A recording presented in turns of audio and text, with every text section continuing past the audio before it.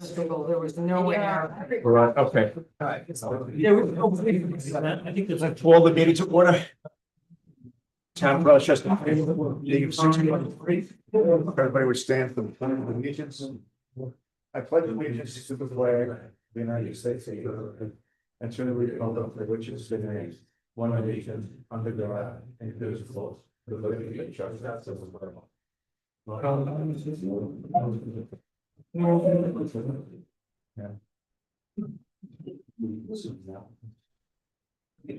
Right. Quite an agenda tonight. Okay. That's it.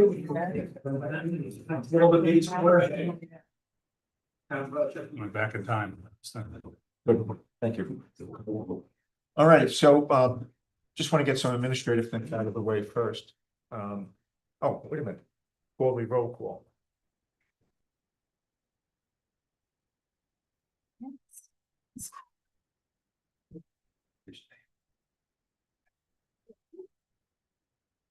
Chairman, member Mr. Jones, Here. member Nelson, Here. member Pinsky, Here. member Judah, Here. member Roberts, Here. member Farmold here, member, I'm gonna pronounce it wrong, but Freshman. Here.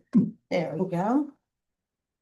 Also in attendance is Mr. Gordon, Here. Mr. Church, Here. and Mr. And Mr. Bowling will be here about 7 o'clock, 7:30.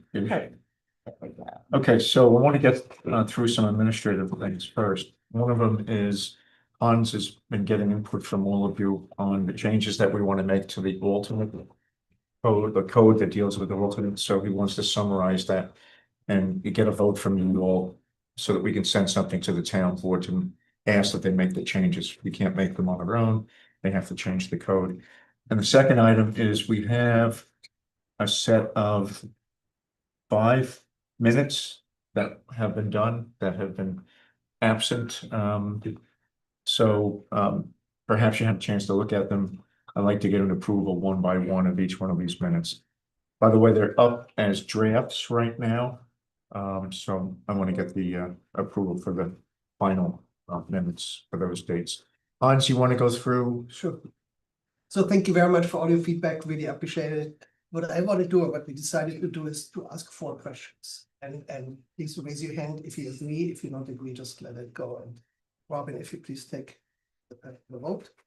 First question is, should the alternate sit at the table with us? Should they say it again, Hans? Sit at the table with us. How many is that? 1, 2, 3, 4, With 5, 6. Say yes. Say yes. Zorino, you a yes or no? I will, yeah, you can sit, that's no problem. Okay, so 7-0. Next question. Should the alternate look at the maps? Yes. Yes. Yes. Second. Third question. Should the alternate ask questions? Okay, so it's only 3, 4, 5. Be able to ask questions. That's what you're asking us. All right, so how many do we see? 1, 2, 3, 4. Are you a yes? Yeah, asking a question, yeah. 5, ask questions, so 5-2. Yeah. And the final one? And the last final is participation in discussion. Okay. No, 0-7. 0-7. Okay. And of course, we agree, can't by state. So we will ask You the town can't board to make these changes, and we will phrase it in a way that it's doable for both boards, the CBA and us.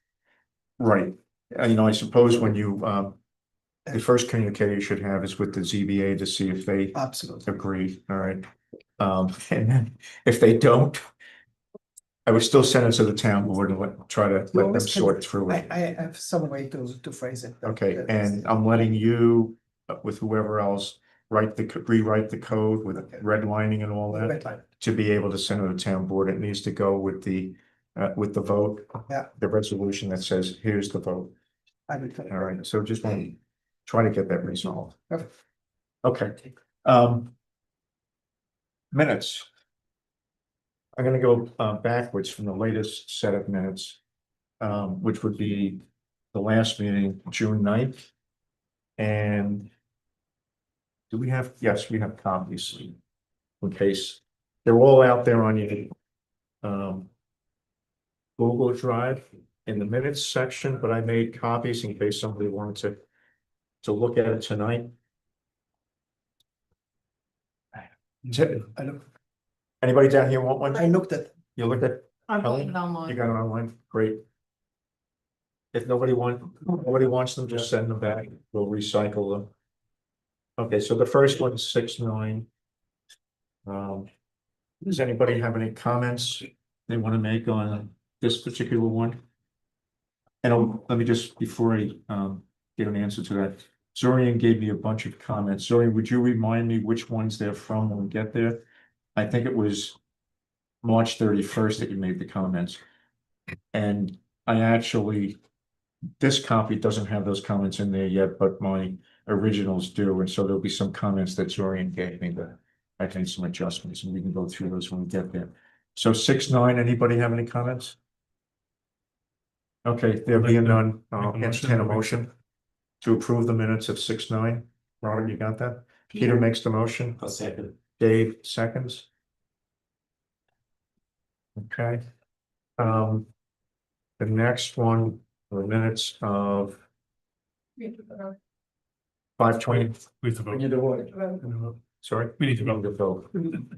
How foolish of me. All in favor? I, 7-0. 5:28, anybody have any comments on the minutes of 5:28? I was absent. Okay. No comments? I'll entertain a motion. I'd like to make a motion to accept the minutes. Peter making the motion. On seconds it. All in favor? I, Aye, 6, and Zorian is abstaining. Tell me if I'm going too fast. Okay.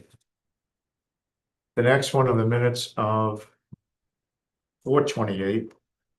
Anybody have any comments on those? Okay, there being none, entertain a motion. Jennifer makes the motion, I second. seconded it. Alina makes the second. All in favor? Aye. Aye. Aye, 7-0. Minutes of 4:14. Anybody have any comments? I'll entertain a motion. Hans makes the motion, second. A second. Dave seconds, all in favor? Aye. Aye. Chair votes aye, so that's 7-0. And the last one for tonight to approve is 3:31. Anybody have any comments? Zorian had comments around the first paragraph. Yeah. Which had to do with the discussion we had around the, when to do the determination of significance. So I reworded it. And I think it's better. I just didn't have time to make copies of it, but I took Zorian's suggestions and I reworded it. It essentially says that we've made a change to do the determination of significance at a time that allows us to get public hearing information, a time and a way to get the public hearing information and continue the public hearing and not be in conflict with the court case that set the law for this matter. And our attorney said that was fine. So I reworded it to make it clearer because it's not the clearest thing in the world. Any other comments for 3:31? Okay, I'll entertain a motion to approve those minutes of 3:31. Like there's nothing substantively changed nothing changed in the meaning of it, right? Nothing changed in the meaning of it. Right. It's still what I believe we all agreed to, which was to accomplish it, to get all the information that we needed, particularly around, it has to do with secret, particularly around environmental issues. Okay. Be able to get that information so we don't make deck something and it turns out we get information and now we're stuck. And so we've reordered the way in which we do things Which so works that we better. can still be going to our attorney, we're still okay legally, but we get all the information that we want. We can do the determination and continue with the public hearing if there are any other comments. Okay. And generally what we've done, if you remember, we've held over the public hearing for another meeting. So we're not just being a little shifty, we're actually having another day where people can come and make comments. Okay, I'll make a motion to accept the minutes as Uh, modified. minutes of 3:31, I have a motion, Peter. Second, Jennifer. Zorian. Zorian, all in favor? Aye. Aye, chair votes aye, okay. So that's good, thank you all. And by the way, for the public, those are up there now as drafts. As soon as I can get to the supervisor, there'll be, the permanent minutes will be up there.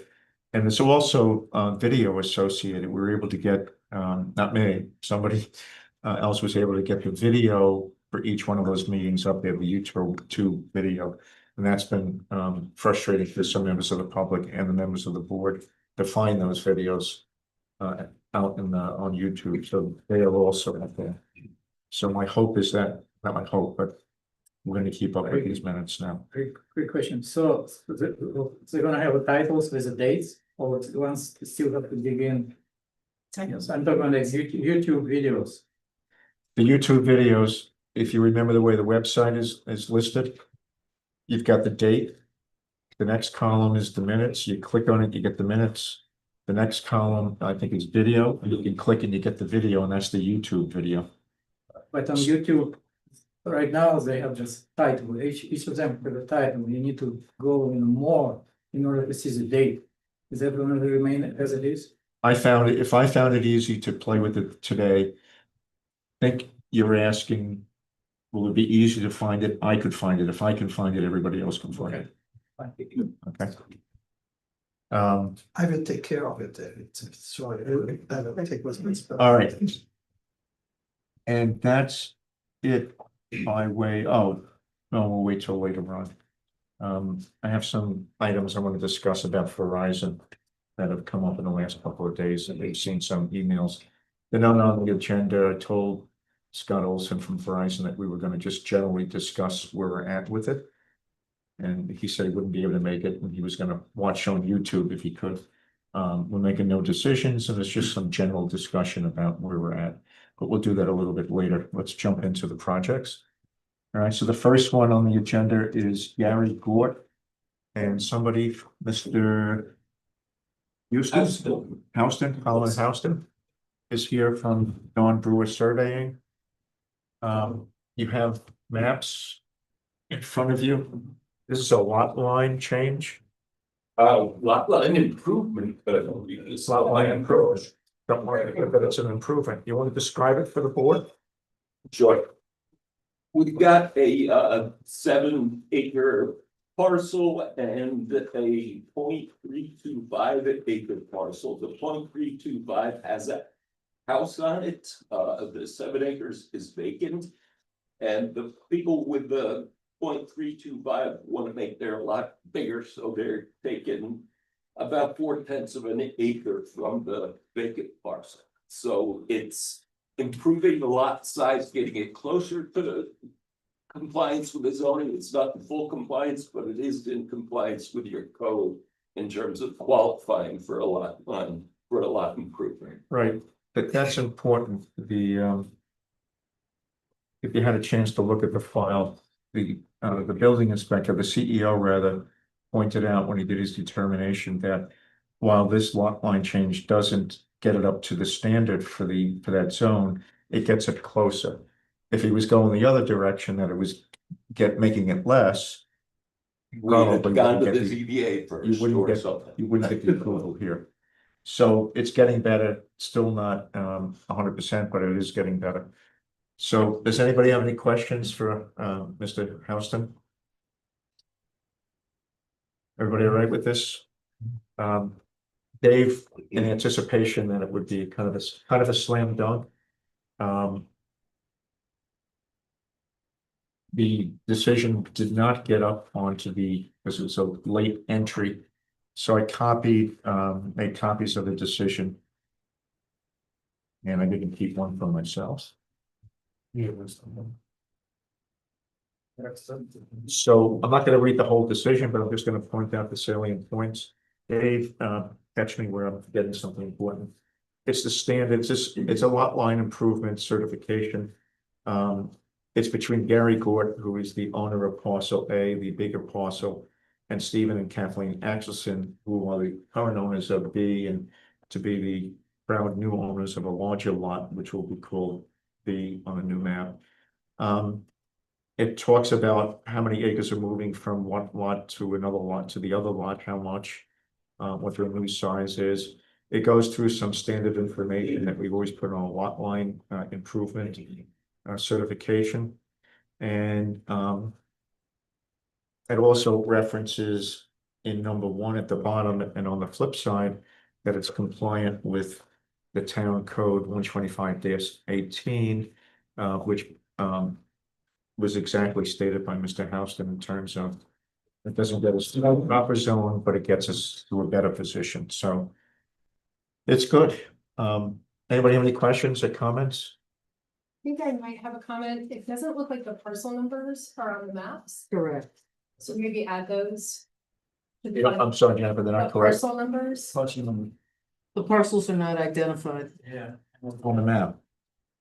They are off to the side, but you want them within the lots. Oh, actually, I noticed that myself and added them this morning, Oh, so okay. they'll be in what you get next. That's my only comment. Good catch, thank you.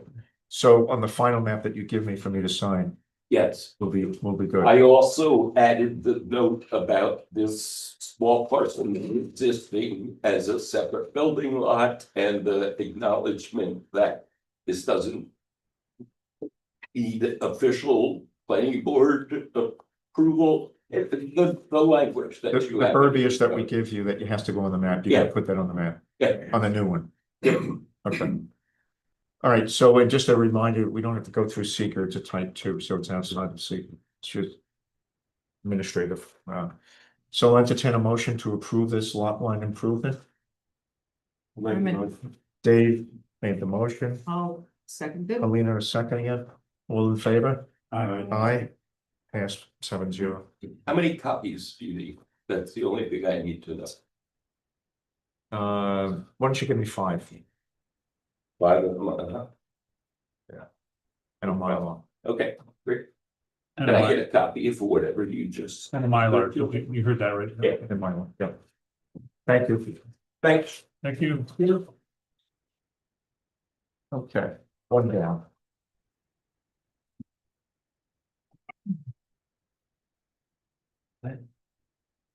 Resolution. Okay, next item on the agenda is MHJ Properties, better known as Mr. Marshak, Harvey Marshak. Bill Eggers, you're representing the applicant. Mr. Houston, what do you need? Just a copy of what. Give him that one. That's unofficial. Perfect, thank You you. gotta fill out some additional information. I'll send you a good copy. Thanks. We're missing one of the numbers for the application number.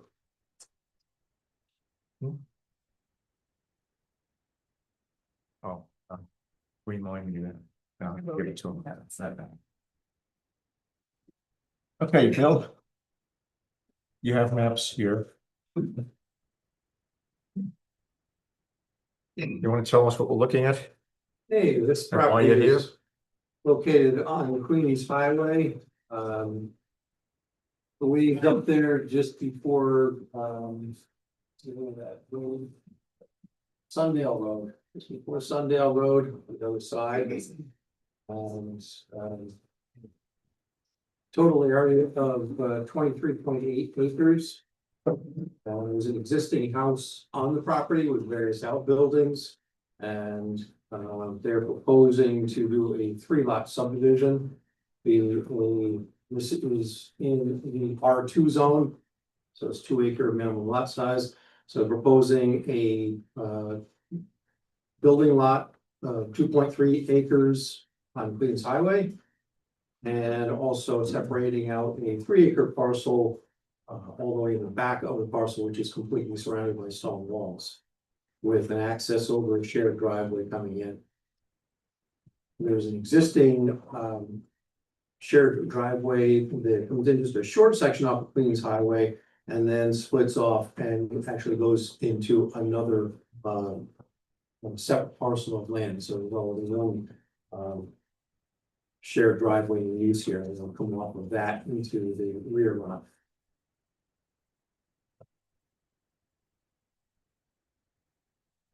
Bill, you had sent us a heat map, Mhm. because of the questions about the steep slopes that one of the portion of the driveway is going through. Right.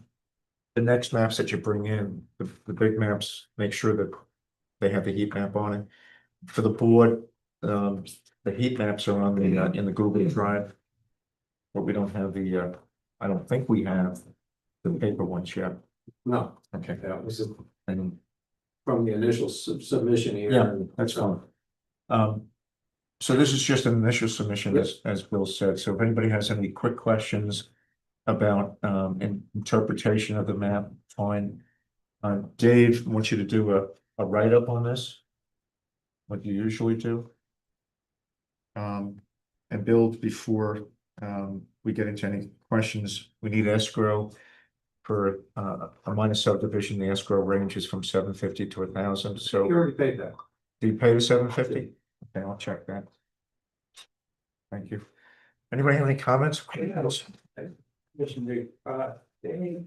I know it's sort of subject to highway department. The 90-degree turn on driveway, how it gonna be suitable for fire apparatus? That's what I'm just curious. You're talking about off of Queens Highway? No, inside. Or Access up top? Access in the house. 90 degrees. Yeah. And I also notice existing also with the 90 degrees, but even, well, it's actually less than 90 degrees.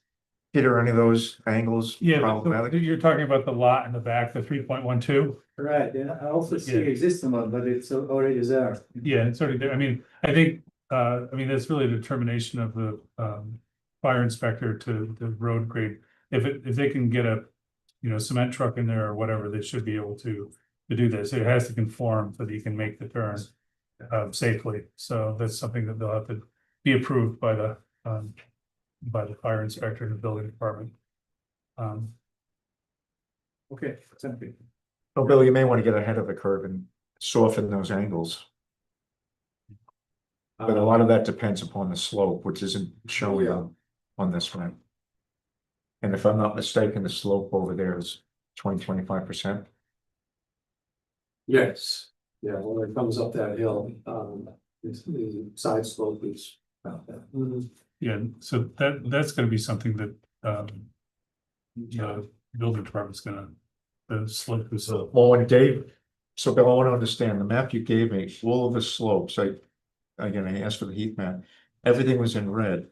Typically, when you use all red, it means it's 20 or 25%. Right. Is that correct? Yes. Okay. So Dave, when you look at that map, that probably starts to fly in the face of one of the new parts of the code in terms of driveway, the length of the driveway, slope, and all such things. So Dave will take a look at that and it's right up. So Bill, there's nothing. I just want to check again. It's all 20 to 25%. Yeah, and there are lesser slopes, which I think on the map that we saw, that we just had the red on it. Because that was the slopes that had a specific threshold to them. There are obviously lesser slopes than that, Well, it'd be useful if you got me another map, because if we start talking about Right. the driveway is not gonna work there, and we have to say, well, where is it gonna work? It'd be really useful if you got me a map that goes, and it's in the code, goes from, I think it's 0 to 15, 15 to 20, and then 25 and above. And it's color coded according to that. Yeah, So I think you'd be much better suited to get this rolling along or not rolling along, to give us the slopes of the entire property. yeah. And we'll also just give you a simple profile of what the proposed grade would be on that property. That would be useful too. Do that as soon as you can, so Dave doesn't, when he does this write-up, it takes all of that into account, and we're not redoing it. That's just more money and time. Not for us, though. So it might be a good idea to just to or the junctions to the new lot, proposed lot 3, and then the land on Harvey Marshak on the right. To widen that out to cover sort of a turnaround. Include that in there, because I think that would ease the pain of emergency vehicles getting in there. I'm not sure. Right at the junction where it goes up the hill, Oh, right where it comes off Yeah. above the hill. Yeah. That might be a good place to to flare it out a little bit to, for emergency vehicles. The slope, concerns me, David, do you remember what the slope, I don't remember off the top of my head, what the slope is for, I think it's 14%, 16%. Yeah, I don't remember off the top of my head. You got new language about Yeah, in the new code. between 15 and 25%, Okay, was to minimize any grading, earth moving, exceeding 15%.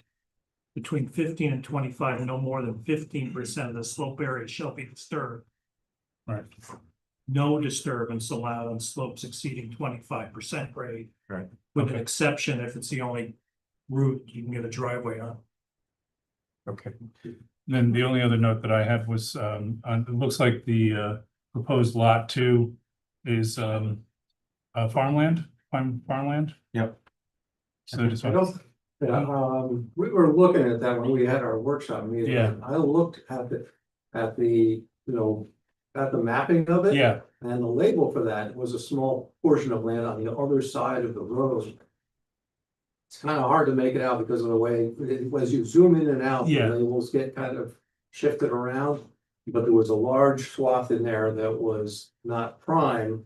But the prime farmland is on the other side. yeah, I know when we talked about it at the meeting, it was kind of vague. I just wanted to flag it for Dave so you can look at it and make a better determination of that. That's all I had on this. Anybody else have anything? I do. Alina? I know that there's wetlands on the property. And they should be delineated as per the new methodology with DEC, which could also affect where the proposed new driveway is. So it all kind of goes hands in hand. It's a pond, I understand that, but it's well defined, I'm just saying it's, okay? then the driveway is existing driveway there. The proposed new drive, I'm just saying, as you know, there's new procedures in place, just bringing it to everyone's attention as we're all muddling through it with the new wetland. That's Okay, Dave, that'll be part of your write-up as Well, well. if he wants to proactively, the expectation now is you seek a determination from the DEC. Did you hear that, Bill? Yeah, do that for what it's worth. For what it's worth, yeah. Well, you submitted my understanding is you yeah. submitted electronically, and I'm not quite sure what the response time, if they don't get to you. In that, whatever that response time is, I think it's 90. I mean, is it 90 days? I was like, mostly sure it was 30 or 60, but it could be 90, but That's just state. yes. Well, Doesn't say anything about other. well, wetlands. there's vernal pools, things of that nature, so they're asking, you go to the resource mapper, it's going to tell you to do that, so just bringing it to you. Yeah, I think what the member is suggesting is to get ahead of the curve. yeah, Well, because I think the staff is claiming they're trying to do it within 30 days, right? But they don't have to. go back and. Okay. Anything else? All right. I have a few comments. This is for the map, so when you revise and resubmit them, you could also include the things I'll let you know. If you could update the legend to match all of the items on the map, there's some things that aren't reflected in the legend, so just a quick check for that. If you could also submit, there's a lot happening here, some of it's existing, some of it's proposed. If you could submit, I don't care if we print it for meetings, I don't think we need that, but submit an existing condition so we can see what's there now.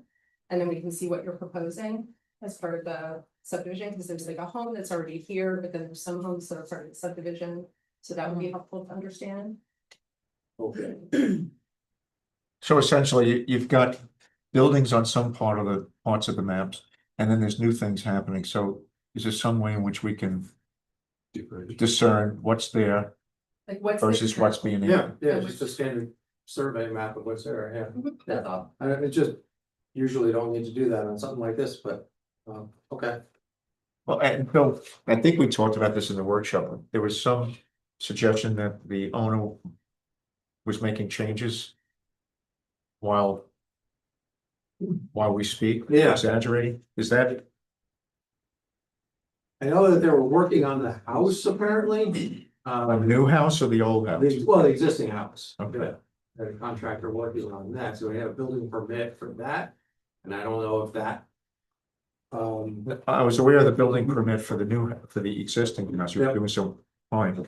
I just don't want to be in the same situation we were with Capella. Yeah, All right, so we chat with your client and make sure that we don't have. Yeah. That wasn't. try to keep them in line. I know you can do it, Bill. Jennifer? That was mostly it. I echoed the Crown Farmland question because it does look like all of lot two is in it based on my review, but I'll defer to Dave.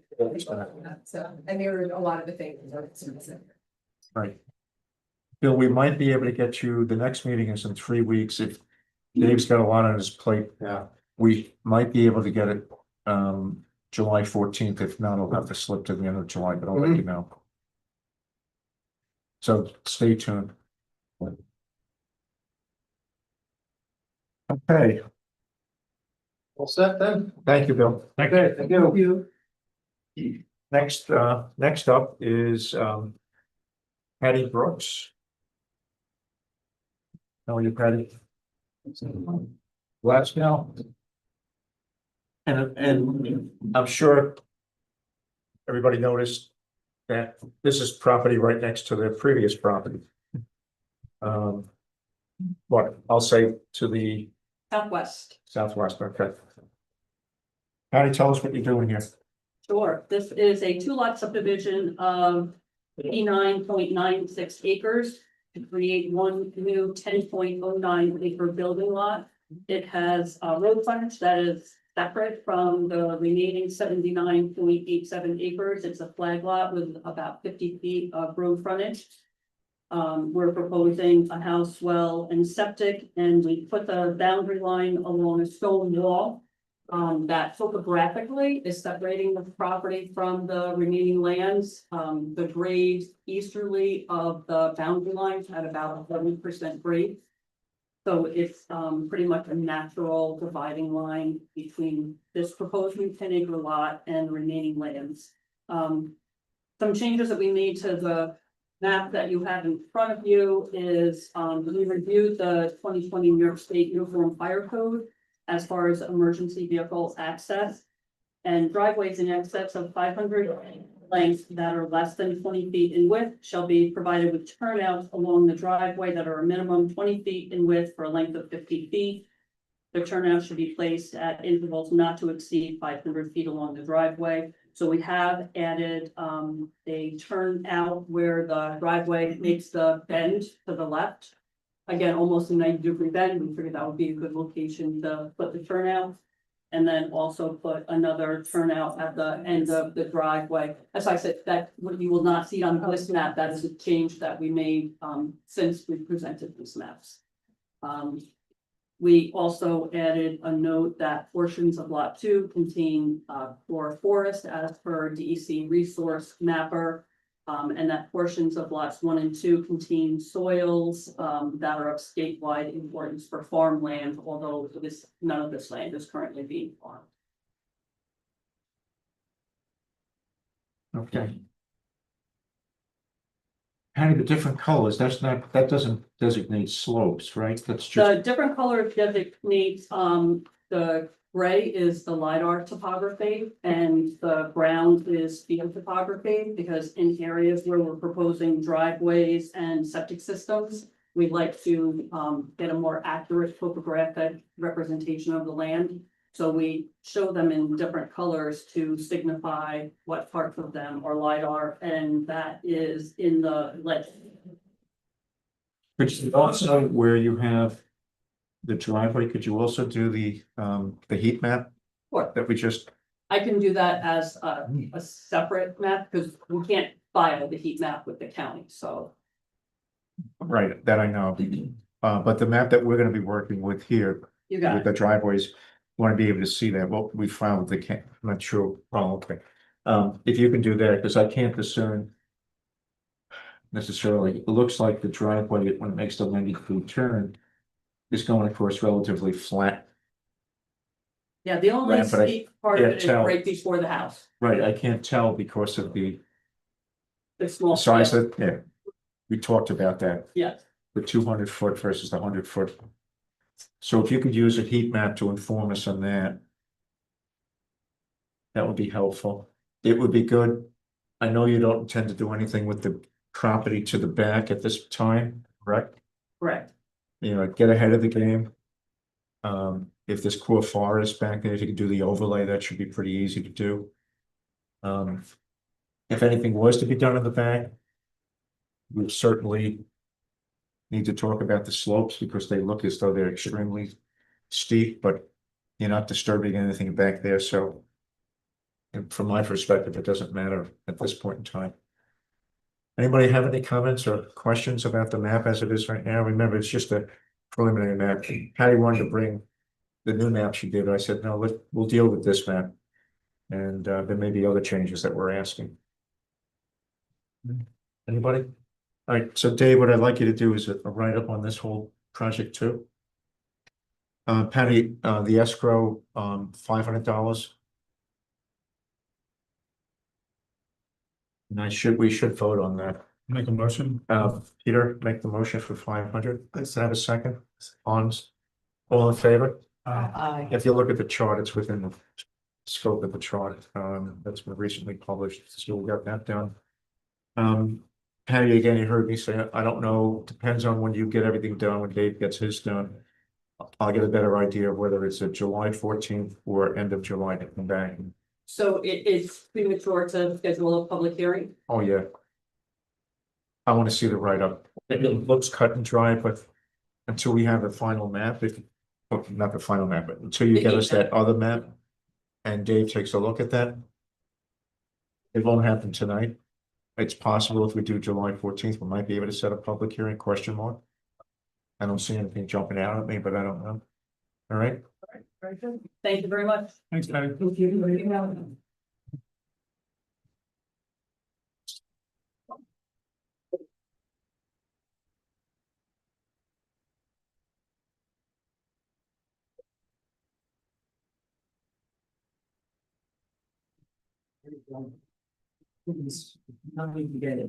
okay, Dor Hellett and Sierra Powell.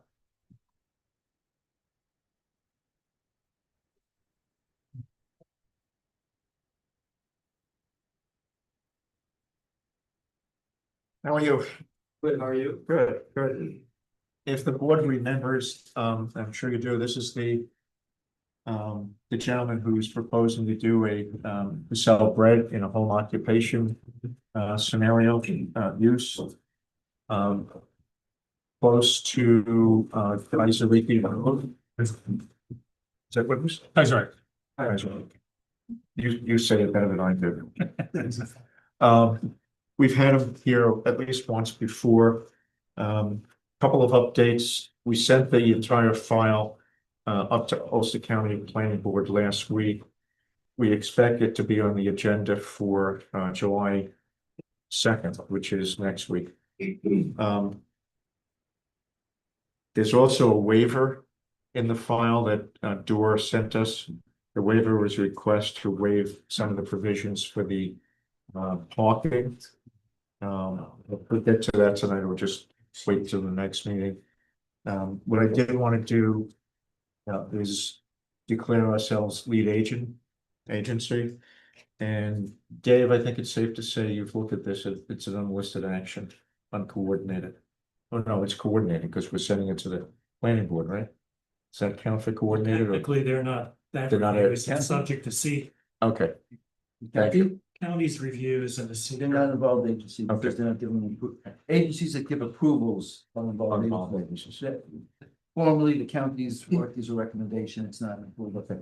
So I'm seeking a motion. Some health department permits, right, for the. They have, which you got, From the state. the state, not yeah. county, no county? You mean the license to sell bread? Right, Yeah, I have that from the for state. you, that's state, Yeah. okay. Yeah, it's in the. Yes, I don't think there's any other seeker. Well, we needed to do the habits. We have it, yeah. Yes, they have. So I'm seeking a motion to declare ourselves lead agency, Make, and also that it's unlisted, uncoordinated. make a motion to declare the planning board lead agency, and this is an unlisted action And uncoordinated. and uncoordinated. Thank you. I'll second. Alina, Peter, second, all in favor? Aye. 7-0. The board have any questions? I was wondering about a site visit. I wondering about a site visit. This. Sure. Yeah. It'd be all right. Sure. Just because I think it's I'd like to see the sight lines and also the access to the driveway. So, Dora, would you get a hold of our secretary? Yeah, find a date. And agree on a date, 2 dates maybe, and then would you get that out to everybody? Hopefully we can accomplish that this week or next Yeah. week. Zoran, you have a question? Yes, I have more than one, but basically it's, in order to comply with the code, we need to have a clear information. So the first question is, where do you need the door? In your kitchen or it's separate area? In the home kitchen. Your kitchen, so it's not separate area. Then another one, clearly show that you will be following code. Paragraph 140, which you're aware of. You need to summarize all the utilized covered area used for baking and compare it with 25% of your habitual area. The door was made in your kitchen, you can disregard it, but you also need to account that your own. It's unclear from your two structures, which one is own, which one doesn't. And it has to be under 25%, most likely gonna be, but you need to have it. In the document, you list in. Here you list in, each of the property, how much area, you need to say, all right, so much is. Habitable area, which roughly probably 1,000 square feet, so you well under. Then. To display your maximum is 100, you see, okay, you do not have display. Zoran, could I ask you a question? Okay.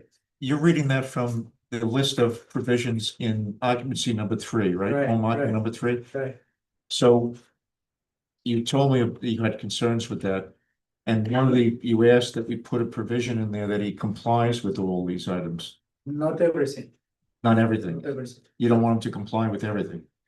No, he needs to prove that he complies, there is no clear data. Which ones does he have to prove in your mind? He- And who does he have to prove it to in your mind? to the code, To who? to the code. To the court?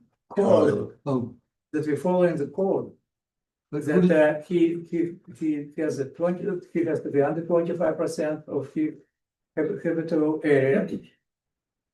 So what is included there? So according to what they're saying, needs to be included the area where they bake the bread. Then the code also specify, Dave, could you pull up home occupancy? Your code, it's home occupancy 3, and there's a list of requirements. I thought I had them in here. Yeah, I got it. And let's just go through it. And Joanne, you're suggesting that it has to be clearly you stated. want to see that it's demonstrated in some fashion that he's doing it, Right, as opposed to just saying that he will do it. And the evidence of that would be when it's inspected by the CEO to get the building permit or to get. all right, but isn't planning board always checking if the applicant, All right, Dave, would you go through each one of these items? when we consider home occupancies? I don't have an answer to that. If I read them, they all seemed reasonable. And some didn't even seem to apply. Would you agree? Which one? It was so long ago that we talked about this. Which one are there any there that you think do not apply? Yeah, another one, the same paragraph says, but the area where they're using for advertisement and sale. They list the breezeway, which is okay, 72, but you need to calculate it, you know, then last question I have, they make a statement. In narrative, they make a statement product to be sold. It's kind of vague, well, and they mention to be sold possibly as a agricultural or prepared food products from local farms and small businesses, depending on whether there are restrictions or what we are permitted to sell. According to the court, farm stand is to sell agricultural product in produce and product, not prepare food product. So it needs to be stated clear to that. I'm kind of getting lost in all the points you're making. The CEO determined that this is a home occupation 3. You Okay. disagree with that? Right? Do you Okay. disagree with that? No. Oh, okay. So if you, So what he's doing there, the CEO said is permitted under home occupancy 3.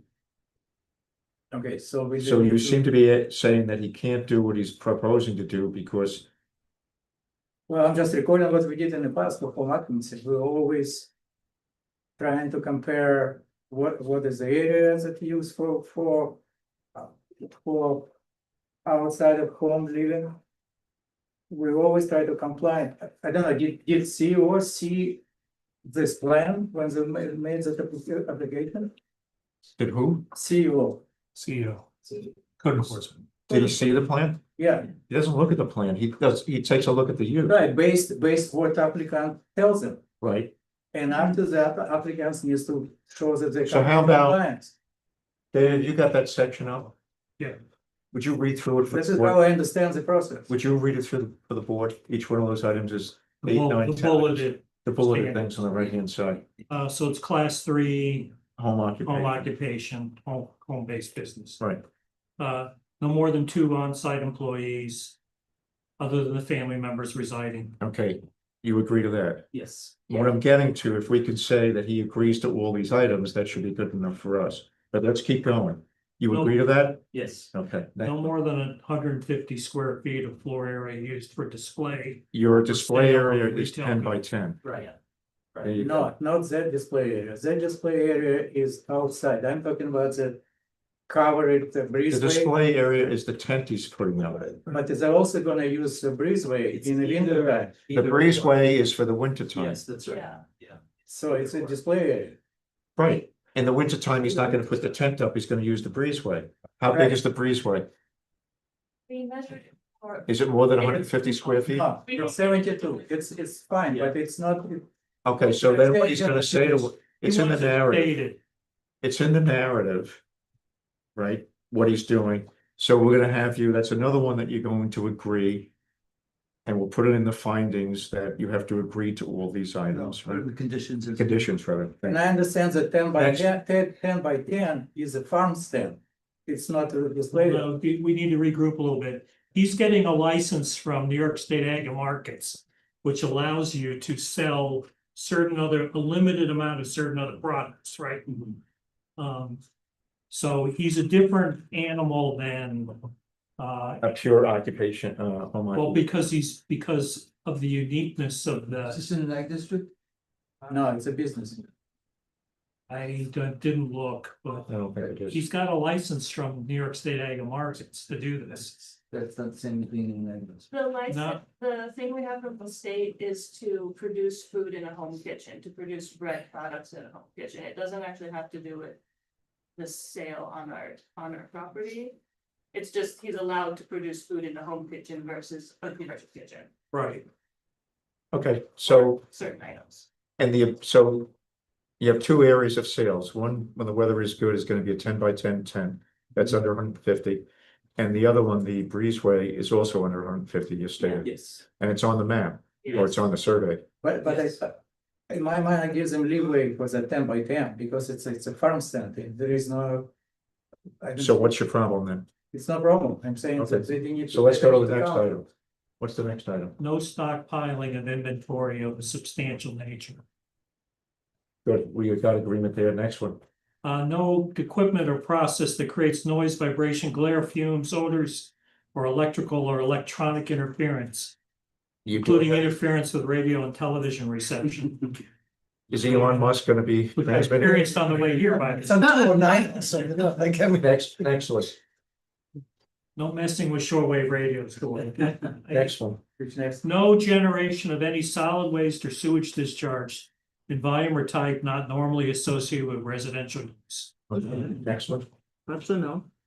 Shall not occupy more than 25% of the habitable floor area of the dwelling or 750 square feet of floor area, whichever is less. So you're doing the bacon outside in the hut that you showed us, right? The bake, you're not, and inside, In our small kitchen. We could give you the square footage of the kitchen and it's helpful, Okay. it's very small. next one. No display or parking of equipment or products, storage of goods, materials or signs visible from the outside of the building, except for a name or accessory use sign. We have a schematic of the sign. You have the sign. You're gonna have to provide entrance and exit signs. We talked about that as well. Okay, and then I believe that's on the site plan. And the site plan includes the name Yes. of your company. Mhm. Okay, next one. No external evidence of the home occupation. Or alterations inconsistent with residential use or appearance of the buildings. Yeah, so just the sun. So the only other things you have on the property are chicken coop. If I recall, that's allowed. And we're giving you the permission through this action, if we get there, to use that kiln that you created, that you built in order to bake bread. Okay, any others? Nope. All right, so I think what member Pinsky is saying, those will be part of the conditions. We'll repeat those in the conditions, and then those will wind up on the map. So when you go back to Qatar from, I forget the name of the firm, but the one in Saugus, Pretorius. Pretorius, thank you. They'll have to put certain conditions on the map. Okay. Okay, you okay? Yeah. Okay, But what about the farm stands? Do they know that they I can? think we just heard that it's regulated by Ag and Markets. He's okay. Well, but no, how- no, no, how- his ability to produce and sell certain products is. I don't, The only one, well, all right, so the only one he's producing is the bread. well, and you said And he's maybe acquiring- some Yeah, minor amount of limited other products, right? less than 50% of Right. total, yeah. Right, That which you're is in- acquiring from somebody else. Yes. Which But I it- recall is in a state agricultural commissioner opinions on what you can do when you have these approvals. You're Sure. allowed to sell a certain other products, Okay, a limited amount.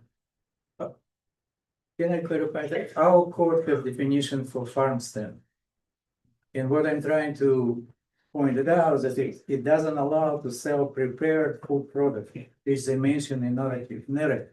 That's what I'm trying to make a point. That's all. It's not a farm stand. But it's not a farm stand. it's not a farm stand. Huh? It's not a farm stand. No, but they're saying they're gonna sell product from another farm in the narrative, not only they. But the use wasn't defined as a farm stand, the use was defined as a home occupation trade. Okay, but how, And he's gonna be selling stuff. but how you define if the narrative, they're saying they're gonna sell product from All right. another farm? I don't have a solution, so let's just continue. Where were we? I don't have an answer for you, and we'll Okay, fine. get to it by the board moving this along. I think he's fine. You know, part of what we're trying to do here, he was given a use, the use was very clear. It's not a farm stand, so I don't know what the issue is, to be honest with you. I don't understand it. If the board thinks he's doing something wrong, they'll vote it down. So we're trying to promote this, as I believe he's consistent with the code. I think I was under the impression that we couldn't. Can you speak a little louder, I Sierra? think I was under the impression we couldn't consider it a farm stand because we're not producing agricultural products on site. We're producing bread. So it can't be classified as a farmstead. I think that was my understanding. That's which is why it exactly was right. That's why it was, occupation, it was right? considered a We're home, not- Yeah. we're home not- occupancy, number 3, Yeah, where you're actually producing stuff for sale. yeah. And the stuff that you're producing is the bread. The other items you're acquiring from somebody else, which sounds to me that you're allowed to do. Okay. Anybody else? Makes sense. Anybody else? Okay,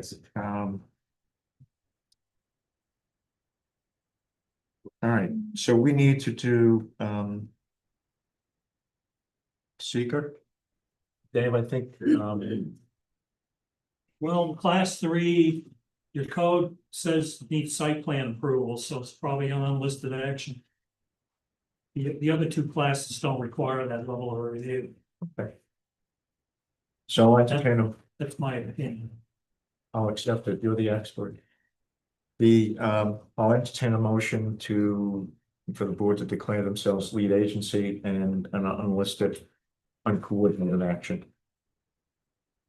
I'll make that motion. Peter? I'll say it. Dave?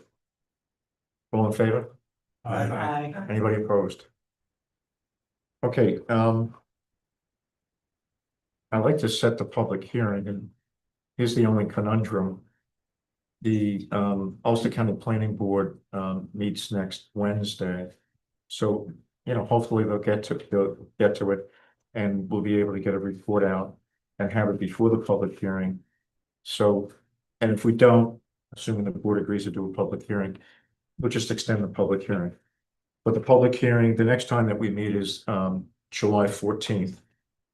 So that gives us 2 weeks to get the reply back from the Ulster County Planning Board. So I'll entertain a motion to set the public hearing for July 14th. Hans makes the motion. Seconded. Only seconds. All in favor? Aye. All right, chair votes aye, so 7-0. Did I forget anything, Dave? I don't think so. Okay. All right, so I guess for clarity, you're keeping the existing driveways, so no DOT, New York State DOT involvement, right? you're not making it wider, you're not changing. Wider, so If you're doing, The turnaround. part of the driveway, yeah, it wouldn't be changing the location. You're not making what's emptying onto 209 wider. If I remember, our discussion was the swing around. Yeah, You're gonna make that swing a lot easier, but that's on your property, it doesn't impact. Yeah, right. 209. Okay. Yeah. All right. Anybody else? So we just need for you to get a hold of Robin and set up some site visits. And again, 2 days, so we can get everybody out there. I've seen it already. And Peter, when you go out there, you may have some recommendations you want to make About the kiln. it's a. By the way, the kiln, I learned quite a bit from the narrative and talking with Dort. The making of the kiln, these kind of kilns, goes back thousands of years to Eastern Europe and or the Middle East and Mesopotamia. So there you go. It's really interesting. So take the opportunity to take a look at it. And Pete, if you can be helpful. Yeah. Okay. All right. Thank Thank you. you. Thank you. You have a good day. Have a good one. Okay, Anne Green, revocable trust. Terry, how are you? Glad to hear it.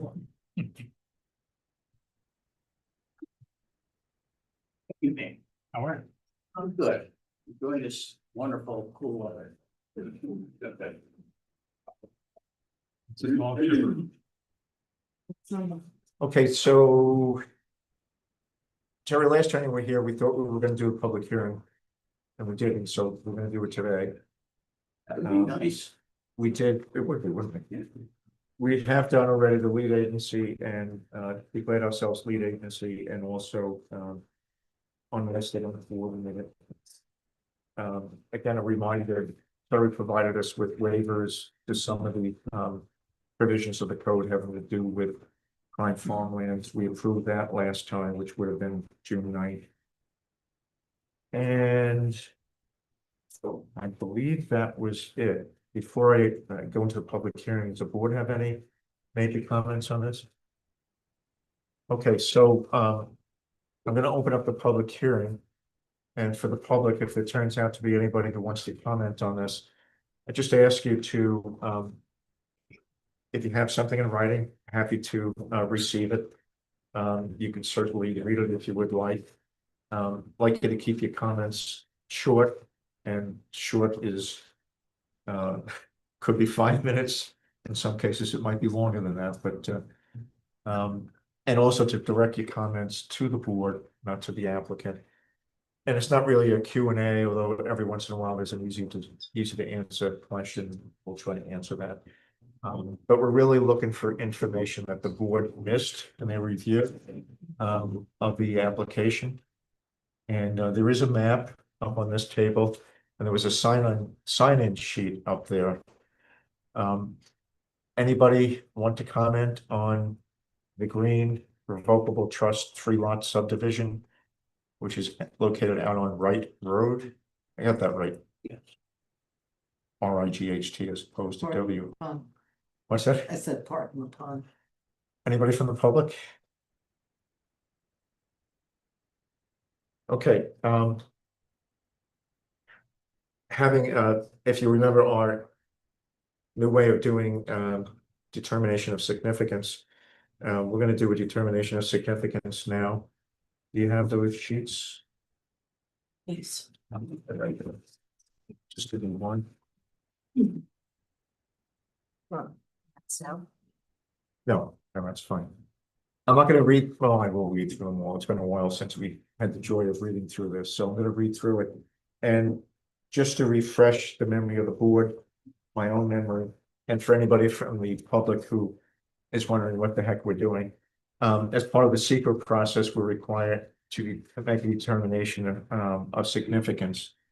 The board on environmental issues, if there are any, and if they've been covered and resolved by the applicant by whatever means.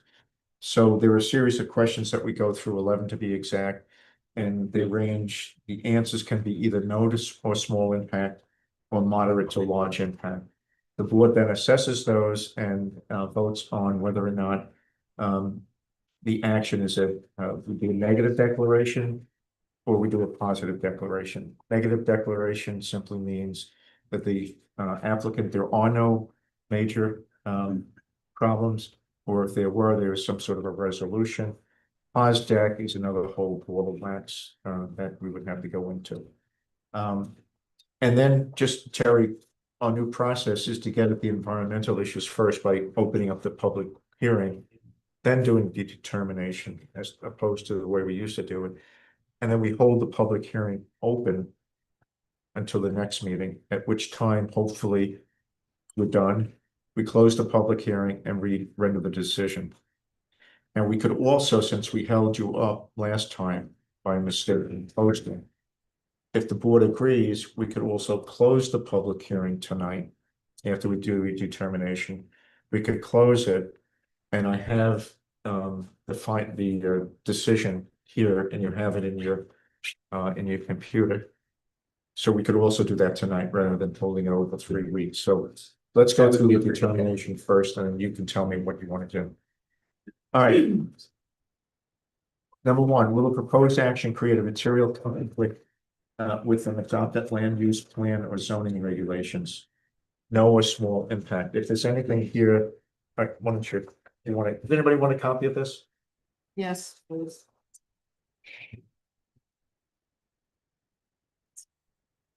Anybody else? Okay. So if there are any here that I make a determination and you disagree, you have to tell me. The board, not Terry.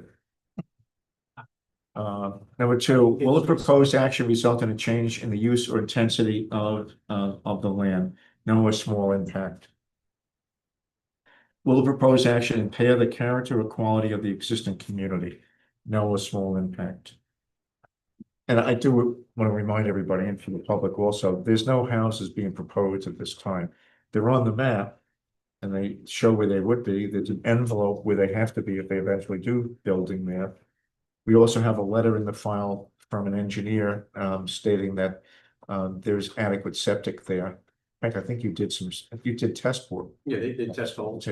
So all the normal things were done. It's just he's not proposing any houses on this lot at this time. Will the proposed action, question 4, will the proposed action have an impact on the environmental characteristics that cause the establishment of a critical environmental area? No or small impact. Will the proposed action result in an adverse change in the existing level of traffic or affect existing infrastructure for mass transit, biking or walkway? No or small impact. Will the proposed action cause an increase in the use of energy and it fails to incorporate reasonably available energy conservation or renewable energy opportunities? No or small impact. 7 is a split question. Will the proposed action impact existing public-private water supplies? No or small impact. And the second part, public or private wastewater treatment utilities? No or small impact. 8, will the proposed action impair the character or quality of important historical, archaeological, architectural, or aesthetic resources? No or small impact. Will the proposed action result in an adverse change to natural resources, wetlands, water bodies, for example, wetlands, water bodies, groundwater, air quality, flora, and fauna? No or small impact. 10, will the proposed action result in an increase in the potential for erosion, flooding, or drainage problems? No or small impact. Will the proposed action create a hazard to environmental resources or human health? No or small impact. So there being no answers regarding moderate to large impact, does the board agree with that? There will no small impact. I'll entertain a motion to declare a negative significance I'll make that motion. coming from Jennifer. Second. Peter will second. And this is on the seeker, this is going to be a go around the table and vote by person, yay or nay. So a yes means negative impact, a no means you're against declaring a negative impact. So Robin, would you go down the line, starting with the chair? Absolutely.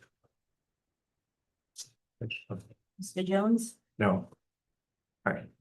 Yes. Second. Just wanted to see if you're all awake. Yes. All right. Mr. Nelson? Yes. Mr. Pinsky? Yes. Ms. Duda? Yes. Mr. Roberts? Yes. Ms. Cornwall? Yes. Mr. Fred? Yes. I'm pronouncing it wrong. Okay, so we have 7 Yes. yeses. Yep. No nos, so negative declaration. And I have some paperwork to sign here. While you will tell me whether you want to close the public hearing. I'll ask again, does anybody want to comment? Close the public hearing and then read the decision. I'll make the motion to close the public hearing. So moved by Peter. I seconded. Is Orion seconding it? All in favor? Aye. Aye. And so the public hearing is closed. And I have a decision here.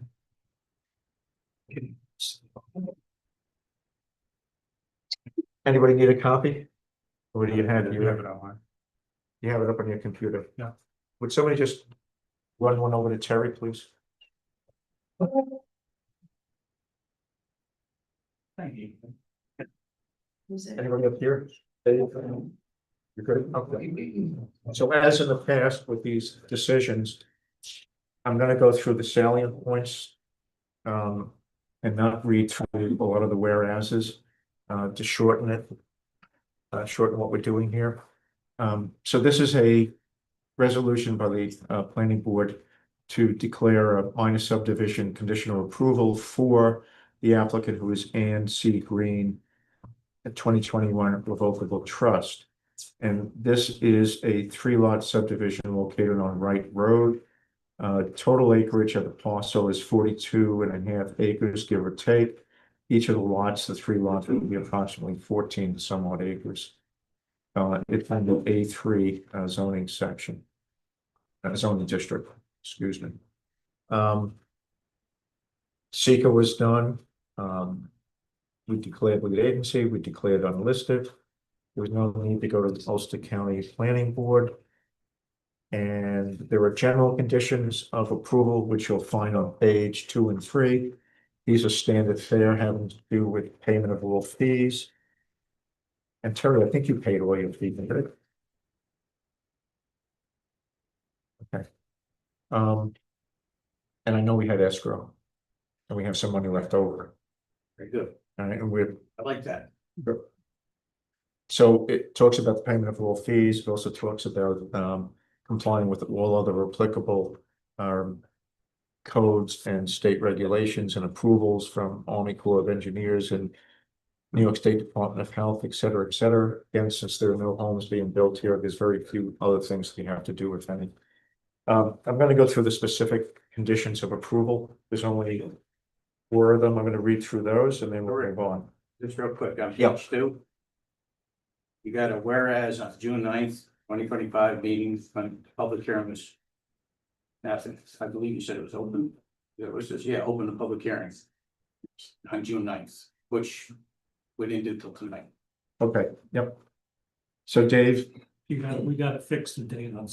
we'll fix Because of those. that hiccup at the last meeting, there's a Right. couple dates to fix it. I think somewhere else, we got to update the date on the secret, and then Yeah, that's on the same page. I love that. Okay, so, those will be changed to today, okay, so you'll give me a new one on no that. problem. Okay. Terry, anything else? No, I just saw that, just, Thank you. but Okay. Thank you, Terry.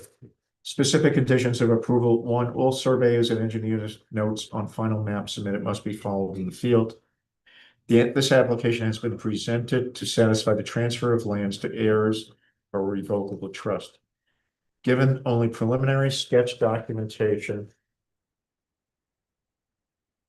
of sites for dwellings, driveways, wells, and septic systems has been provided for the purposes of this transfer and for demonstrating that each new lot can support development if and when current or future property owners seek to construct and occupy dwellings and other uses, those owners will be required to return to the planning board for either subdivision or site plan approval prior to the issuance of related building permits.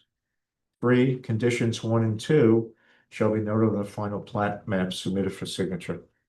And 4, the applicant shall present the final subdivision plat for signature. Okay. The Town of Rochester Planning Board further grants authority to the chairman to certify that these conditions have been met, at which time the chair is authorized to sign and date the plat without further resolution by the planning board.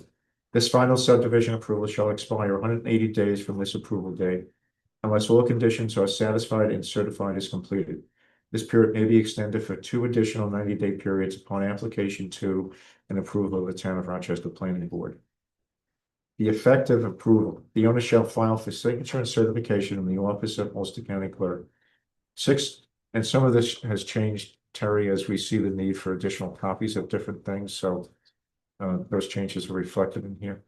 So you shall file with the Ulster County Clerk 6 approved paper plats and 1 Mylar plat copy bearing the chairman's signature and any other related documents within 62 days from the date of the chairman's signature, or such approval shall be deemed to expire without further notice in accordance with New York State Town Law, Section 276. The owner shall have the responsibility to return 5 Ulster County Clerk certified copies of this filed plat and any other related documents to the Town of Rochester Planning Board within 30 days of such filing. 3 of these maps will be retained by the planning board, and the other 2 retained by the applicant. On page 5, draft resolution was prepared by the chairman and/or town planner, was read and discussed as needed by the planning board in a public meeting at the time and place of its adoption. So I'll accept a motion to approve. Make the motion to approve with the date changes that David is gonna The make. date changes that are necessitated by the follow-up that we had from last time. Peter makes the motion, second. I second it. Alina seconding it.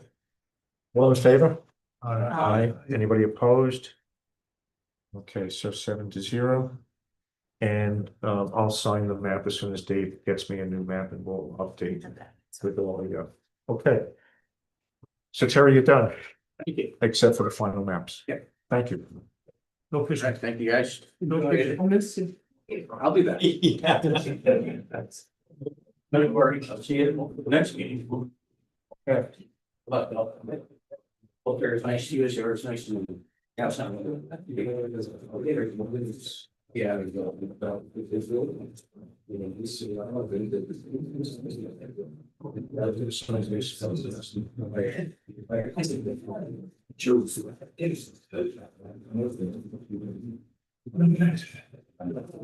Bill, give us a second while we just get ourselves together here. Yeah, you're right.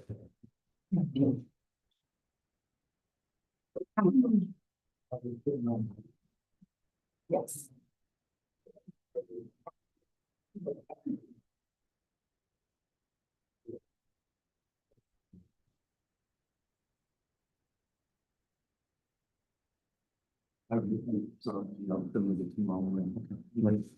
You can say it. You can wait. Bill, you want to get started? Tell us, you have anything you want to say before we open the public hearing? Just a quick rundown. This is on County Route 6 in Albertville. This is a 10-acre property, proposing a 2-lot subdivision. With a right-of-way, shared driveway over the lot with frontage on the highway, leading to the front and the back. Back when we first started working on the subdivision, we discovered that most of the property is in private farmland. So we discussed that with the board, came up with some methods to kind of mitigate that by keeping the house site in the rear lot pushed right up against the property line, rather than way in the back, to limit the amount of disturbance in the private farmland, which is completely wooded. So that's what we've got there. Basically, so two proposed dwellings, 2 lots. This is R2 zone, 2 acre minimum lot size. Small lot is 2.15, the other one 7.16. And Billy, would you address the request by the board around the bald eagles, the bats? Yeah, There are some other so, ones. the seeker from seeker came up with, endangered species in the vicinity, which was, bald eagle, which presumably are the nest down on Rondell Creek. And also the long-eared bats. So we have, proposed to have no disturbance of the property during those time periods when they want to protect the bats in their nesting times. And also provide a letter stating that, along with some things about the recommended distances away from any bats, or not bats, bald eagle nests, which is well in excess of that to this site. Okay. Does the board have any? Well, I open up the public hearing, any questions about this? We've been through this thoroughly. Alrighty, so we're gonna, again, this was delayed from the last meeting when we were supposed to have a public hearing. So we're opening up the public hearing officially tonight. I would like the public to be aware of the fact that you're addressing the board, not the applicant. Keep your comments concise if you could. If you have anything you wanna, any paperwork you wanna leave behind. If you wanna read your statement, give us the statement, however you wanna convey the information that you may have, that's fine. What we're really looking for from the public is information that the board may have missed on this project and would assist us in making the decision whether or not to approve this project. So the public hearing is now open. Is there anybody from the public that would like to speak about this project, which is officially called Nolan and Dimity Palmer Smith, a 2-lot subdivision? Anybody? Okay, so we're gonna hold that for a moment. And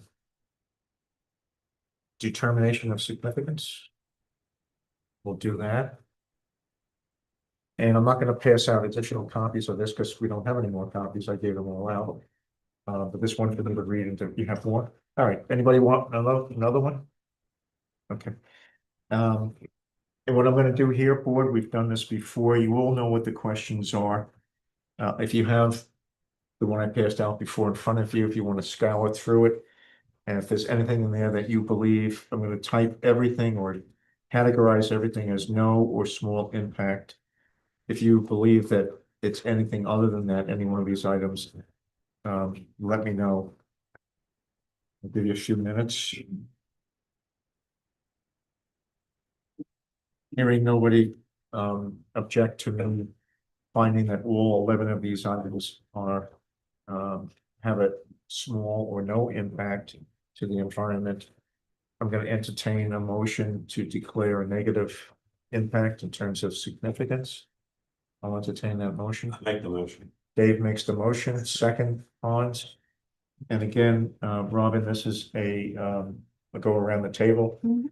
and ask, ayes or nays. All right. Mr. Jones, Aye. Mr. Nelson, Aye. Mr. Pinsky, Yes. Ms. Duda, Aye. Mr. Roberts, Aye. Ms. Farmold, Bye. Mr. I know it. Okay, Yeah. Mr. Fetchman says aye. Is that it? Correct. Okay, so we have 7 ayes, no nays. So declare this project to have a negative impact to the environment. So that's done. And again, it's up to the board. This was delayed 1 week. We've been through this. There were no public comments. If you feel it's appropriate to close the public hearing, this time I'll entertain that motion. Hans make the motion, Jennifer will second it. All in favor? Aye. Anybody opposed? Aye for the chair. The public hearing is closed. And I have a decision here that I'd like to render. Same thing, it's out there on your Google Drive. Anybody want a copy? Thanks, thank you. Yeah, sure. And I'm passing 3, so you could give 1 each to the applicants, if you would. Anybody on this side want a copy? I'll wait till those go around. Rick, same issue as the last one with Okay, the dates have to be updated okay, because they were written as if it would be done at the okay. last meeting. All right, so we'll fix that.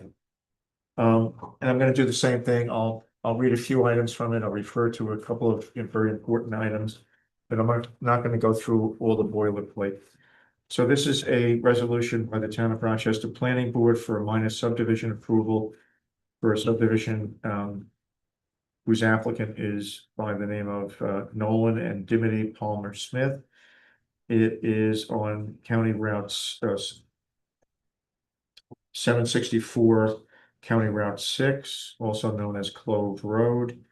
Total acreage is give or take 10 acres. To zone. And on page 2, we do have to make some corrections to those dates. On page 3, it's the boilerplate having to deal with the payment of fees. As well as they warrant, the applicant warrants that they will get all other permits that are required, one of them being Ulster County Department of Transportation to get the curb cut into Route 6. And then I am gonna read the conditions. I'm just checking escrow for a second. So I'm gonna read the 6 specific conditions. 1, the final subdivision plan shall be provided consistent with the sketch plan noted above and consistent with all conditions of this approval. All surveyors and engineers' notes on final map submitted must be followed in the field. The applicant shall provide an approved work permit from Ulster County Department of Public Works for access to County Route 6. Item 3 above shall be noted on the final plat map submitted for signature. 5, The applicant shall present an updated road maintenance agreement for review and acceptance by the town, as well as an up-to-date deed. Bill, I think you sent that in, didn't you? Yeah. We didn't do descriptions, I sent the You sent me the RMA. RMA. Okay. Did you send me the up-to-date deed? No, we haven't done that. You don't have that yet? Yeah. Okay, so we're gonna need Yeah, that. usually those consistent with when we do the final map. Okay.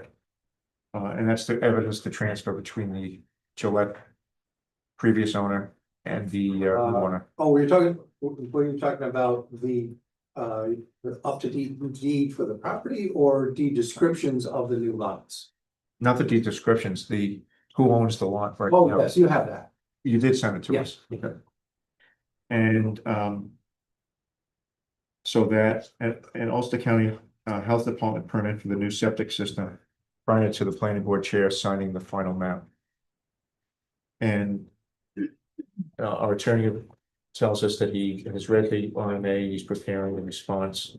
Okay, so we should have the RMA. And remember, the RMA has to go to the town board for their approval, their acceptance and approval.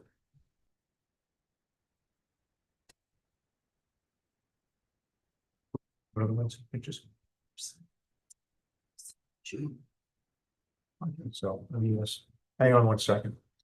Hey, David, I just had a question for you. There's just a couple little typos in the decision. You're gonna do it. There's a will, it should be a with. A will on page 4, it should be a with. And then also the title. Yes. The title minor subdivision approval just needs an extra space between subdivision approval. It's fine, it's fine. Thank you. Yes, Could I make a recommendation for a condition of approval? We add to that window, we have the, the window, the restriction for bats as a condition of approval. yes, we should do that. Dave, would you add that? The window restriction for the construction for the bats? Sure, so it'll be a seventh condition. Well, why don't you squeeze it in between 3 and 4? And then change what will be the new 5 to say that both notes 3 and 4 need to go on the map. So the bat provision should be new number 4. Right? Yeah, And then what's currently called 4 will turn to 5. And that should say that items 3 and 4 should be recorded on the map. Okay, thank you, Jennifer. Yeah, we got a letter about that, and that and the Bull Eagles, what we, thank you. Yeah. Okay. Any other comments from the board at this point? All right, the Town of Rochester Planning Board further grants authority to the chairman to certify that these conditions have been met, at which time the chairman is authorized to sign and date the plat without further resolution by the planning board. This final subdivision approval shall expire 180 days from this approval date, unless all conditions are satisfied and certified as completed. This period may be extended for 2 additional 90-day periods upon application 2 and approval by the Town of Rochester Planning Board. I'm not going to read the effect of the approval. Bill, some things changed in here in terms of numbers of maps for my signature. I think they changed. You may already be feeling it, so just take a note of those. Draft resolution was prepared by the chairman and or the town planner, was read and discussed as needed by the planning board in a public meeting at the time and place of adoption. I'll entertain a motion of approval. Make a motion. Jennifer makes the motion to approve. Well, second. Second by Peter.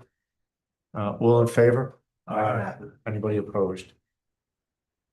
7-0, so the project's approved. I'll sign the decision as soon as we get the new one. And Bill, hope to have the RMA, a copy of it back to you. And then as I said, we still have to go to the town board. Yeah, and so you'll be sending you send. I'll take care of the getting it to you. Yeah, and we're gonna be a while getting the final maps, so we're still working on getting the health department approvals for the septic and the first cut for the rest of the county, so we got a few things to do in the next 180 days there, but it'll be well before then. Okay, good. Thank you, Mr. Nolan. Yep, All thank you. right, thank you very much. Okay, I'm gonna take a 10-minute break. Is that agreeable? Yeah. When we come back, I mentioned that I wanted to briefly talk about Verizon, so rather than wait until everybody's exhausted at the end of the meeting. Make a few comments about the Verizon project, and then we'll go into Mecklenburg. Or just so the public knows what we're doing. How are you? Well. Process, chocolate. So Robin, you can stick with. I have notes to make, the date from Peter. I'm gonna sign this, just to get the information. I'll do that right now. I started with what you did. Double check. I kind of went back to the file, and then I did include at the tail end. You don't say that.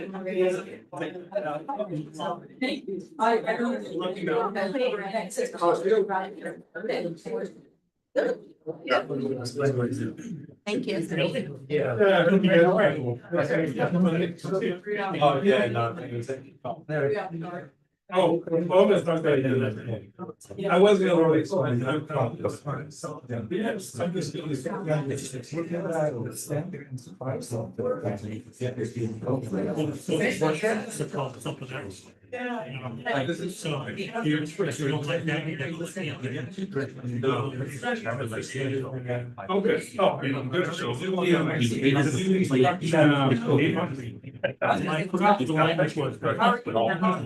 Yeah, they use that.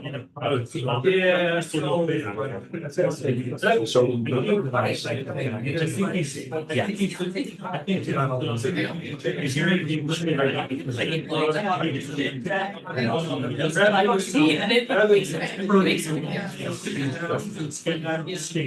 It's hard to exhaust each one of those.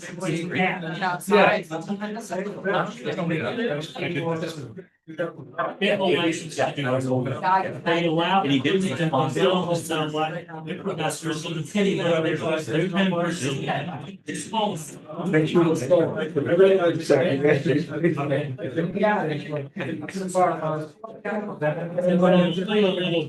Our understanding is only a little bit.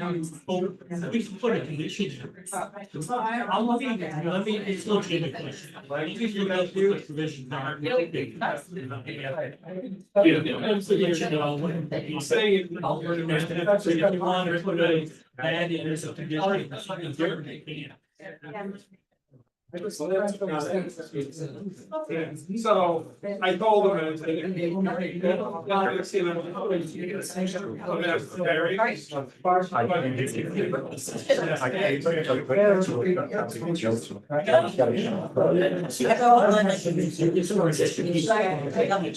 Because he's a brand man. That's all he really wants to do. I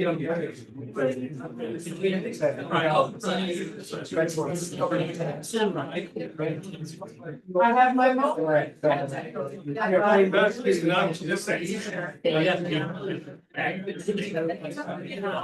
I might have to come back here.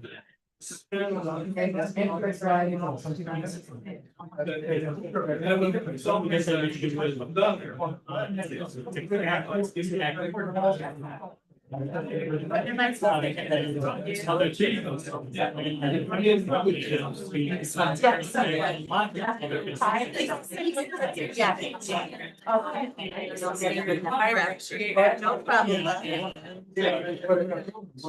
Oh, it's legitimate.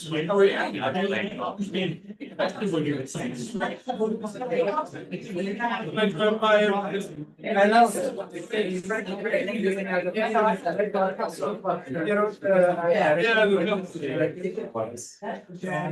It's completely legitimate. That's what he wanted. Well, I'm not gonna do it now. I'm going to get people.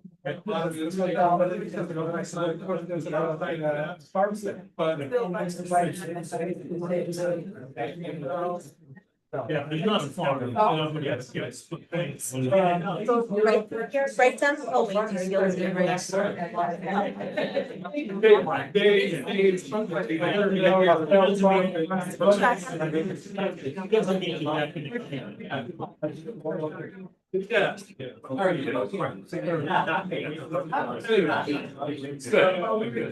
Yeah. You know, I mean, if he was gonna try to get retail. We all know that. Then he can take her.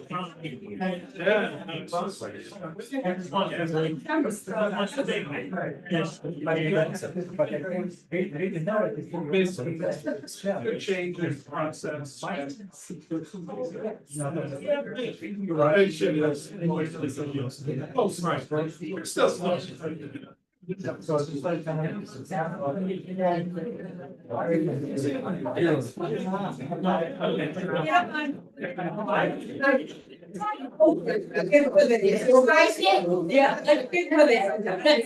Thank you, Carol. Stay a minute here.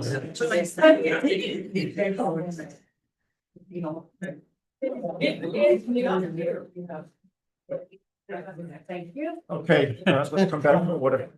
I just want to quickly, at this point, go through some matters about Verizon. I'm sure everybody, the board certainly does, and everybody in the public knows that we're handling, a project being proposed by Verizon to put up a cell tower on Granite Road. And, it's been a while since they've been here, and part of the reasons that it's been so long is, they and we have been working on, the visual analysis as well as a number of other pieces of it, having to do with the wetlands and ecological impacts. Recently, as on Friday, I believe it was, Verizon delivered a report to us much sooner on visual impact. Friday, our consultant delivered an analysis of their visual impact, and essentially, because of that, we've asked Verizon to go back to the drawing board and redo their analysis because our analyst had some problems with the methodology, not necessarily with the results. He didn't get that far, but as you saw from his email, or rather his letter that I sent around to the board, and which is a matter of public record. In fact, some members of the public have asked for it. They knew it was available, have asked for it, and have already gotten it through the FOIL process. But essentially what that letter from our consultant says is that the methodology used by Tectonic needs to be cranked up a bit, changed a bit, and he did not even draw a conclusion about the visual impact at this point. So, and we arrived at the point of, I won't say throwing the gauntlet down, but just saying, this has got to be better, or because we can't go any further. We essentially said, if you want us to continue with the project, you need to redo the work that you did, which I believe goes back to mid-May. It's when they delivered that work to us. So, and those discussions were had with our planner, with an attorney to come up with a way to move this forward, as well as two of the members of the board that have been very involved in the project, Paulina Duda and Peter Nelson. So Dave, I don't know whether Dave Church, I don't know if you want to add anything to what I just said by way of context. Well, you've got two other pending issues. You got the updated report from the RF engineer, right? The radio frequency engineer, which is, did we get a response? I don't think we have yet. I gave it to Greg. Greg has it, and Greg is going through it, and there's some email traffic between the parties regarding that. And so I'm going to leave it to you to resolve. If you need me to intervene, let me know. And there, for lack of a better title, ecological report had a conclusion in it that they would go get a wetland determination from New York State DEC. There are documented flag wetlands on the property by their own admission, by their representation, and what we've seen so far. The construction proposed is nowhere near these wetlands, but the protocol is the new protocol is you need to get New York State DEC to determine that in writing, and they reached that conclusion on their own.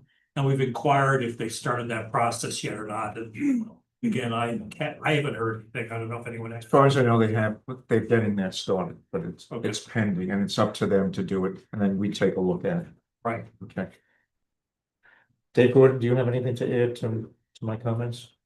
No, just that I think you spoke to the applicant today and that they've agreed to redo their report consistent with Matt Allen's observation. Okay, We're looking forward to that. okay, great. I had one item, we talked about it last time, it was regarding their ability to increase the height of quantity under our code. And we talked about the visual impacts, if they're reevaluating that.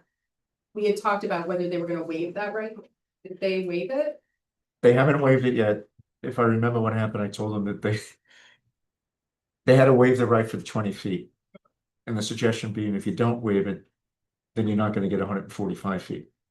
Or they have to do a visual impact analysis? Well, they're gonna have to that- do the visual impact of the extra 20 feet anyway, Right, oh, so we can see. So I okay, told them that so also. that'll be in the room, Yeah. okay, great, We're hoping that it'll be in the new study. okay.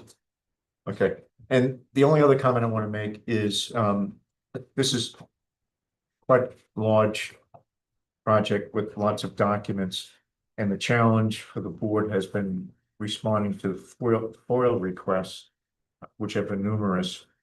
So, it's generally been, following a process of a submittal to the town clerk, who, then sends it to the planning board.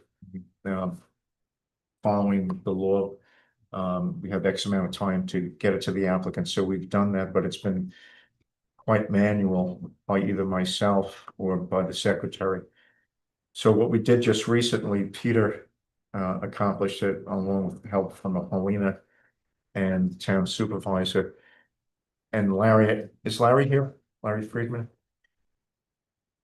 I alerted him of what we did, which was to create a link, sort of a Rube Goldberg link through the town website to a file.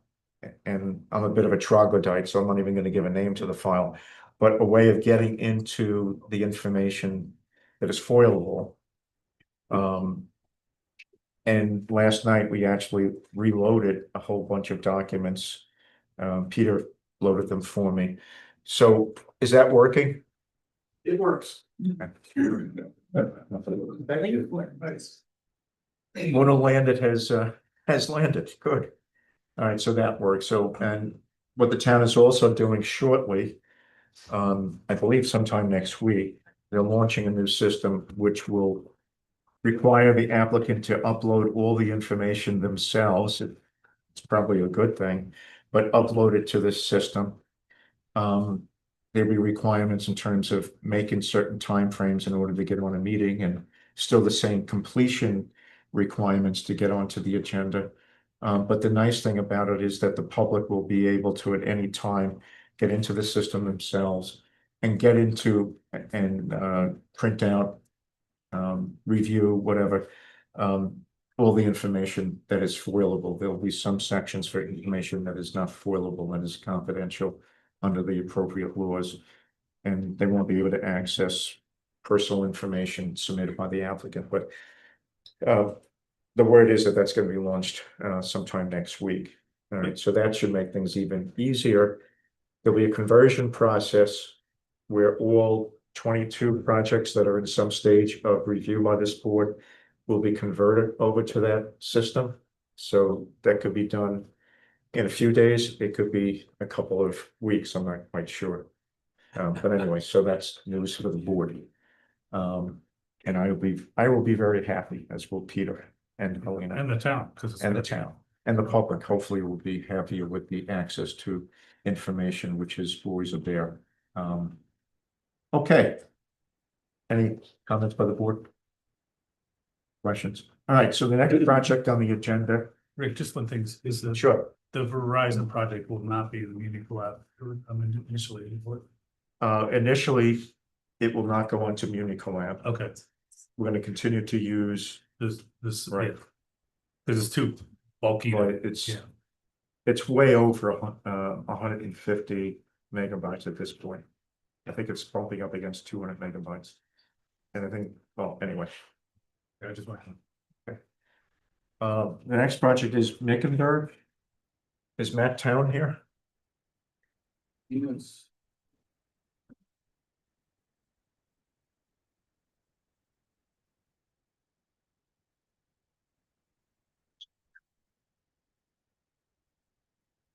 Yeah. Hello, Matt. Did you get my email? Yes. Okay, cool. We'll get into that in a second. All right, so if everybody remembers, this was a project that we last spoke about last week. And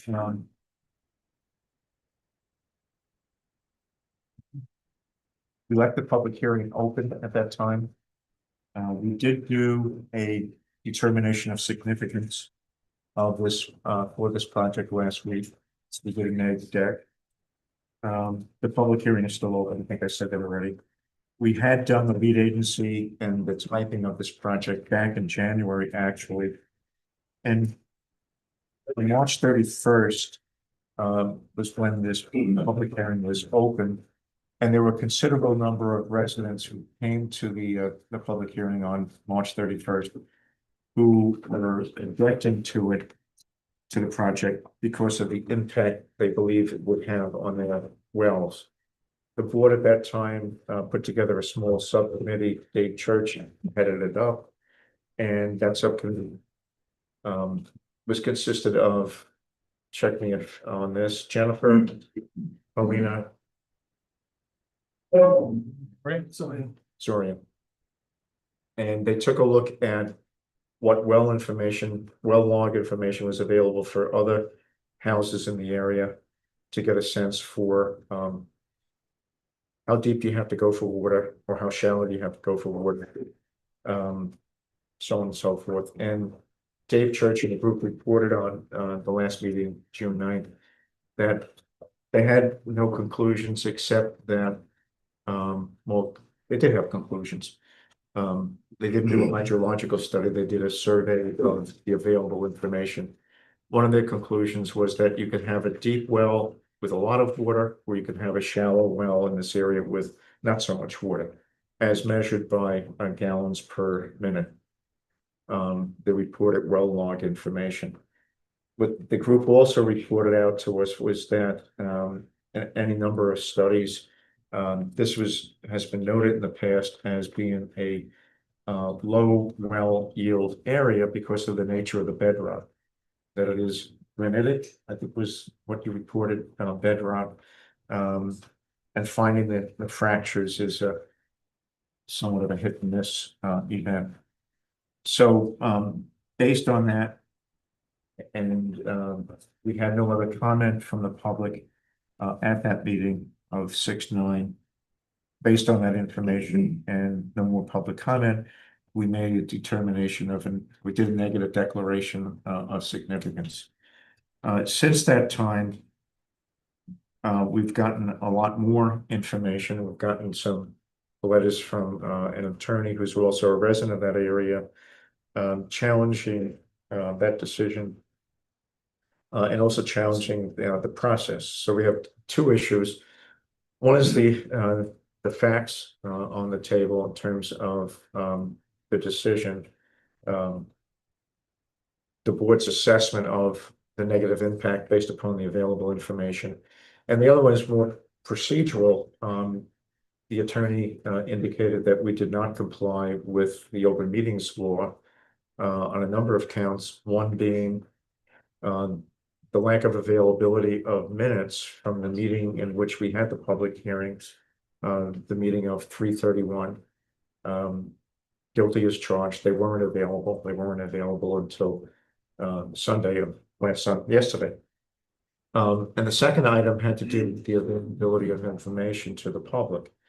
And I just recounted to you the difficulty of getting information to the public. Under the law, we're required, all towns in New York State, as I understand it, you'll correct me, David, sure, we're required to have this information available through the internet, through the town website. If in fact the town website can accommodate that kind of need. Our town has been moving to that, but is not there yet. And so the availability of information is not according to Hoyle as defined in the open meetings law. We just haven't been able to do it efficiently. And so it's by the old method of people foiling for it, as we heard. People were doing for the Verizon information in the past, foiling for the information, and then it being manually provided to the inquirer by either myself or the office staff, which is essentially Robin. Or back then it was somebody else who's no longer here. So the lawyer slash resident in the area objected to our negative declaration based on procedural measures. So in consulting, I'll make it brief, the rest of it brief, and I'll let our attorney pick it up. So my inclination, it is, yeah, guilty on one count. We didn't have the minutes available. And on the other, we have a FOIL process, which has been working. It's manual, but has been working to some degree of satisfaction in the past, for all projects in the past for the last 1, 2, 3, 5 years. It's not where it should be. And as you heard me say, it's getting there and will be hopefully on the way next week. But my recommendation for the board is that we not close the public hearing tonight. That was one of the intentions we had, until we can sort this out. Specifically to make sure that those people from the project area, those residents, interested parties, have the information that they want. The most recent FOIL was for 2 pieces of information, one of which they got. It was the report from the subcommittee and the well logs that were listed in a chart. And the second piece, the second request, which the person was told they will be able to get by the end of this week, which is within the law, 5 days from receipt by the town clerk, 5 business days from receipt by the town clerk. They wanted the entire file, the entire Mecklenburg file that's on our Google folder. And in order to do that, it's a manual process. So within the next 2 or 3 days, I'll be working with the secretary to get that all together. Deliver it to the town clerk, and she in turn delivers it to the inquirer. So I guess the bottom line is we're not going to close the public hearing tonight. And now I'm going to turn it over to the our attorney. Okay, Clean up any mess that I made on aisle. that would be good. File 10. Some more detail on this. The commenter cited a section that I've also cited in discussions with the chair and the supervisor and others, which is section 103E of the Open Meetings Law. And that section essentially, it goes beyond FOIL, because FOIL is for any record that the town has. But section 103E really relates to documents that the board is considering at a meeting. So it's an adjunct to the requirement to have an open meeting. You have an open meeting, obviously the public is informed of that, the public doesn't notice of it. And then during the open meeting, we consider certain documents. Among them that are specifically named is any resolution we're considering. And also background information that goes into that. It's something that as long as it's subject to FOIL, and a report, a hydrologic report is subject to FOIL, if we're going to consider that as part of a declaration of significance or an approval, we have to make it available upon request 24 hours in advance, assuming that we have a 24-hour. You don't always have a 24 hours in advance. The law doesn't require you to do anything you can't otherwise do. But if you have it 24 hours in advance, you got to make it available on request. And if the town has a functional website, and I can read the exact language in the law if you're interested. Basically, if the town has a website that it devotes to this purpose, making documents available, we've got to put it up on the web 24 hours in advance. Now, given the status of the town's web operation, we can argue that we go into court. We're not trying to hide anything, but the question is, the commenter felt very strenuously that we had not made information available. And of course, the response is, well, we don't have a website that's fully up to function for this, but we're working on that. And therefore, we haven't strictly violated anything. That is an argument that we could make in our defense.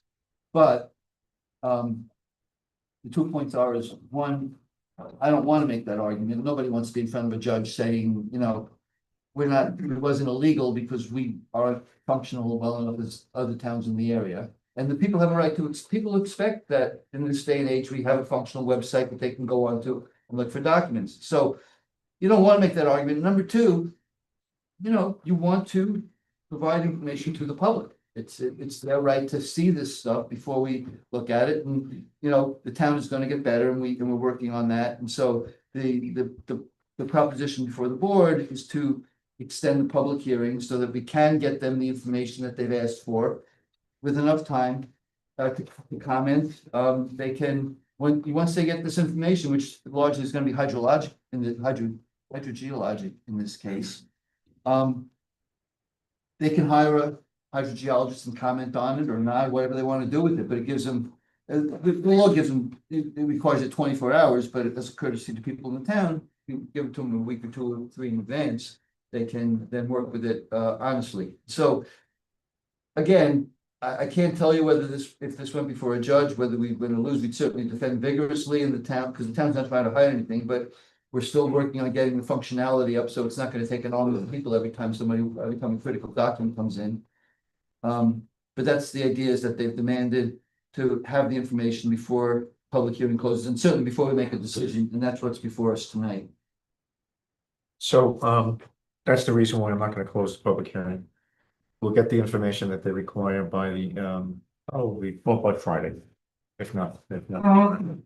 We're still gonna have to deal with the issue of, what kind of study, other studies in it, other than what we've done already, the small subcommittee. What other studies we were going to ask, if any, the applicants, to do, the applicant to do for this subdivision. A reminder, the subdivision is a 2-lot subdivision with an existing house and one new house. So I know one of the discussions that we had back on June 9th was the statement at some point that just doesn't seem reasonable, given the variability of the information that the subcommittee was able to discover from well logs. It doesn't seem reasonable to ask a single lot proposer, which is what it is, to drill a well and do a hydrological study of nearby wells. The nearest thing I can give as an example and reminder to the board is what we did with Meta, where they did do a hydrological study. It's a 90-acre parcel, 8 plots, and they tested 5 other wells in the area. It's a big project. So what the board is going to have to discuss, and we can start it tonight, and continue it when we continue the meeting, continue the public hearing. What the board is going to have to discuss is the reasonableness of asking the applicant to do a hydrological study for 1 lot. And then the question becomes, and how many, if we were to do that, how many adjacent homeowners are we going to have them test the flow? 1, 2, 5. Now there's another piece of information that became available, and it's out there. Dave found it. It's remarkable. There was a study done of the entire town of Rochester. It's probably 12 years ago, 13 years ago, the Wakefield study. And it isolates in one of the maps that we did, it isolates low yield areas in the town. And from the nearly as I can see on this miniature map on the internet, that is one of the areas that he identified because of the geologic conditions underground that he identified from geologic maps from the USGS, that this is one of the areas that does have low yielding wells. No, he made no conclusion about everybody, some, all, but it does identify as a low yielding area. And there are a lot of people who have dealt with or are dealing now with these kind of water issues in their job at either the DEC or the DEP. So they know far more than I do about these kind of matters. So that's where we're at. And I invite commentary from the board of any sort. I don't want the board to be reluctant to say something, and I know you're not, but not to worry about lawsuits. I'm not going to go around. We need to make a decision based upon the facts and the law, based on the law and the fact that we didn't have information out there we're gonna delay the public hearing and therefore the decision. But I don't want anybody to hold back in terms of what they believe to be the case, because you're afraid that it's gonna be quoted in a lawsuit. It might be, but that's the way it goes. Dave? Well, so just a couple things and what that we've learned, and one is I may defer to Zorian, who discovered this and I wasn't aware of. So the report that the chairman cites by Stephen Winkley of New York Rural Water Association was commissioned by the town. We remained a draft. Town didn't actually act on it, but it's been referred to. His work looked at all well logs available throughout the town. I forgot the numbers, like 400 well logs that had been filed at that point to whatever years 12 ago. years, 13 years. And he did characterize some he characterized the whole town in terms of groundwater resources, both from a quantity and quality perspective. He did characterize and mapped some general areas of low yield based on those well logs. If you squint hard and blow up the map, which you shouldn't do because it's a general map with a lousy scale, it does shade the west side of Ridgeview Road, in the upper part of Ridgeview Road, and several other places in town as potentially low yield. And we discovered that from the 17 logs that we could find in the Ridgeview Road area that had been filed with the state. I think 5 of them, I don't know, the numbers can help me. 5 of them were 5 gallons per minute or notably less and very deep, which isn't the greatest news. But both Winkley's report and the Frimpter study, which is U.S. Geological Survey of the same era, notes the variability of the conditions in this town and throughout Ulster County, frankly. And a well right next to each other can be great or low. And there's the reasons range from how the well was drilled to the kind of material they're drilling into, or luck of the draw. How many fractures did you hit? But so Winkley did make a series of recommendations. So I haven't talked to this with the committee because I just got through this a little bit with Jennifer. There are some filing requirements with applications he thought should go in the code that I think the board should consider. There are 4 or 5 recommendations he made for when you do a subdivision. The following 5 things should be submitted. And we could review those as you get closer to a decision when you do. The other was he recommended changing in density, the zoning, the minimum allowable acreage, and I don't know what it was at the time. In this area that we're talking about, his recommendation was split between 2-acre zoning and 3-acre minimum zoning. It's not a crisp line for him, but it did show some general suggestions. And they did do what we call the build-out analysis. They kind of projected out if everybody built everything they could within reason, how much water would that draw, and what kind of density or coverage, what kind of development build-out should we have to ensure that groundwater could recharge everywhere in town. So in the jurisdiction we're talking about, he recommended a split between 2 and 3-acre zoning. For whatever reason, it's currently 2-acre zoning, but the application in front of us proposes a 3-acre lot. So it is consistent with that recommendation, which I said was in a draft. The other piece that we just learned that Zorian knows more about is that this board dealt with a similar matter in what year? Sorry, 2019. 2019. A similar circumstance, different number of lots, right? Essentially the same subdivision, but it includes those properties. People say they don't have enough water. Right. And in that case, the board at the time asked for and got in writing an opinion from a professional well driller, an engineer, that there was suitable groundwater for water supply on the property. I remember that. It was the Diamond Project. Right. We're called it. And unfortunately, it turned out that there wasn't enough water because they had well problems in those particular wells. in spite of the engineer's report. I think that's what we found when we took a look at it. So that's the Over and back precedent, and that's forth. the precedent from a few years ago. So I just want two comments on that. One was the Winkler report was a draft, it was never adopted. What did come out of it were these maps, which could be very useful if that was to be adopted. But out of that, I believe the aquifer protection zone was Correct. identified. So that was one piece of code that's been very helpful all up and down Route 209 to protect, for example, and provide provision for no more gas stations allowed along the aquifer protection zone. So that did come out of it.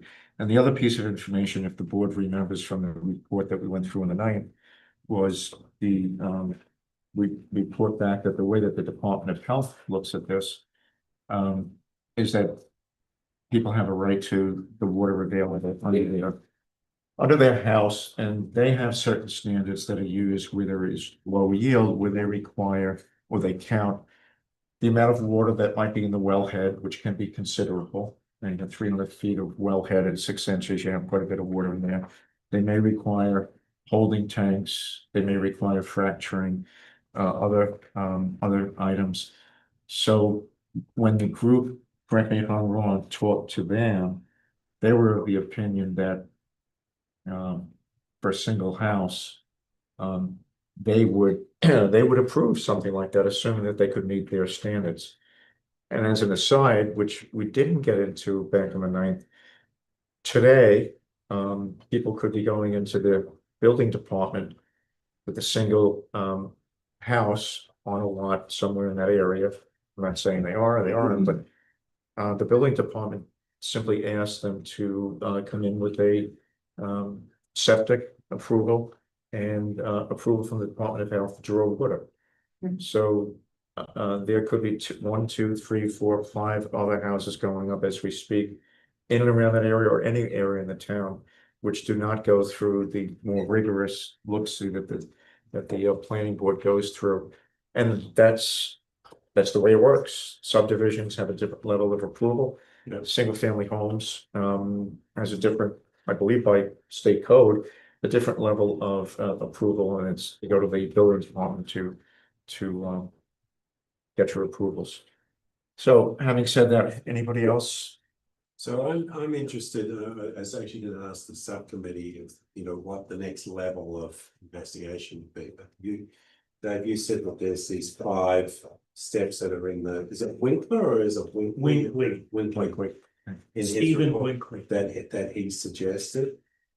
Right, he made a suggestion the code should require certain set of documents be submitted, a different set being in a site plan or a subdivision. So Dave, Dave, why don't you get that out? I could pull it up while you're talking. Well, why don't you get it out? We could do it later. Yeah, why don't you get it out to the entire board? And that could be the subject when we come back together for the next meeting. But let's get that out, as well as anything else that you discover. Anybody else on the board? Yeah, Rick, appears to me, based on the 2018, I didn't know the outcome of those drilling, but I thought that we should bring in, if possible, that professional engineer who wrote this opinion 2019, hear from that person, maybe sounds like he doesn't have credibility, I don't know. And also hear from Titan Drilling, that also at that time said that would be enough water when the subdivision was approved.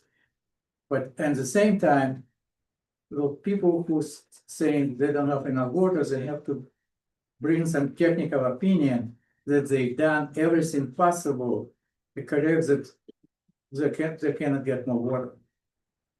It depends on who drills it, how well they drilled it. It has to be also be proved that nothing else is possible to do.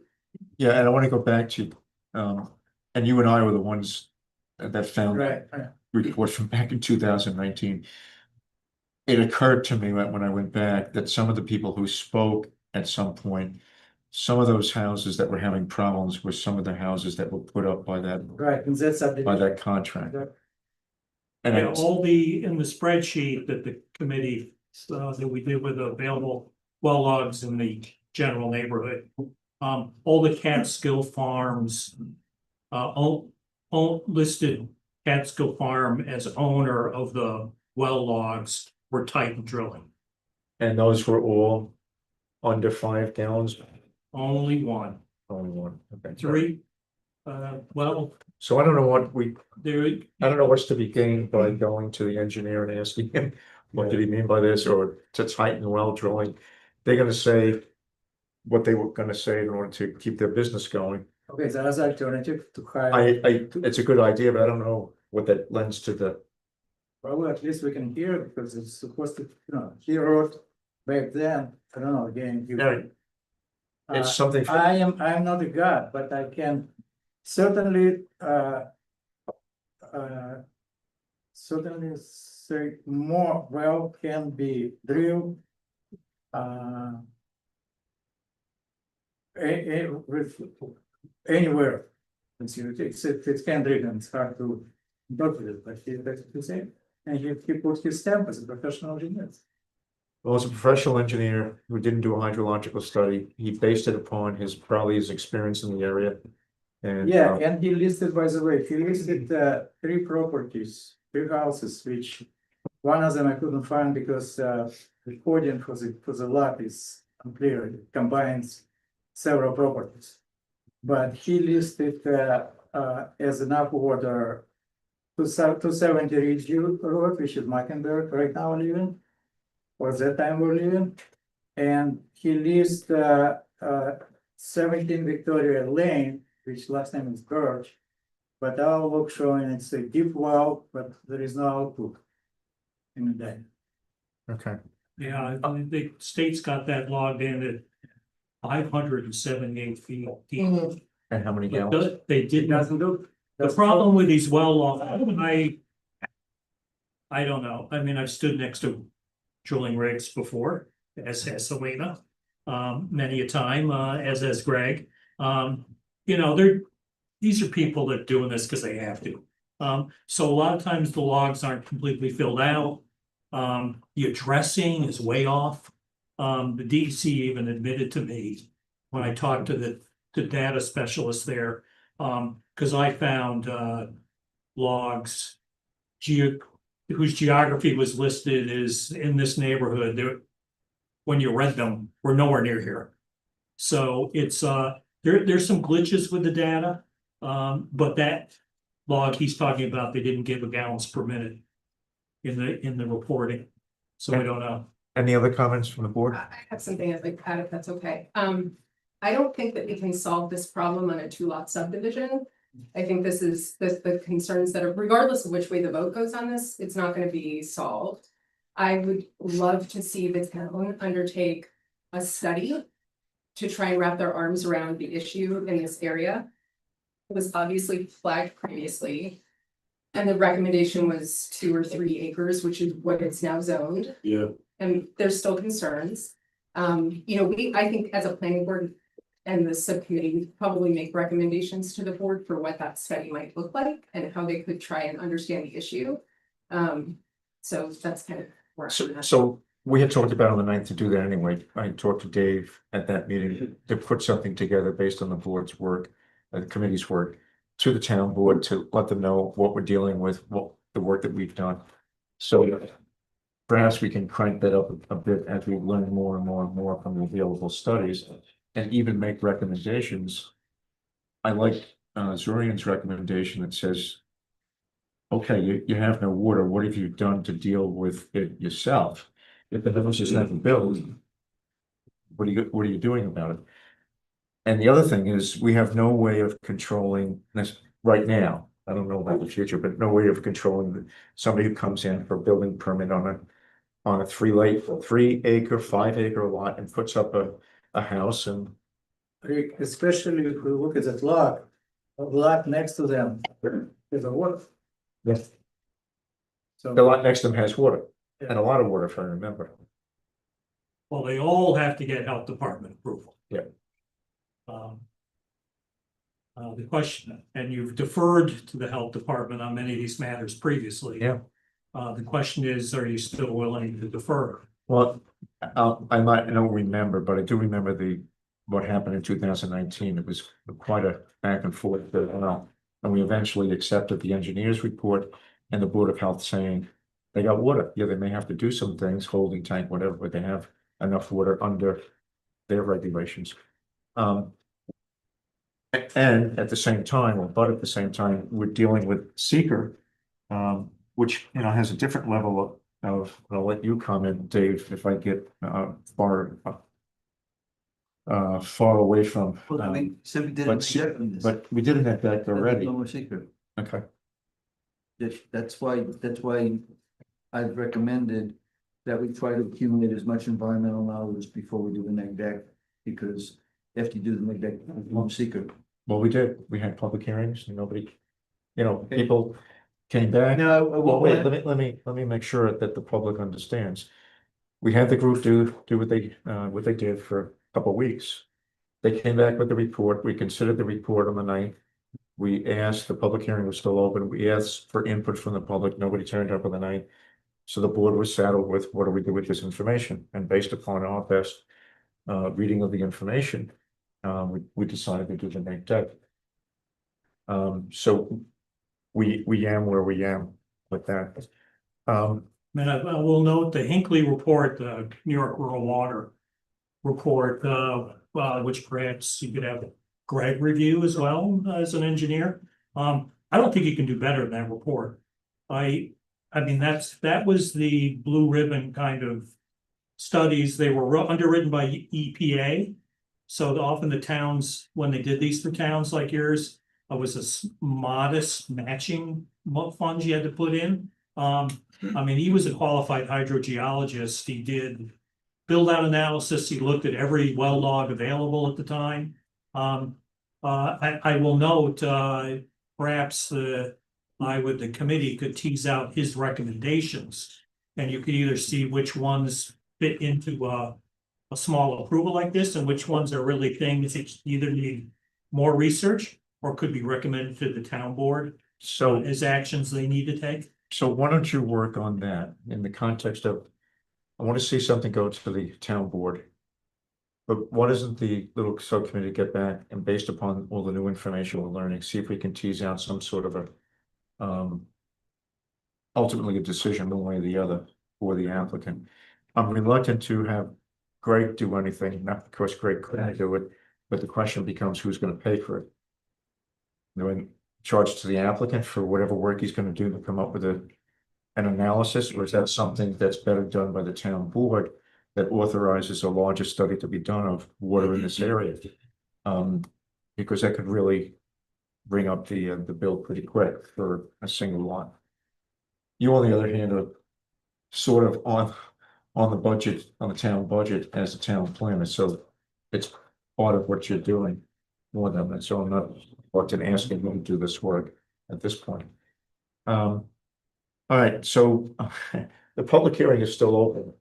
I'm going to ask if there's anybody from the public that would like to make a statement with respect to this project. Mr. Bailey? I can give you a lot of background information. That water study done by the New York Rural Water Association was done in, I believe, 2004. It was when the new town board was trying to redo the comprehensive plan, which had not been done since 1969. A committee was convened. New York Rural Water Association actually did that study for free. They approached the town didn't approach them, they approached the town. They were offering their services to municipalities. I don't know if it was throughout the county, throughout the state, anyway, they came to us. Mr. Winkley conducted that study. The map in question was included in the comprehensive plan, a PDF file of it. What happened after that is, and the section along Route 209, at the time, all the zoning in the town was 1 acre zoning. No matter where you went in town, it was 1 acre zoning. We were proposing in the comp plan and in changes And then eventually the Code Task Force Committee, which I was the chair along with Steve Fornell. John Dawson was on it, I believe Mary Jane Knudsen and another member, Bill DeGraw, I think, but I'm not sure who the fifth member was. We reviewed the recommendations. He was recommending to go to 5-acre zoning along 209. Now, 209 is a challenging area. It's our major thoroughfare. It is where we want our businesses to be. It's where our agriculture is. It's also where we have low water usage. We reviewed the report and did not feel that the town was ready, and the town board agreed to go from 1 acre to 5 acre in that zoning area. So we compromised. We created the AR3, the AB3, the R5. We put the 5 acre in the areas that had significant challenges, the 3 acres in agricultural, general residential, we went to 1 and 2 acres, and in the hamlet, we went even smaller. It was the first time ever this community had parcel-based zoning. That went through the Code Task Force. There was a new board, a new regime came in. They reconvened the task force. And in 2009, the first zoning code and the map was approved and adopted. The reason we don't have an adopted version of that plan or the GIS data is Mr. Winkley got mad at the town because we wouldn't adopt the 5-acre zoning along 209. And he essentially took his data and said, I'm not giving it to you. So we had his PDF report, but that's all we had to work with. When I became town supervisor, when we were redoing the zoning code, I approached him to ask if we could have it now, many years later. His response was a huge sum of money he wanted for the GIS data. And we decided we were not going to spend that kind of money. So that's the background of why all his recommendations were not incorporated. They were legislative decisions because it was a very large change being proposed at one time. The committee and the town board at the time did not feel that that large a transition was going to be well accepted. We did it as interim stages. And you're 100% right. The Aquifer Protection Zone was our way to grasp his data and create that and make that area a minimum acreages and reduce uses that were allowed there. And the new code that was just adopted took it even a step further. But the challenge was that was our business area, our agricultural area, and we didn't feel that we could zone all that. No business is going to want 5 acres. So that's the reason why. Okay, thank you. And if anybody has any further questions, I probably have an old copy on my laptop at home of the original report, but it's just a PDF version. We found it, we have the, yeah, Okay, but you don't have the data. the data, it's with Mr. Wakely. Mike, Perhaps this town board, this new town board might have better response. who paid for it, Mike? Nobody. No, it was their work I dealt with in other towns throughout the state. It was federally underwritten. Yeah, I think he it was- approached I forgot us. it was EPA, I think. It's federally underwritten, and it's not his. We have the report in 2 appendices now. With the data, Well, there's some data, there may be more data. I mean, it's public, it's public. information. I don't know. It was done by the Rural Water Association for the town. I have no idea who funded it. I never knew. I just know it was done for free for the town, and he was the possessor of the Right. data. And then I believe that organization doesn't even exist anymore. He's retired, the organization exists, as I believe. Greg, you know them? New York Rural Water, Yes. yeah, they're still around, right? Yeah. They're still around? Okay. Anyway, that's the backstory of that, and hopefully that helps you Thank you. understand why some of this is the way it is. Anybody else from the public want to comment specifically on this project, the Mecklenburg project? Matt, you've been sitting very quietly. There's a lot to dig. Do you I need to- don't have much else. Are you gonna start drinking when you leave, or? I got another one, but maybe after that. So Only I have a little more to tell you, except the public hearing is extended. We need to, so next steps. I just don't want to leave lying out there. Next steps are to get the people who have foiled, to get them the information they've asked for by the end of the week. It'll be on the agenda for next meeting, July 14th. Dave, I'd like you to reconvene the group and see what you can come up with in terms of conditions for a decision or other ways of looking at this and potential conditions for a decision. Everybody know where the Winkley study is? It's in the Google folder in the Google it's in the Drive, Google Drive. It's under resources. under resources library, Okay. and then it's, the title's obvious. You mean that? It's called groundwater protection plan. I was looking in the Mickenberg file. There won't be any more, and if somebody from that area is listening and they want to get a hold of the Winkley information, just foil for it and we'll get it to you ASAP. It's fairly easy just to lift one document and get it to them. There won't be any other information added to this file until if you guys come up with more information.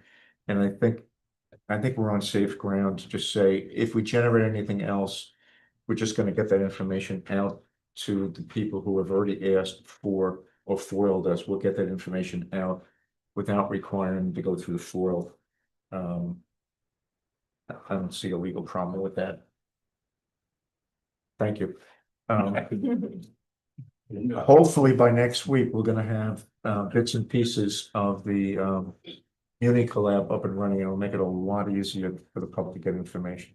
So short of that, I don't have anything else to say. Matt, we'll talk to see where we go next. That sounds good. Okay. And David, as part of your group, getting back together again, I'd like you to consider, are we going to ask the applicant? Should we ask the applicant to do a hydrogeological study or not? And if not, then what else are we going to propose? And remember that we have had the proper public hearings, although granted that the minutes from the 8:30 meeting were not available. The information that's out there have always been available. It's just a matter of foiling for it. Maybe inconvenient, but it's always been available. If it's asked for, it's been given. Okay. All right, next project, Accord Social, thank you. How are you? Good. Caleb, you want to give us a elevator speech? In terms of the project for the public. Well, I know weren't there some final discussions between you and Greg? There was one comment to be resolved. I haven't reached that yet.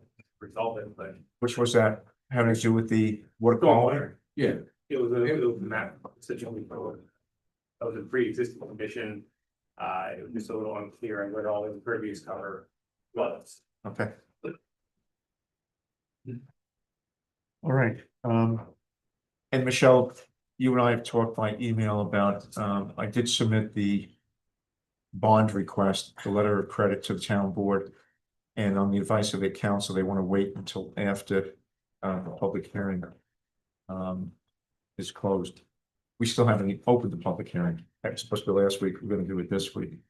So anything else from the board before I open the public hearing? Okay, so I'm going to open the public hearing for Accord Social. Accord Social is a project on Route 209, close to the intersection of Lucas Avenue, about 200 feet south of that, give or take. And they're proposing to take down all of the existing buildings that are there, regrade a portion of the property in order to get better sight distance, and to put up a restaurant. And looks like a beautiful restaurant from the outside, and from the interior layout. So the floor is open for anybody from the public who wants to comment on this project. Sir, you like to comment on it? Yes, I would. Great. Could I have your name? Yes, Lawrence Goodwin. Lawrence Goodwin. Good one, thank you. And I've lived on Whitfield Road for the past 13 years.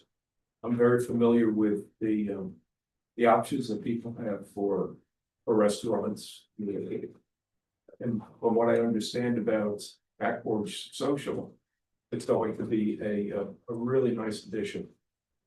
My understanding is that it's going to be a very informal place. You go in, sit on a couch, have a drink or a snack with your friends. And we'll sit at a table for a regular dinner or a lunch. And all of this is with a view of the Shawangums. It sounds delightful. It is the kind of thing that my wife and I would probably frequent. I also like the fact that it's on 209. It's not going to clog up the local roads. And it's also my understanding that the proprietors are very responsible, community-minded people. So this is going to be. So, bottom line is that I think it's going to be a terrific addition. Backboard, and I hope it happens. Thank you. Thank you. Thank you.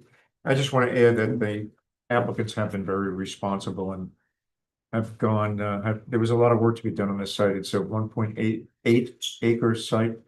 And to get a restaurant and the current conditions of the land, but to get that are challenging. But to get a restaurant with septic and water on that size property and to be able to meet the code in terms of parking, I had to jump through quite a number of hoops, which you did. Thank you. Anybody else from the public? Yes, ma'am. My name is Christy DeBoer. I live at 254 Whitfield Road, and I wrote down a few things since I had some time tonight. Thank you for letting me speak. I'm here today to speak in full support of Accord Social. As a community member, I believe that Accord Social has the potential to offer something truly special to our area. A comfortable, welcoming gathering place that promotes connection, local flavor, and a sense of belonging. The vision is to create a space where neighbors can come together to enjoy thoughtfully prepared food and carefully created wines in a relaxed setting, not just a restaurant, but a social hub that reflects the values of our town. Route 209 is already a well-traveled corridor, as we all know, and the addition of a small locally owned establishment like Accord Social could enhance its vibrancy while remaining low impact. As someone who values both our shared quality of life and thoughtful growth of our region, I see this business as a win for Accord. It will provide a gathering spot that strengthens our social fabric and creates a warm, inclusive place for residents, visitors alike. I urge the planning board to consider the ways that Accord Social can enrich our community and move forward in support of this initiative. Thank you all for your time and service. I know you guys spent a lot of time here. Thank you. Can I have your name again, please? Christy DeBoer, 254 Whitfield Road. Thank you. Anybody else from the public?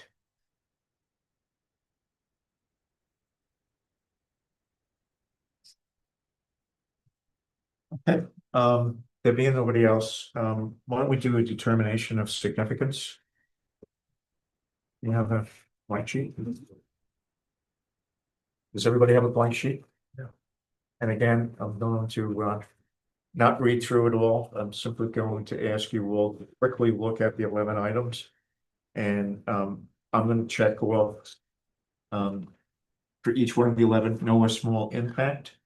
If anybody disagrees with that, tell me now or forever hold the peace. Mr. Chairman, can I make a point of order? This is listed as a type 1. You should be using the long form part 2. That's what we have. Okay, you said 11 questions. It's more Yeah, than there's that. 11 questions. It's a short form. It's Oh, it is a short form. long form, like 4 or 5 pages, you know, Yeah. sections. Yeah. Yeah, do you need it? Need it right here. Yeah, I do. Download.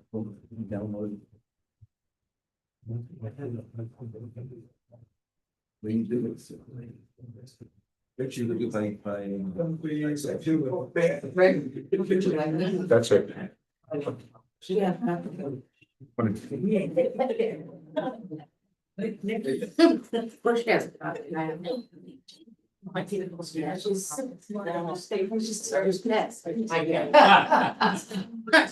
That sounds weird. She is. Extra credit. Of course, she hasn't happened. Okay. Does everybody bring their sleeping bag? That's what's the polarizing incident. I am. All right, so with the advice of council, we're gonna do it by section. Everybody understands that these are set up by sections based on environmental resources, and then in each section, there are a number of other subsections, so sub-questions. So the suggestion, to move it along, would be for the chair to read the section, and you guys, if you could, just think about that, let's look at the sub-questions and speak up if there's anything that you might think might have a large impact. So the first section, which is section 1A or whatever it is.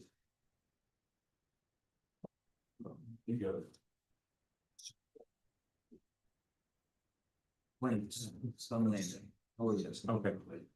So the first section is impact on land. Sections got a series. Copies of that for Yeah. everyone. If you have it, if you pulled it up, Copies of that. Stick. Well, I'm gonna declare that there's no or small impact. We'll just wait for the board to catch up on all these. There are eight sub-questions there, so if board has any concerns, let's talk about them now, if anything in this section. Otherwise, move on to couple seconds.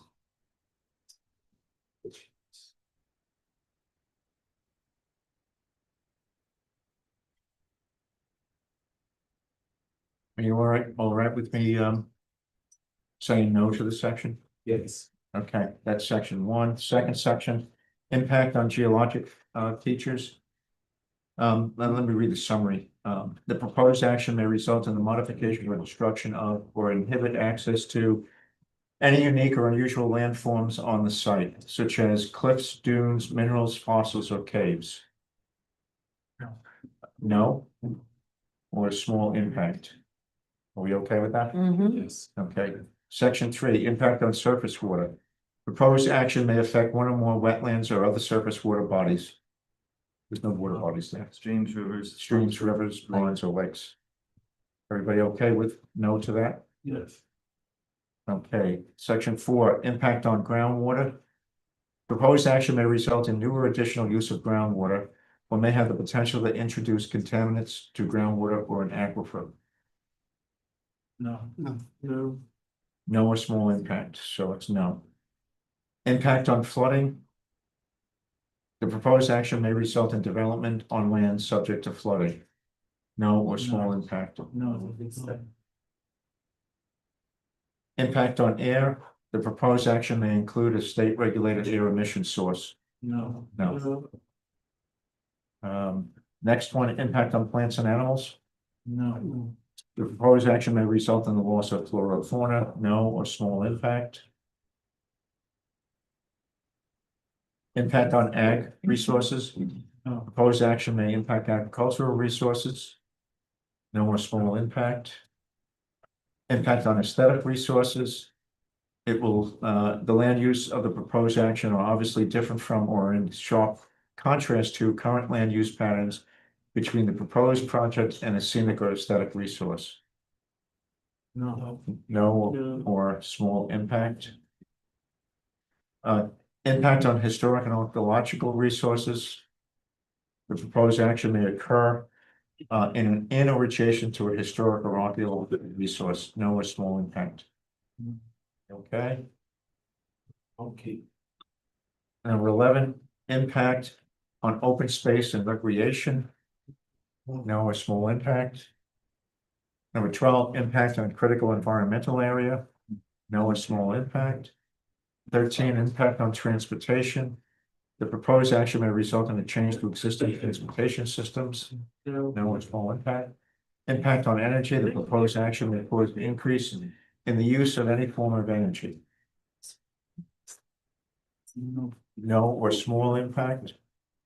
15, impact on noise, odor, and light. The proposed action may result in an increase in noise, odors, or outdoor lighting. No or small impact. Impact on human health. Proposed action may have an impact on human health from exposure to new or existing sources of contaminants. No or small impact. Consistency with community plans. Proposed action is not consistent with adopted land use plans. No or small impact. Consistency with community character. Proposed project is inconsistent with existing community character. No or small impact. And look at the bottom. I hit the bottom. And, you know, I'm sure as you were listening to me read through them and I was reading through them, there are a number of things that the project proponents are doing to deal with whatever small impacts there might be, either in the form of energy saving devices, solar panels, which they've agreed to do, assuming that the credits are still there. And there's a host of other things. Traffic studies were done. So there are quite a number of over the last 9 months studies requested and done in order to make sure that the significance of the to the environment was small impact. So having read all of that, I'll ask somebody from the board to make a determination of a negative declaration in terms of impact on the environment. I make a motion to accept the negative. Your call. Alina, motions? Second. Zillion seconds. All in favor? Aye. Anybody opposed? 7-0. Okay, Hey, Rick, yes, if you're not opposed, I can write you have to explain why you did that in part 3. You know, I could do that. Yep. Provide it to you and the board that'd be fine. for your signature. And for the ultimate decision at the next meeting. Yeah, That's correct. Right. take resolution to adopt the But right. you as the lead agency rep would have to sign it. Okay, Right. so you'll do that. Okay, great for the next meeting. Okay. So I think having done that, I'll entertain a motion to close the public hearing. I'll make that motion. A second. Okay. Peter and Hans, close the public hearing. We're not doing a decision tonight. We have a few more steps to get the decision together, as well as to write the secret documentation up. But what we will be able to do is go back to the town board and ask them to now consider the letter of credit. Yes. And if I'm not mistaken, the negative declaration allows you to go to the DEC to get the speedies permit. So you have that. Thank you. Okay. Thank you. Great, sorry, we have to vote to close the public hearing. Sorry, I can't hear you. We didn't vote. Right. We said a motion in a second. Oh. Thank you. A vote on the closing of the public hearing? Aye. Aye. Everybody in favor? Aye. Anybody opposed? So 7 ayes, no nays. Okay, so the next meeting, we'll do the decision, rest of the paperwork for seeker on July 14th. Thank you so much. Thank you. Thank you. That's you. Thank you very much. Yes.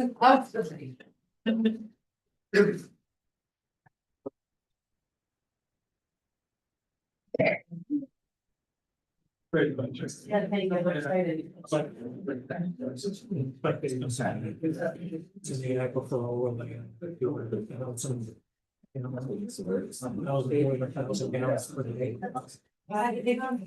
so much. Okay, next item on the agenda is Meadow Lakes. And you're back. Eric, how are you? Hi. Good.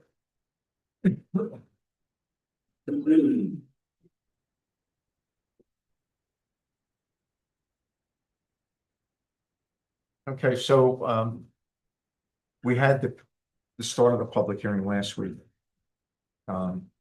So we continued the public hearing. Just a few other comments that I have. Greg, you had a comment on the project that you wanted to make, didn't you? You had a discussion with Matt on something? On the quality, the water quality?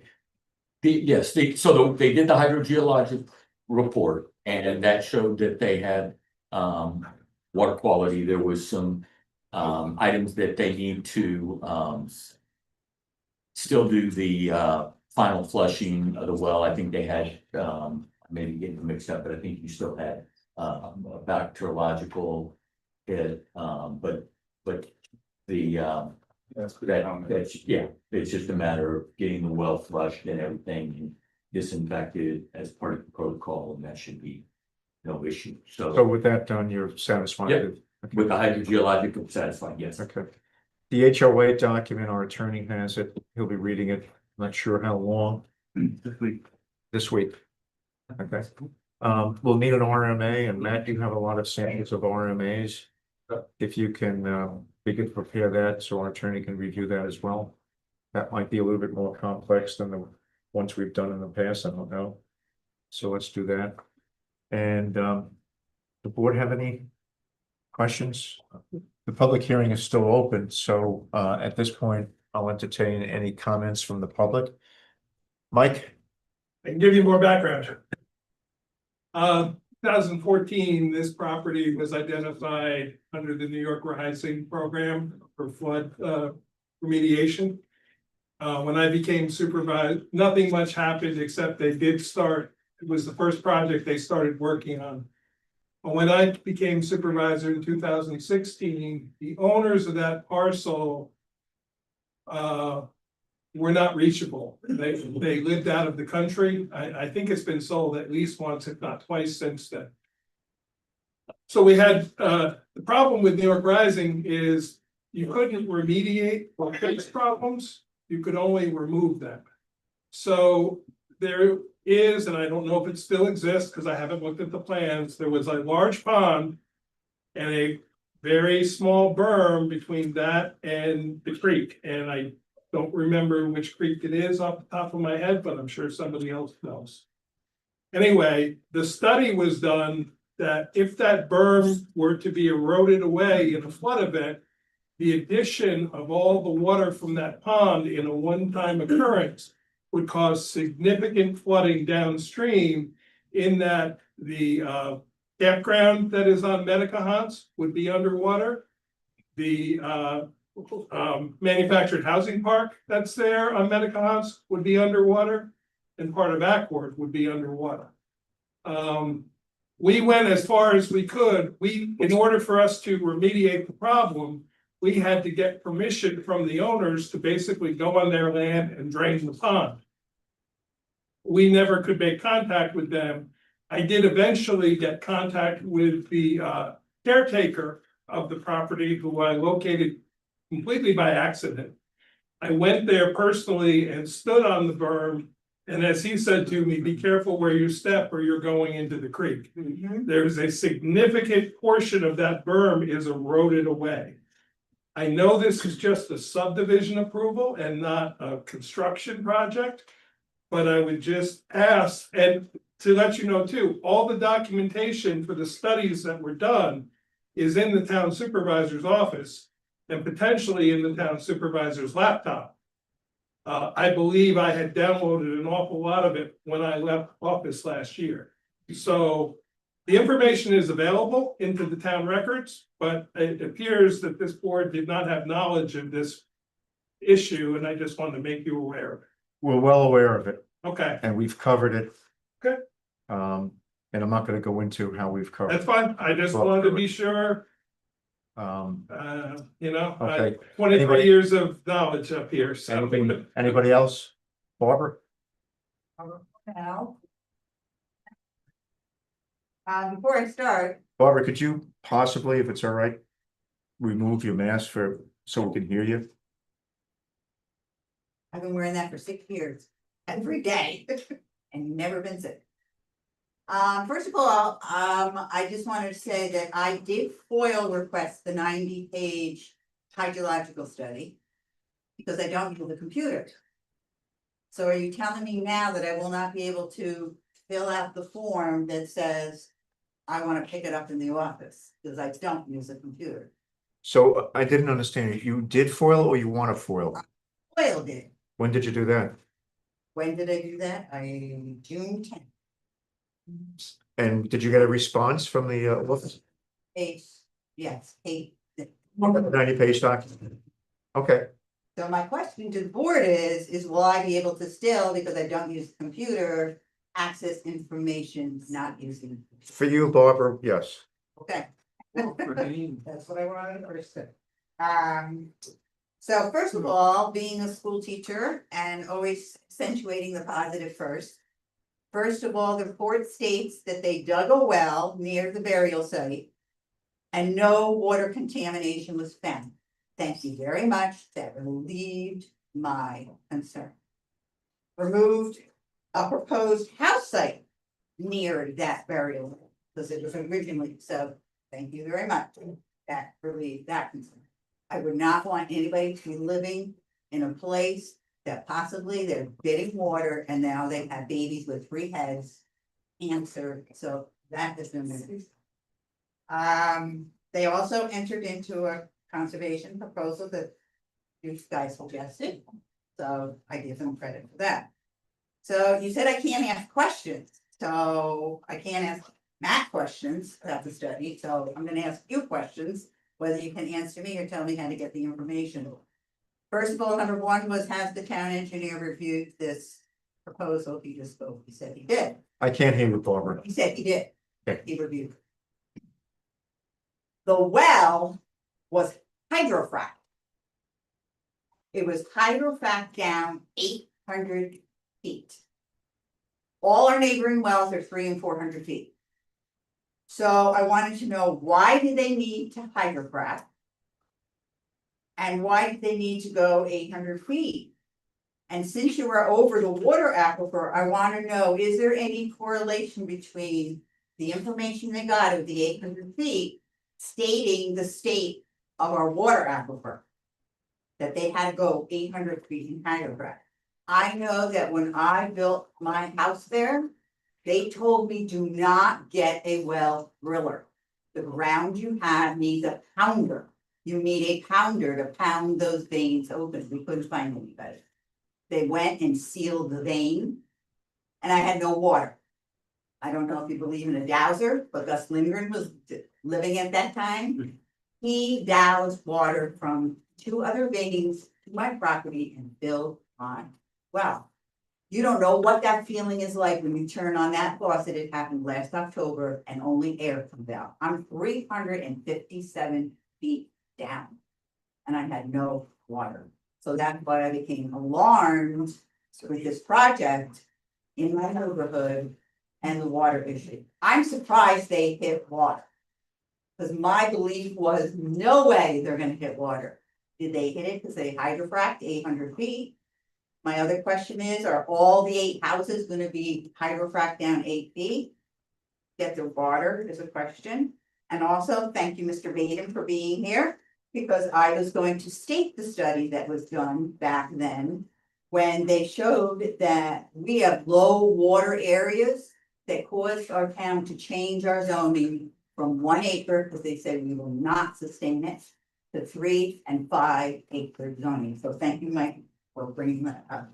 So, like I said, my concern is still like, what is the state of our water aquifer? And did their test, having to hydrofrack at 800 feet, get water, say something? So how do I get these questions answered if you can't let Matt answer my questions? But again, the purpose is not to Q&A, the purpose is to Yeah. make statements, and you've made the statement, so it's information for the board to consider. Thank you.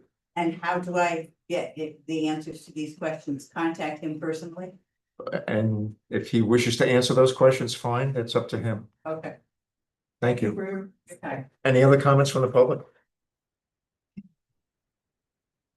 The reason I answered it like that, it's not a Q&A. There are some times when we can easily answer questions, but it's a statement, something like, I don't agree with this study because, or something of that sort.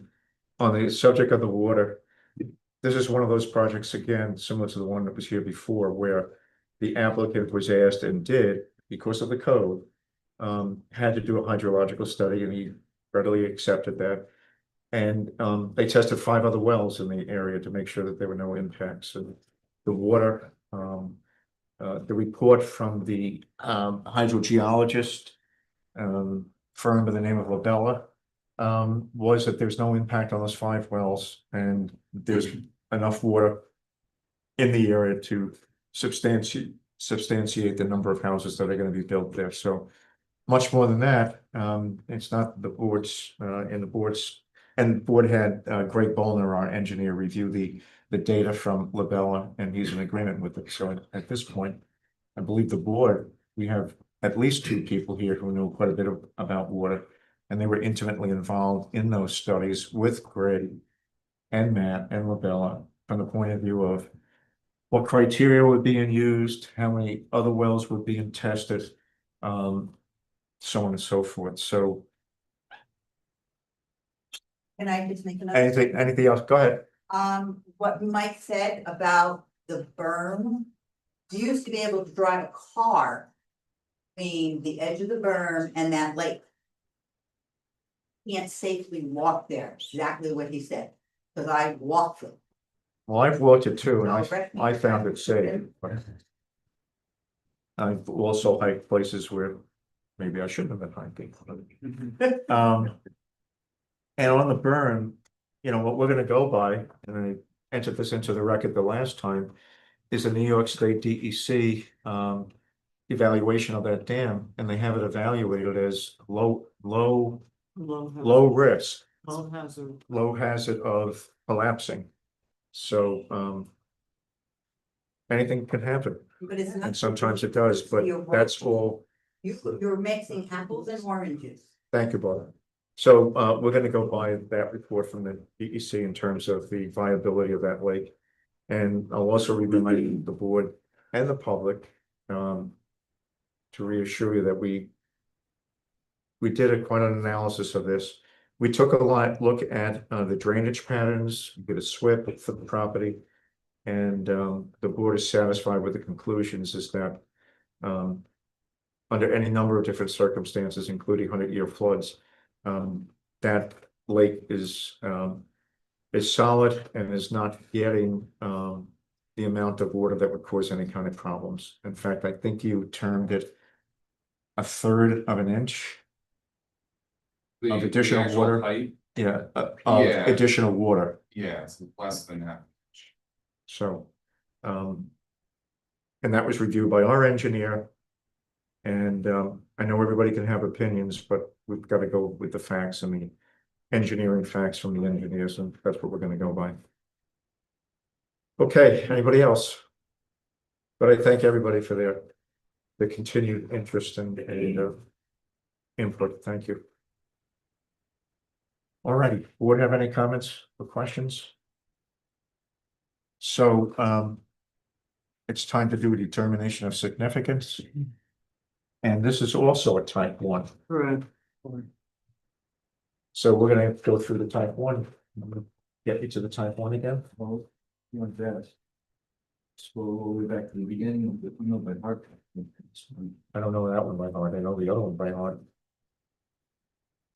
Right, Okay, thank you. All right, so impact on land. Proposed action may involve construction on or physical alteration of the land surface of the proposed site. No or small impact. If you remember, I'm gonna do some color commentary so the public doesn't think we're, skipping steps here. If you remember, this was covered a much larger area at one time in terms of the actual lots. And we got the applicant back in October to agree to do a conservation subdivision and lower the size of the lots in order to decrease the impact on the lot and on the property. He also pledged to us, and will be in the decision, that there'll be literally no additional impermeable surface except for the pool area, the concrete around the pool. The driveway is gonna be rock. The driveways on each of the lots is gonna be rock. So we're not increasing significantly any impermeable area. So I think it's safe to say that any physical alteration of land surface is de minimis at worst. 2, impact on geologic features. The proposed action may result in the modification or destruction of or inhibit access to any unique or unusual landforms on the site, such as cliffs, dunes, minerals, fossils, and caves. The applicant is not proposing any changes to the lake site, and in fact has pledged to us that at some point they are going to go to the DEC. But the argument has, and the board has agreed to it, that since they are not increasing the water flow, they are not causing any problems to the lake or to the dam. It would occur in the opposite, with the stream possibly doing something. And the only way the applicant can act on that is to get the DEC to approve it. And the board decided that we would not ask them to do that now because they're not doing anything to land to exaggerate or exacerbate any problems. So no or small impact. 3, impacts on surface water. The proposed action may affect one or more wetlands or other surface water bodies. No or small impact. Number 4, impact on groundwater. The proposed action may result in new or additional use of groundwater or may have potential to introduce contaminants to groundwater or an aquifer. Any of the questions on groundwater is exactly why we did the extensive hydrogeological study on this site. And so no small impact. Impact on flooding. The proposed action may result in development on land subject to flooding. No or small impact. We've been reminded over and over again through the soil samples and confirmed by our engineer that the perk on this land is, I'll call it perfect. We're extremely good, and leave it at that. Impacts on air. The proposed action may include a state-regulated air emission source. No or small impact. 7, impact on plants and animals. Proposed action may result in a loss of flora or fauna. No or small impact. Number 8, impact on agricultural resources. The proposed action may impact agricultural resources. No or small impact. Number 9, impact on aesthetic resources. Land use of the proposed action are obviously different from or is in sharp contrast to current land use patterns between the proposed project and a scenic or aesthetic resource. No or small impact. The applicant is doing actually doing things to improve what the site is going to look like and to integrate the buildings and all of the accoutrements into the landscape instead of completely changing the landscape. Impact on historic and archaeological resources. No or small impact. Number 11, impact on open space and recreation. The proposed action may result in a loss of recreational opportunities or a reduction of an open space resource as designated in any adopted municipal open space plan. No or small impact. Impact on critical environmental areas. No or small impact. Impact on transportation. Proposed action may result in a change to existing transportation systems. No or small impact. 14, impact on energy. The proposed action may cause an increase in the use of any form of energy. The buildings are actually energy efficient. That's how they're being built according to those standards. No or small impact. Impact on noise, odor, and light. Proposed action may result in increase in noise, odors, or outdoor lighting. There is no outdoor lighting. There's no, you're gonna have something on the main drag, but. And the HOA, we're looking for, I didn't read it yet, but looking to make sure that there are prohibitions against any kind of floodlights on the buildings, all those types of things. So that'll be taken care of in the HOA. 16, impact on human health. The proposed action may have an impact on human health from exposure to new or existing sources of contaminants. No or small impact. 17, consistency with community plans. The proposed action is not consistent with adopted land use plans. No or small impact. 18, consistency with community character. Proposed project is inconsistent with the existing community character. No or small impact. And we're at the end. So I'll entertain a motion to establish this as having a negative impact. I make the motion. Dave makes the motion, second, A second. Peter, thank you. All in favor? Aye. Anybody opposed? So you have a negative declaration of significance. Dave, same thing, we need you to put together proper paperwork for this. And also. Excuse me? They do it, file this in the EMD. Rick? We should probably do. Suppose I have to make that. Individual vote? All right. It's an online filing. I don't know that have you done that? No, EMB is the environmental notice bulletin, DEC publication of environmental notices, I think on a weekly basis. okay, I'll look at the rules, but if it's a neg deck for type one action, I think it has to be noticed in EMB. okay. I did not know that. Dave, so you and Dave will keep me honest on that one. Excuse me, so. Yeah, Don't we need a vote, an individual vote for the next deck like we did the last time? yes, yes. So let's do that. A voice vote, Mr. Jones, yes. Mr. Nelson, Yes. Mr. Pinsky, Yes. Ms. Duda, Yes. Mr. Roberts, Yes. Ms. Farmold, Yes. Yes. Okay. All right, thank you. Thank you, Lynn. Alrighty. So we have a couple more steps to go. The public hearing is still open. Anybody else want to make any comments? All right, there being none, I'll entertain a motion to close the public hearing. Ed. Hans, Okay. Jennifer? All in favor? Aye. Anybody opposed? So the public hearing is closed. So what we have is quite a bit of paperwork to do. The HOA, the RMA, they need to do a decision, we need to do the paperwork around the negative declaration, we need to file that. So we still have a number of things to do, but you don't have a decision, but you have the negative deck and the proposed public hearing. Great. All right, we'll stay in touch. The earliest, well, the next meeting is the 14th. I'd like to get everything done before we go forward with a decision. RMA, we can make that a condition, but the HOA is important to get everything included in that. So we'll just get comments.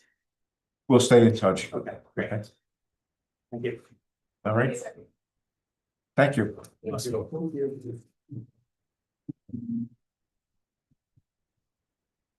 All right, does the board need a quick break? I'm sensing yes. Quick break.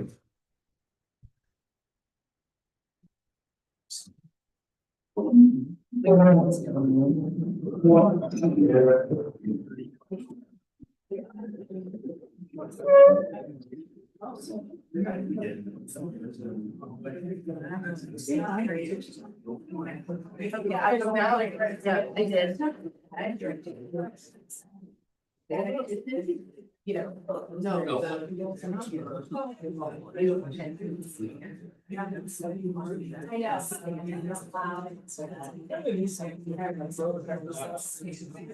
Oh, I to be honest, they were so scared of me.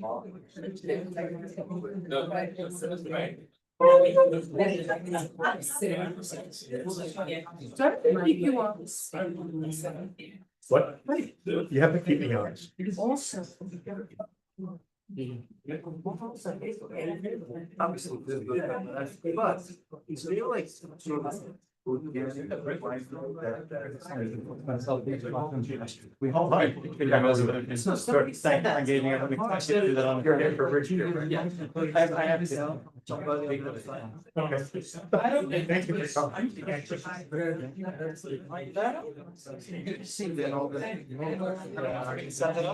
We're gonna let them talk. Easy answers.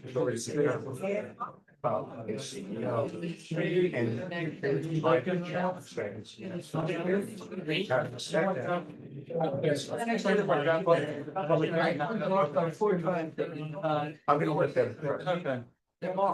Okay. They originally applied. Oh, well, if that's that. And then when that is, Related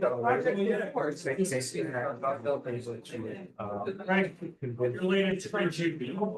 It's an email. Oh, that's what it sounded right. It's looking for your latest review of Ridgeview.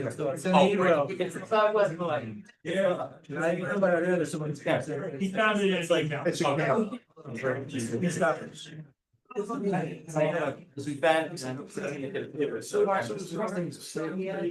But anyway, this is timing, right? Then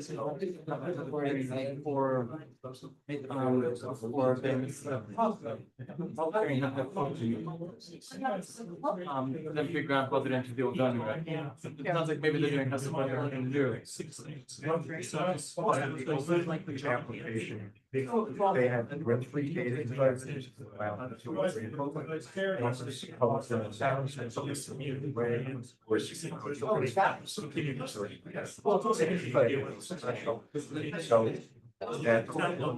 Because there was no.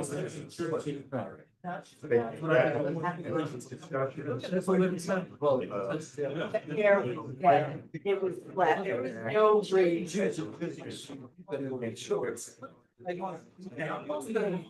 That's okay.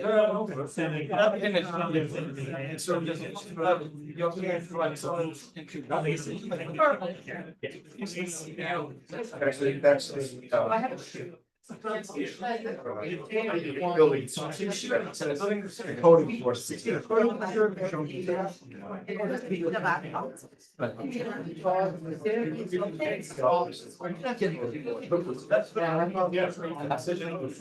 Like, well, unicorn of horse. You know. Yeah, he'll get called out on it.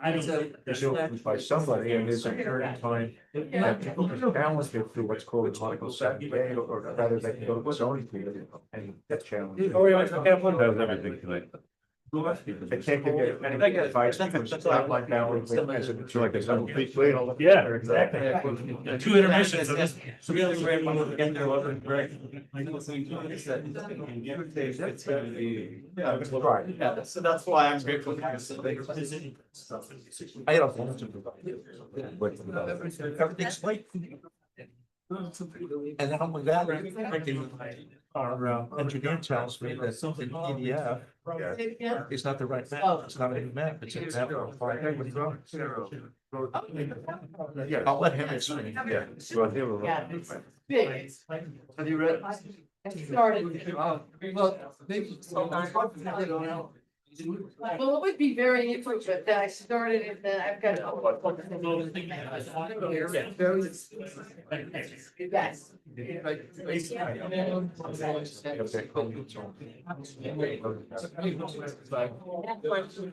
We're not gonna punch, but. But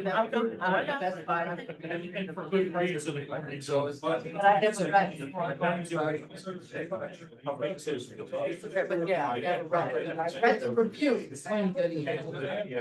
Like the one building. Claim is.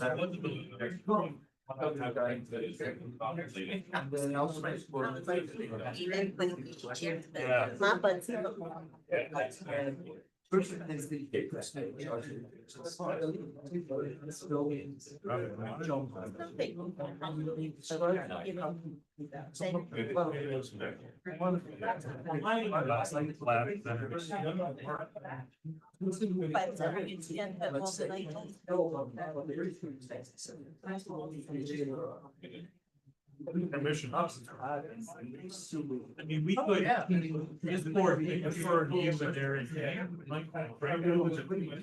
But the figures over the top. Or do you do it? Yeah, this.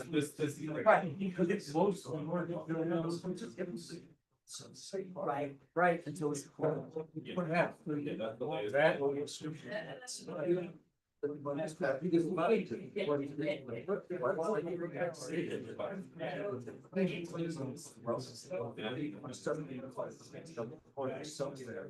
Adirondacks or Great Camp or. Yes, that's we could see that. Yeah. Oh, yeah. Yes. No. Oh, yeah. I don't want to.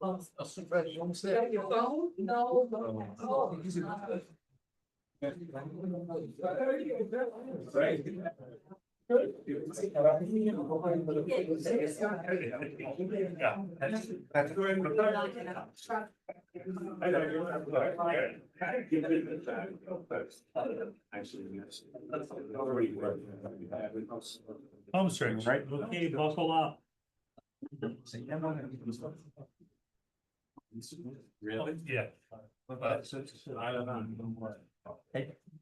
Fourth quarter.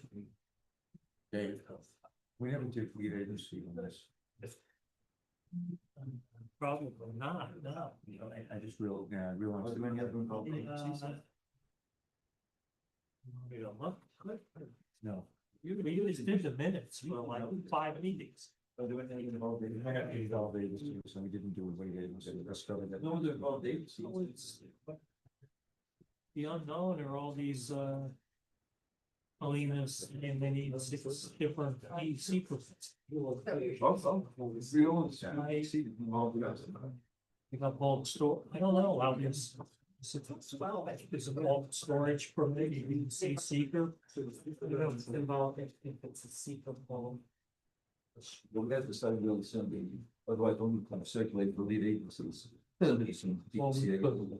It's more of a registration, I think it's, They'll be interested. to- Dave, I think it's more of a registration. I don't think it goes. So they don't have. So what, do you recall the other agent department permits they might? Or any of them? Bulk petroleum and the bulk fuels for the water. Think about whether any of them were seeker subject. Got it. That would be the only. I'm a little confused by the school department, apparently. These subdivisions are still. Prorate to the half.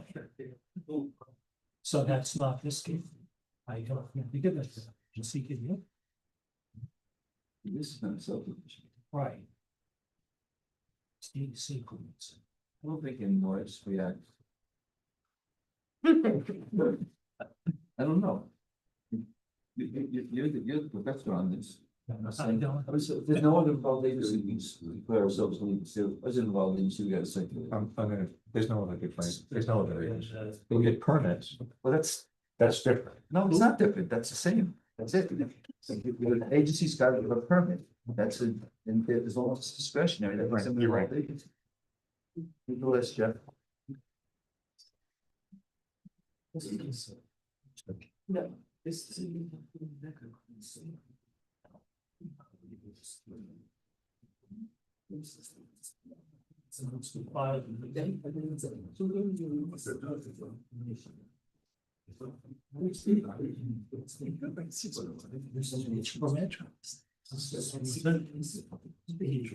All right, circulate. You understand? I'm still waiting to get the. Agencies and involved agency, because it's. She's got a- It's going to be circulated, most system. Oh, yeah, every day. She's got a memo from an AC standard that says they have to comply. Yeah. Yeah. Okay, works for me. No, it's not a renewal, is it?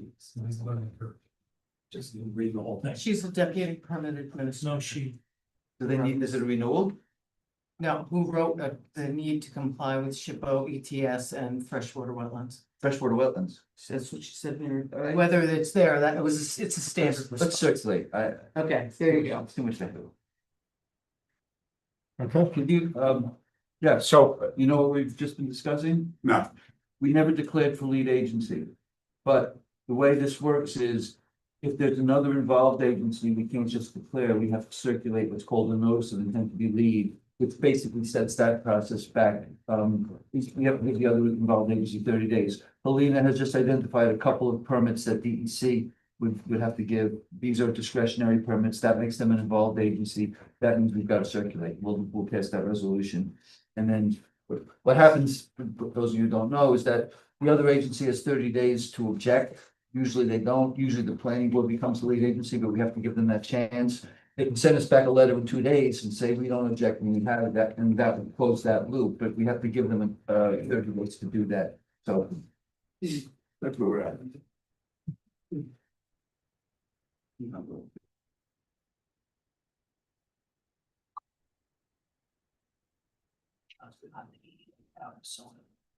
Yeah, should have been on the list.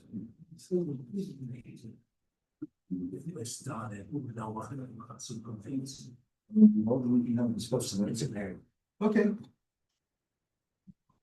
And a hanging fence with the. And we're not part of their phone. There's, it's there, yeah, yeah. Okay. All right. Oh, yeah, this is. All right, so we're gonna have to circulate. But that doesn't prevent us from opening the public hearing. No, no. You guys still circulate. All right, so for purposes of the public, what was the discussion we're just having and what we're talking about has to do with the seeker process. I think Dave explained it well, that we have to circulate one of the steps that was not identified in the EAF done by the applicant on the number of permits that are going to be necessary. Well, let me back up. The planning board can do the seeker review under either of two circumstances. Either we're the only agency which is doing what's called a discretionary approval, means it's an approval where you don't just check certain boxes, you've got to actually think about it and evaluate things. If we're the only agency, we can just say we're the lead agency and just go ahead with it. However, there may be more than one agency, more than one state or local agency with a discretionary approval, in which case the procedure requires us to circulate a notice of intent to be lead. We can't just declare ourselves lead, we got to essentially ask permission. And we circulate that to the other agencies. In this case, what we've identified is that DEC has certain discretionary approval. So we'd have to send the DEC a notice that says we want to be lead and give them 30 days to object. They send us a letter, the DEC almost never becomes the lead agency in a local land use approval. We still, under the law, have to give them that chance. And in certain really huge applications that, like a huge resort or something like that, they might do it. But we have to go through that process. And so we have to allocate 30 days to do it. They may send us a letter sooner. That's what we're talking about here. We can't do it, a seeker evaluation, until we formalize that role. We can hear testimony, we can move forward with other things, but we can't do a seeker evaluation until we formalize that role.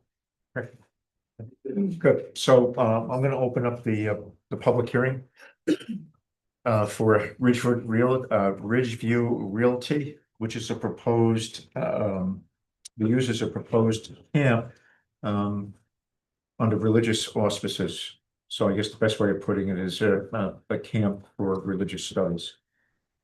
Dave, there was a letter that we did receive from one of the that I'd like to address up front because it has to do with the use.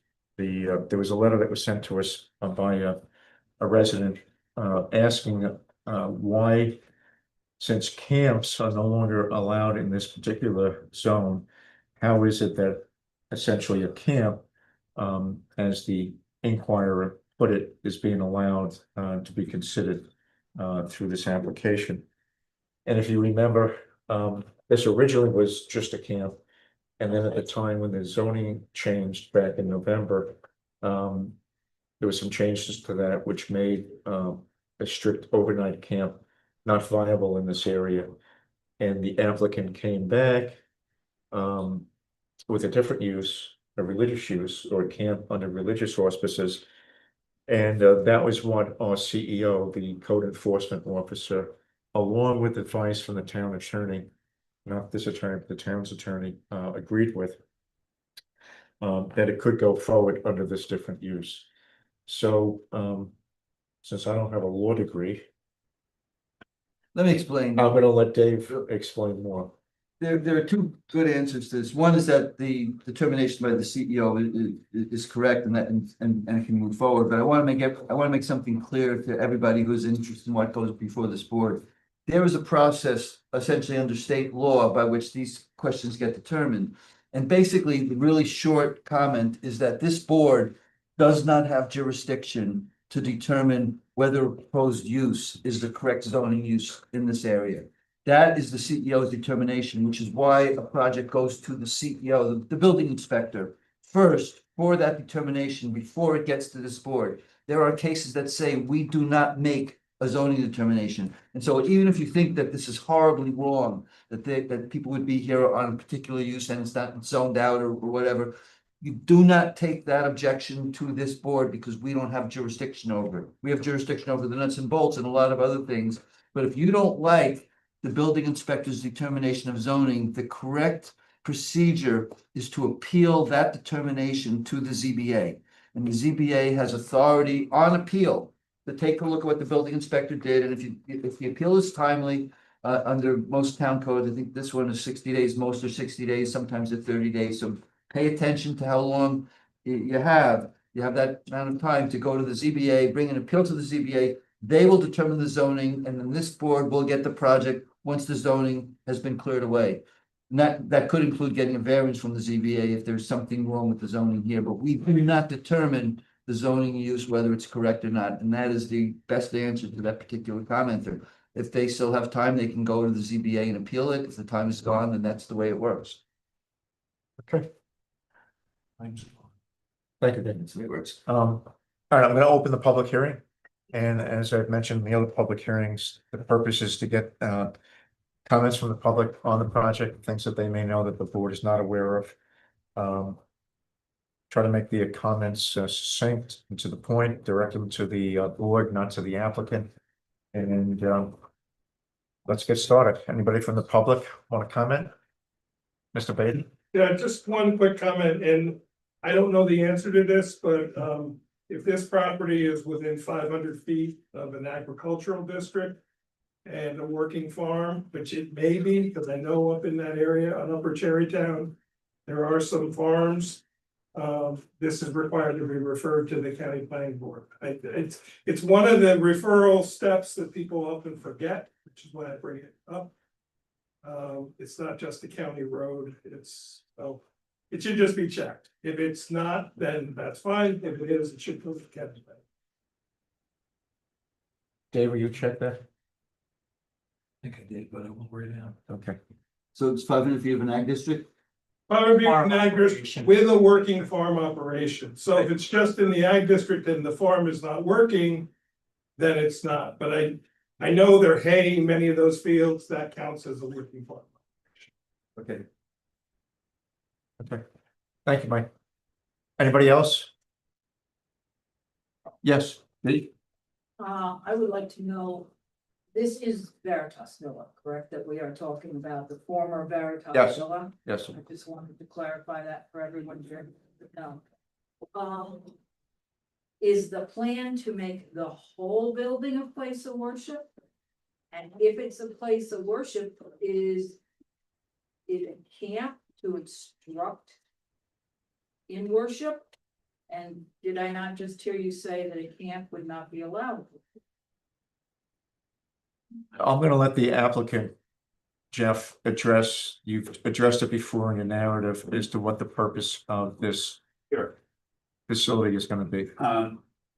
Through the Town Rochester Code, this district allows houses of worship. The house of worship, case law is pretty clear that you cannot determine at a governmental level what an appropriate house of worship is. That's freedom of religion, and they'll make that determination, which is really what the CEO determined, that this was under the purview or under the umbrella of a house of worship. And basically what's going to be done in the proposal is for 157 boys between the age of 12 and 16 years old during the summer months to continue their religious education at that facility. They will be using some of the outdoor facilities that we've discussed in the pool, etc. But primarily they are there to continue their studies through the summer months in the Catskill area as opposed to in the city. And you've had this conversation with the CEO? CEO was, we submitted memorandums of law to them, was reviewed by Mary Lou Christiani, and and they made the determination. So again, this is the specific application of what I just said. This conversation, this process occurred in a separate section of the town. It went to the CEO. There was, and I think it's over now, but there was an opportunity to appeal that to the ZBA if you raise that objection or any other objection you might have. What's the extent of a camp? What's the extent of a religious house of worship? And to get and the CEO, just to be also clear to everybody, in this instance and in other instances, the CEO is assisted by the town attorney. Rick alluded to that as well. Not something I'm involved in directly, but Mary Lou, who works for the town board and also represents the CEO, will, on tough cases, will work with the CEO to work through some of these novel issues. Although this is a house of religious training, does it come under the Ulster County auspices for having to have permits for sewage? Sewage is different. Sewage permits are separate from the particular use. It depends on how much sewage you're putting into a septic system. And so I'm asking, do they need a permit from Ulster County? Yes. Yes. Okay. Will And the we ever know how many people that will be allowed to cover? How many people, including instructors and everything, how many people will be at the facility using? he just said 157 I heard him students. say 150 young men. And I did hear him say What about that. staff? Hundred fifty-seven, 15 staff, total 172. The Speedy's permit that's already been renewed there is for 9,500 gallons. And this is a case where the county health department issued a speedies permit on DEC. DEC issued a speedies permit. I have no questions. I just Any, wanted that brought out for public knowledge. Anybody else from the public? Yes, sir. These. Can we have your name, please? Paul Courtray. Paul Courtray. Thank you. I got a notice about this hearing. Is that sent to people within 500 feet of the property? Yes. My farm is then within 500 feet of that property. Active farm, So that's why you got the notice. yes. No. Is that the county ag district?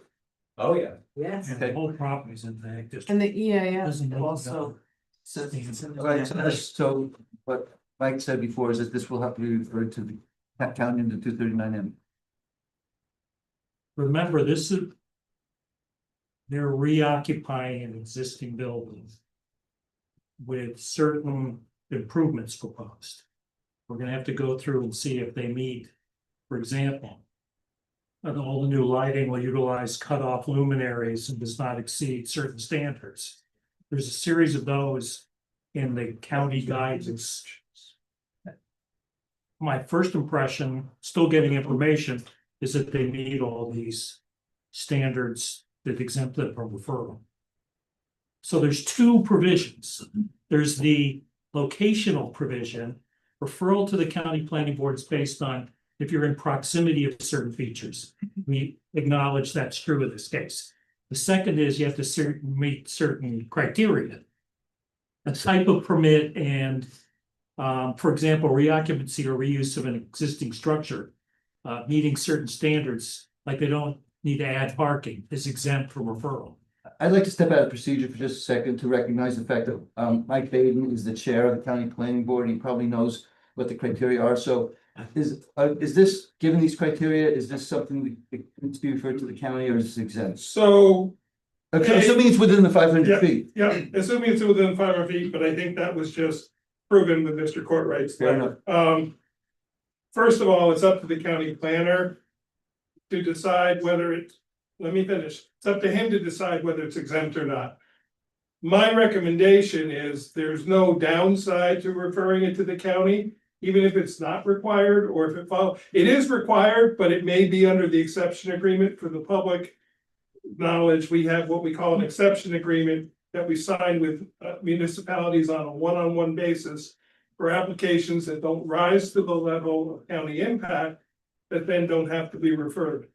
It may or may not, I'm not familiar enough with the details of the application to say yes or no, but I would say there's no downside to referring it. If it's not referable, Mr. Leibowitz will send it back and say you don't have to refer it.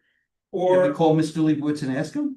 not at this hour of night. No, we can make it tomorrow. Yeah, you guys could. I mean, I'm the chair, I'm not gonna initiate that conversation, I'm just bringing it to your attention.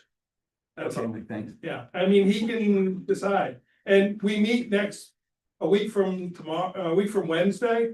So you're gonna, if you refer it now, you'll get on the next agenda, you'll get your answers back before the next meeting. So I don't know that there's any So downside. would you find out if we have to refer it? Sure. You're saying we- Let's talk to Jeff, talk to Rob and figure it out. Well. I don't want to dig too deeply here, but I'm not convinced right now. If we did refer it, we have a complete application. Okay. That's another problem.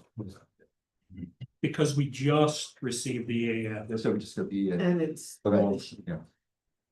And it will be not reviewed. It needs, the EAF at a minimum needs to be revised. I'm just saying. Okay. We're already not making the 2-week window that staff wants. He- I realize you're he- chair and you can cut a deal. No, But we not just don't, me. we Rob don't is have upset. we don't have a complete application is my Then you don't have enough. professional opinion. Okay. Anybody else from the public? Did he take off? Charlie? Did he take off the tax roll for Peter's place of worship? Charlie, I have to speak louder, I'm sorry. So he take off the tax roll, Peter's worship. I have no idea. Been there? I don't know. Are you a tax exempt religious organization? No. No. They're paying taxes. Anybody else from the public? Sorry, I know there's no Q and A, so maybe this is enough. Can I have your name, please? Mitch Costin, I live on, just a mile up the street, not Victoria Center. If this is gonna be effectively a summer camp within the context of a house of worship. Summer camp starts about now, if this process is still ongoing. What's happening this summer? Because last summer it was operated as summer camp, that's what we tell them. The applicant may answer that. I don't have an answer for that. He has to go through the whole process here. He has to go through the process before he can open. So if the process is not complete, he cannot open without being in violation. I didn't hear him. If the process is not complete, it'd be a violation. We don't determine what's in violation and what's not in violation. That's for the building department to Again, decide. that's the other thing the building inspector does is to figure out when there's a violation, but it's a pretty safe bet that if they don't get site plan approval from the board, then it probably would be in violation, but you'd want to check that with the CEO. So given the status of all the information we have and potential referrals, what's the soonest we think if everything goes well, the. All right, hold on. The public hearing, you're supposed to be making statements of information that you have. The statement is a concern. You're inquiring, what's the likelihood? I have no idea what the likelihood is. I'm sorry, the statement is just a concern that everyone follows the rules. The statement is well accepted, but as far as us saying the likelihood of them meeting a deadline, I'm not gonna give you that. So when's the soonest it can be finished? So what's your statement? Let's know when's as soon as they can get an approval. It's open ended. They won't get it tonight 62 days. from, Tonight, it's procedurally the fastest you could possibly do something.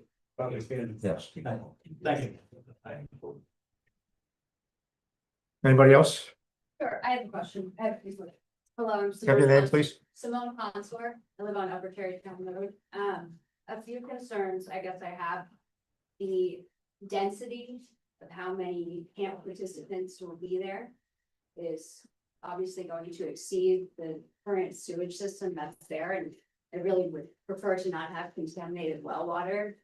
And how are we gonna regulate the amount of people going in and out of there? And is this conforming use of what our neighborhood is? It's not like, don't have many summer camps. Whether they're for worship or not, it's just concerning the amount of people and also quiet enjoyment as, a property owner. I didn't sign up for being around 175 boys, in the neighborhood. So it's concerning the amount of people that are gonna be in the neighborhood. What's gonna happen to my well water? What's gonna happen to the pond that feeds out to other streams? I mean, I've had a destroyed septic system myself, and it wreaked havoc on my own lawn, and it's just my wife and I in one house. So what does that mean for 175 people? You know, very concerning. And I think that there needs to be definitely some policing on the amount of people that are going to be attending all throughout the summer. And that's all I have to say. Thank you. Thank you. Anybody else from the public? I have something actually. Yes, Hi, have your name, please. Nicole Ortiz on Sherrytown Road. So my question is, because last year there was a significant amount of bus traffic on Sherrytown Road and a lot of buses that were exceeding the speed limit. And as somebody who walks their dog on Sherrytown Road every day, it was very stressful. So I want to also make sure that, I guess, that concern is put out there and that that is looked into.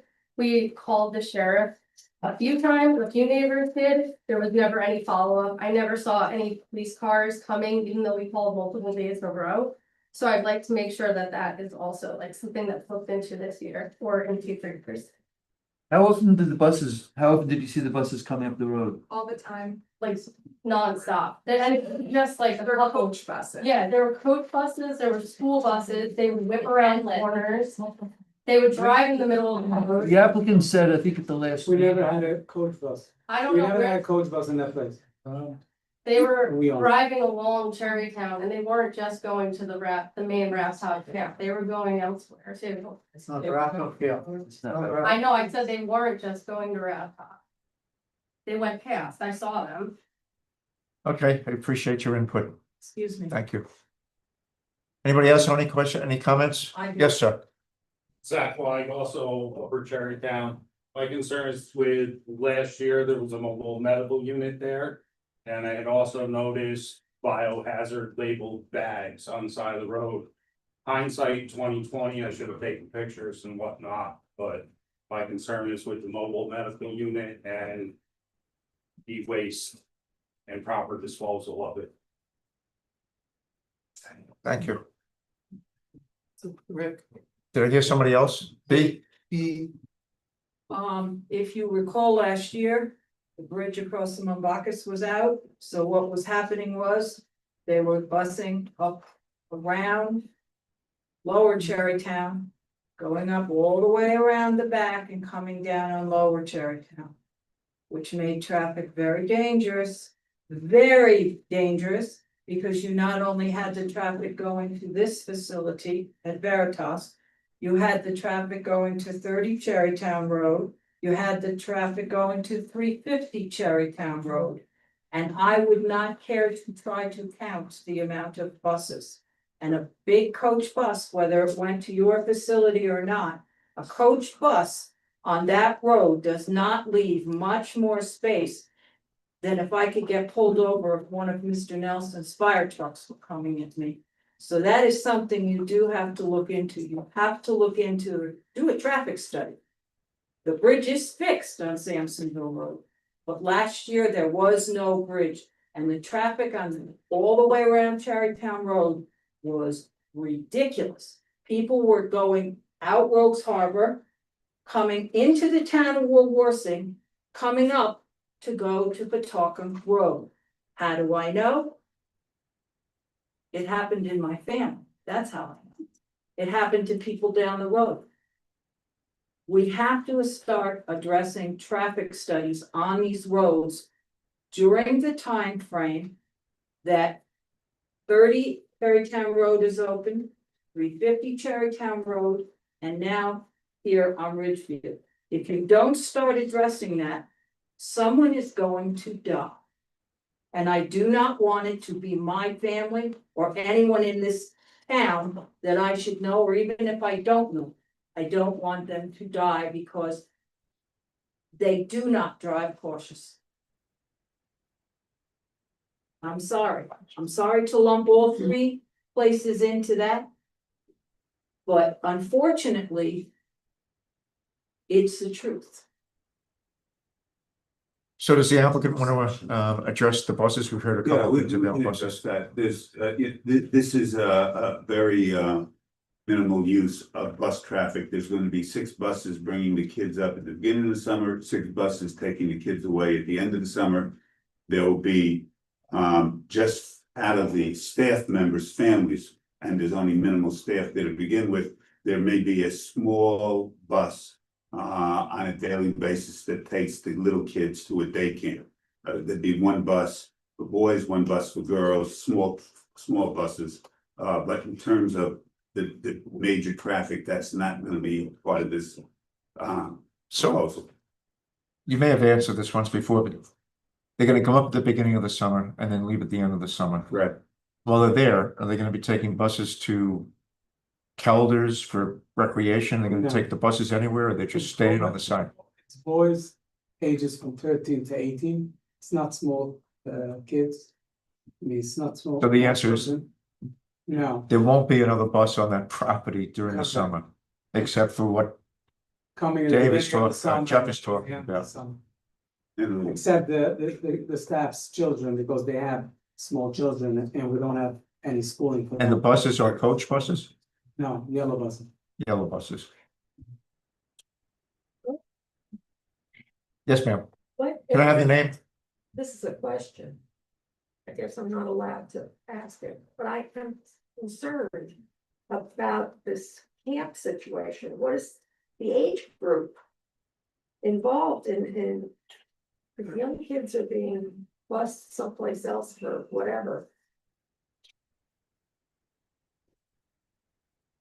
so 3 years old, 20 years old? the teachers have families.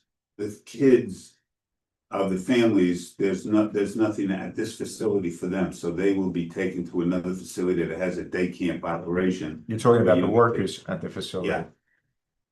We're talking about 2 or 3 kids, a male, 2 or 3 female. So the total number of students or students who are studying religion while they're there and recreating, whatever, is 154. It was 157. 157. But let's see, it was. You said 157 and with a We total bought of these up to 172. 15. That's it. Okay. I don't know if that answers your question, but and the children that are studying there, wait a minute, Mike, I'll be right with you. Yeah, what are- The people, the age grouping for the boys that are studying there is Primarily 13. 13 to 18. 13 to 18? 13 to 18. 13 to 18. That answer your question? Okay, Mike? Yeah, just hearing that we heard there were 157 students, 15 staff members. And now we're hearing that the families of the staff members, those numbers should also be calculated into the calculations for sewage use, for all that. So just asking the board that they get a real number of actual people who will be on site. 2 rabbis, 3 staff members and their families, totaling 15 people. And those numbers were included in the calculation for water and sewer. We're ahead of you. In the back, And again, how do we know that that number is not gonna change over the course of the next 2 years? You're starting off with 157. I know that's a question about the blanket statement. If they're starting off with give or take 175 people, who's to say that doesn't increase later on, and what are we gonna do when that number in fact does increase? Because it's unlikely that it's always gonna be 157. And we plus camp children. well, the answer has to do with the permits that they have from the county health department, but Jeff, I'll let you go. We've talked about that into Yeah, detail. about the we're permits. maxed out. We've been at 3 meetings here now discussing the numbers for water and sewer. And that number is based upon the ability to provide water and sewer. And that's the maximum number we will have. In the future, they want to rebuild the septic system. They have to go to the DEC, increase that numbers. If they were even considering it, but as of now, there's no plan for that. So to answer the question, the basic way it gets controlled is by virtue of the permits they have around water and septic, which they get from the county. I want to add something. What I've told this applicant, I've told other applicants, is that the things that they represent to us that are important for the, for the determinations of environmental and everything else, we're gonna make them conditions of the site plan approval. That's the permit that this board controls. So on one hand, they're gonna have the flow issues with the, with the Speedy's permit and DEC. But if they're representing to us that there's gonna be 172 people on site equaling 157 students, and 15 staff, family, including, say rabbi. That's gonna be, that'll be condition of the permit, and then if they go above that, they'd have to come in for a, they have to go to DEC for whatever that entails, and they have to come back here for a site plan modification. There are reports that are, It's based on what's there now. right, How long have those septic systems been there? Did you talk to the previous owner, Sue, to ask what was there? Does anybody actually know what's under the ground? Because I was told that at another facility, there was sewage water running down the street. I mean, who's to say that's not gonna happen here? And my well is like, I don't know, 100 feet from this property. So, you know, it's one thing, septic systems are a marvel. It should be the 8th wonder of this world, sewage system, but you know, how old is it? How big is it? And has anyone actually seen it? To me, that this is, you know, what has been there? How was it used? I mean, this is like alien to all of us. Nobody knows what was going on at the former rehab. So that is concerning. 157 people, when it was formerly like 65, are now gonna be using that in the summer months. good comment. It's all done, taken care of by the Department of Health, and if there's issues, it gets reported and they're responsible for going up there and either issuing citations or forcing them to get it fixed. As far as increasing the number of people that use the water or use the septic, there are reports that they have to submit, and there are inspections that take place on the part of the Department of Health. They have to comply with their permit for 9,500 gallons, I think it is, per day, whatever the number is per day of water taking, and an equal amount or almost an equal amount in sewage going into the septic system. So all of that is provided for by the permits that they get and by the reporting that they have to do and the inspections that are done by the Department of Health. Indeed. And the DEC, thank you.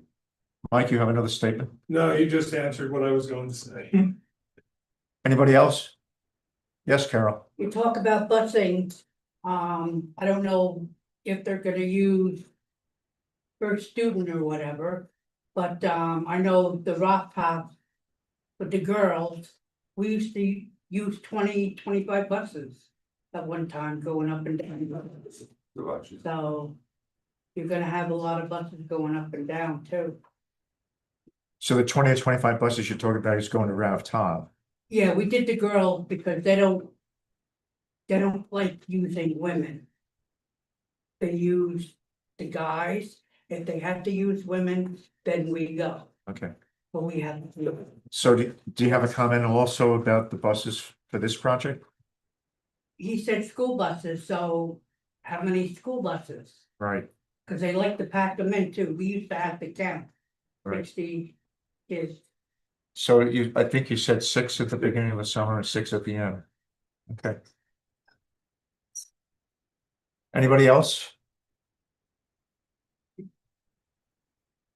Okay, we're gonna leave the public hearing open, by the way. And I think now the board, If I could just make one comment on what Dave said, if you don't mind, I want to go back to the long form EAF. We initially submitted a short form EAF. The long form, and we've met several times with both professionals and with this board. For the first time within the last week, we were asked for a long form. No one had asked for that. I had assumed that because there was no new construction that the short form was acceptable. So I understand you haven't had a chance to review it. That's because nobody asked for it until the last week. So I just want to bring that to your attention. In fact, I'm not sure why you needed the long form, but we did submit with the application a short form EA. okay, thank you. Does the board have any comments they want to make? I have quite a few. I Let's- have let's- one, I go ahead. have a comment. We have been wrestling with the sewage, with the doubling, the increase in the usership, et cetera, and we have been repeatedly asking for you to provide us with your DEC permits, and we have not, to the best of my knowledge, we have not received them. So, you know, as far as a complete application, it would be helpful, because the public and the board is concerned about the sewage treatment and the capacity that has been brought up from the very beginning, and I have I have yet to find. So I thought, Member Buckner had sent it in. I No, know that is not the DEC permit. You gave us, Barry Metabach sent in a quote unquote, engineering study. Right. But we want to see the DEC permit. And your bulk petroleum, any other permits or registrations by any other agency, we have repeatedly requested that you provide them to us. I'll I say. know I received it. I received it by email. And I can forward, I thought it was sent to everybody. I thought everybody was. Yeah, one of the. It hasn't been submitted to the board, so. One of the problems with this project is that how information gets to us and when it gets to us. So get us the information. I don't care how you send it. You know who to send it to. Just get us the information and get it to us sooner than before the meeting. Yeah. The next meeting that you come to. All right, let's talk about water. I think the board is comfortable with the county health department who has said that the number of 55 gallons per minute per day per person is a number to use. And that equates approximately to the 9,500 gallons that your wells per day is producing. Part of that, part of the caveat on that 55 gallons has to do with the plumbing fixtures, that they all be low water. Low consumption, thank you, water devices. You had a plumber go up there. The board has it in the, they had a plumber go up there to establish which ones used the proper devices, which ones didn't. A couple of notes to that. One is, Greg, you've seen it, and eventually I'm gonna need some feedback from you on it. But my observation is it counts for the toilets, which ones are low water, low usage. It counts for the showers. It doesn't address the sink faucets. There's no addressing of that, so that has to be established.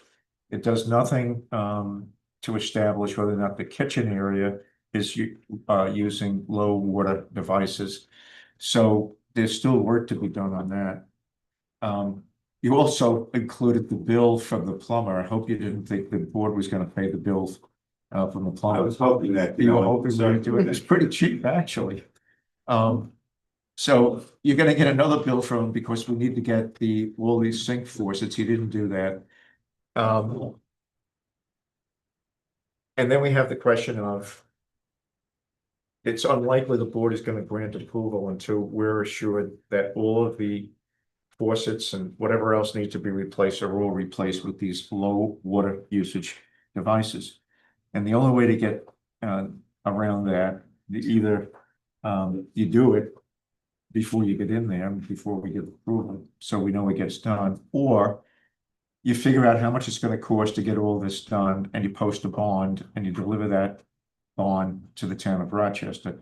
So if you don't do it within a period of time, and we'll decide what that period is, 2 months, 3 months, whatever, the board can pull it on and have it done by our own plumber, not our plumber, but a plumber, and get that all done. So this board, I believe, correct me if I'm wrong, is unlikely to approve anything until we either have all those devices changed out, or you tell us what it's gonna cost to replace them, and you give us a bond for that. Yeah, it's not a problem. It's not a heavy lift to replace the Okay. shower heads for one. Yeah, but you And forgot I'm the gonna sink. speak to them about the. You sink. forgot the sinks and you forgot the kitchen. Yeah. All right, and just as an aside with water, is the water on yet? Because the last time we did the site surveys, the water wasn't on because the pump was out for repair, as I recall. But The it's water's on. running? Yeah. Okay. Great, do you have anything to add to that? Well, I checked with our plumbing engineer, and apparently there isn't a specific requirement for faucets. It only applies to the shower heads and the toilets. It does in commercial applications where you have the automatic on off of the faucet, but not. Okay, well, that's what you're gonna need to do, because we're accepting the Board of Health, who said they're gonna use all water saving devices. As far as I'm concerned, there's no wiggle room there. And if there is, then we're back to square one in terms of the water and the number of people who can be in that facility. So it's either X or you either do it or lower the number of people. Could I add something to that? Sure. I also mentioned that one of the most significant contributors to water use is toilets that are leaking. So while you may have a toilet that is energy efficient in terms of the amount that it holds, you also want to confirm that there's no leaks. Because that can contribute to I overuse. actually have on the premises right now 50 toilets delivered at the beginning of last week. And I will be replacing all 50 of them. We have some new ones over there. Over on the parking lot, everybody can see it. Okay. I'm going back to Craig. Craig, I know you sent out a memo dated 6/18, which reflected either comments you got back from the applicant or the meeting that we had about 2 weeks ago or 3 weeks ago, where we went through each one of the items. Are there any remaining issues in that memo of 6/18? Do you have the memo? Well, yes, I have the memo. There are still some outstanding comments still, and there was the PDF for the plan that was sent today. Oh, yeah, let's start with the PDF of the plan you gave me today, the new plan. It's still the old plan. Which one, so? So Abraham, the paper plans that you gave us have a These are date new on it, plans. but the PDF that you sent me yesterday or the day before yesterday, the PDF, you know what a PDF is, right? He made these from the ones that I sent him, Correct. and I saw it. I think I was on that email. What are the plans that are on our tables? Were they delivered today? We just do I it. just- Delivered them here. Oh. So we don't have to. This was delivered today. What date was on the PDF, Greg? This says 5/22/2025 and Last revision- revised is 5/21. Yeah, Dated the bottom is 6/18. These are 6/18. Look right at the bottom. Where it's actually the deadline's last. Oh. what we have is what, Right, the ones that were delivered today say 6/18. Oh, okay, so well, that's not what the. He's saying that digital version. Right, the digital version, what does the digital version say? Well, I'm not sure whether it's 23, 25. Yeah, I'm gonna repeat myself. That the timeliness of stuff. We had the same problem on last meeting, 6/9, we had two different dates. Same thing today, we get the maps tonight. That says 6/18, but what we have here. We don't do that here, maybe they do that in Washington. We were responding to the most recent comments from the things that we gave you. That's why they were amended. Okay, And and I we got appreciate that comments you, within I like- appreciate that you're responding to them, but then I guess what I need to do is keep pushing you out in terms of meetings so you can get the work done. You either have people work 24 hours a day to get it to us at least 2 days before. Right. And not the same night, or we set the meetings later. We're trying to accommodate you to get you a public hearing. Create, you said. But the upshot of it is, we're sitting here scratching our heads. What am I dealing with? What's the date on the PDF? Well, the date on the PDF, Well, on this. on that, it says 6/18, The revision date is but right I there. checked a couple of my comments and they're not addressed. And they're not addressed. No. Would you, those comments we're talking about? Well, just specifically the two that I checked was the one house, it stated that it's to be renovated. In discussions, it was stated that that's going to be removed. What we spoke, so I left it as renovated. If I can renovate it with an amount that happens. Okay, and then the other comment was just the property delineation on the aerial map is not correctly shown. Yeah. But those were just. I didn't check it. No, Okay, so but I just checked it real quick and I didn't. you were checking it against an old map, now we have a new map as of tonight, so you have to check it against the new map. So we've got some more time before. When we were at the site visit, he said he's gonna tear that down. So he told us he's gonna tear that building down. Yeah, exactly what I was gonna say. So Abraham, one of the board members is reminding me that You said you were gonna tear that building down. Are you tearing it down or you're leaving it up? When we had the site visit, you told us. Yeah, you I'm were probably tear gonna it down. tear it down. Like I said, I'm still not there on the plan. So yes or a no? It's Yes or a no answer. You wanna see can't have us- it both ways. For us to. Don't look at me. You figure it out. I understand. You figure it out and make sure it's on the plan correctly. Because if it's not on the plan correctly, you're not getting an approval. I'll leave it as renovated, You'll leave it as what? to be renovated. To be renovated. Okay, it's now renovated. Can renovate it, if the engineer What? says, if the engineer said we can't renovate it, then we're gonna have to turn it, you're gonna have to. take If you it have to down. tear it down after when we give you approval, if you have to tear it down, you gotta don't forget you have to go to the building department to get an approval to do that, right? But right now, as far as we're concerned, it's there, it's being renovated. Don't talk to me again about tearing it down, okay? I have a comment for the engineer. As we deal with multiple revisions, it's very hard to keep track of which came first. The way you're handling your dates, the original date here is where you put 6/18. That should be the original date of the first submission. Then in your comment in the table to the left where it says revisions, that's where you put in your revision dates. So there is no revision date here, and it's very hard for people that are going, it's hard for us to keep track of which is the correct revision. Simple convention and engineer. Well, I know, well, I didn't, yes, that is the way it's done. Dorian, I agree to you. I agree with you. It'll help eliminate any comments, and then you won't get comments until you do something, okay? One final thing. Oh, maybe not one final thing. The next final thing, the safety plan. Yeah, I was gonna bring that up. Go ahead, Peter. Yeah, so we did the original safety plan revision with Abraham.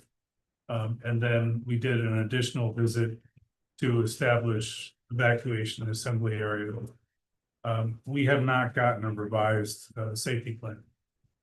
From I've requested it, there've been 2 letters, requested a revised safety plan, including the evacuation areas and again, it's one of those things that we did get a revision of the safety plan, but it wasn't dated. It's exactly the same as the previous one. So we need a version of these things so we can keep track of what version we're looking at, because it's just impossible to understand, for any of us to understand what, if any, changes were made on these documents. So that's just something. It's a waste of time, you started studying them.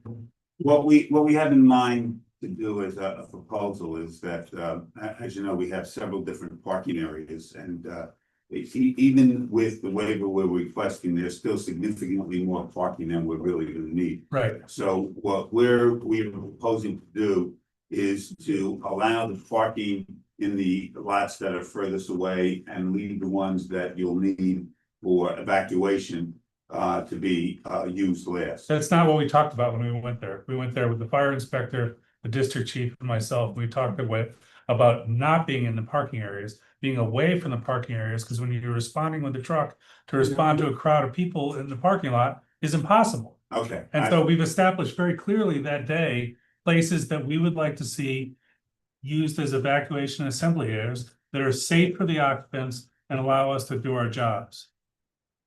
And so I thought that was clear at that thing, and this is, you're proposing something else. No. He was talking about the parking spots in front of the building.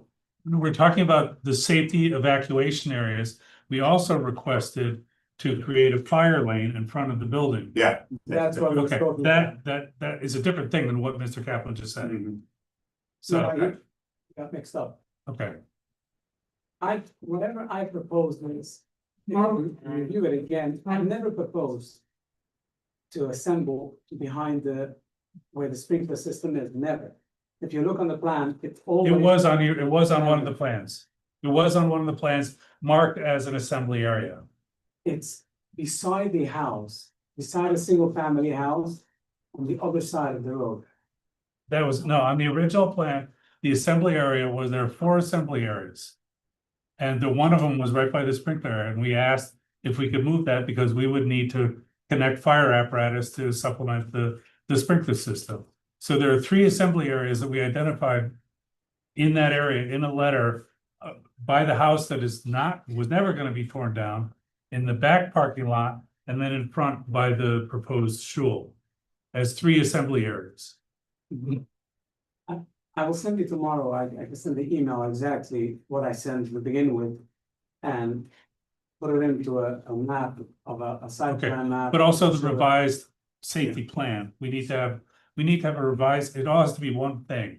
Revised safety plan, which clearly identifies the assembly areas. Yeah. Okay, and then it just should be updated as a version 2 with the date or whatever, because it's impossible for me to go through that document and determine what you added and what you didn't add. You know, just save it as with the correct date, and then that'll make it easy. And to include a map on there with the 3 assembly areas, did you get the letter that we sent? Yeah, so include those areas on there, and if you can add a fire lane in front, that would be really beneficial to all involved. So, as Jeff said, regarding the fire lane, that we're gonna try to use that spot as Okay. last resort. Okay. But not for assembly, No, okay, it's a fire. right. Because having been on numerous fire calls there over the years, we pull up in both fire apparatus and personal vehicles, because we're all volunteer and people show up on scene by necessity. And there's a large crowd of people right out in front of the building, and it's impossible to do any sort of work, and it's not safe for the inhabitants, and it's not safe for us. So we need to establish those safety areas where people can be counted and accounted for by your staff, so we know whether we're looking for anybody inside the building. Because as you know, it's a massive building. It's very hard to find your way around in there. And any time that we can save to make sure that people are accounted for is essential for everybody's safety, the inhabitants and ours. So that's just the thing that we really need to work at. And I appreciate the fact that you revised the safety plan, but we just need to take it a step and make it crystal clear that, where people are gonna go and when, in the case of emergency, and what that procedure is gonna be in case of emergency.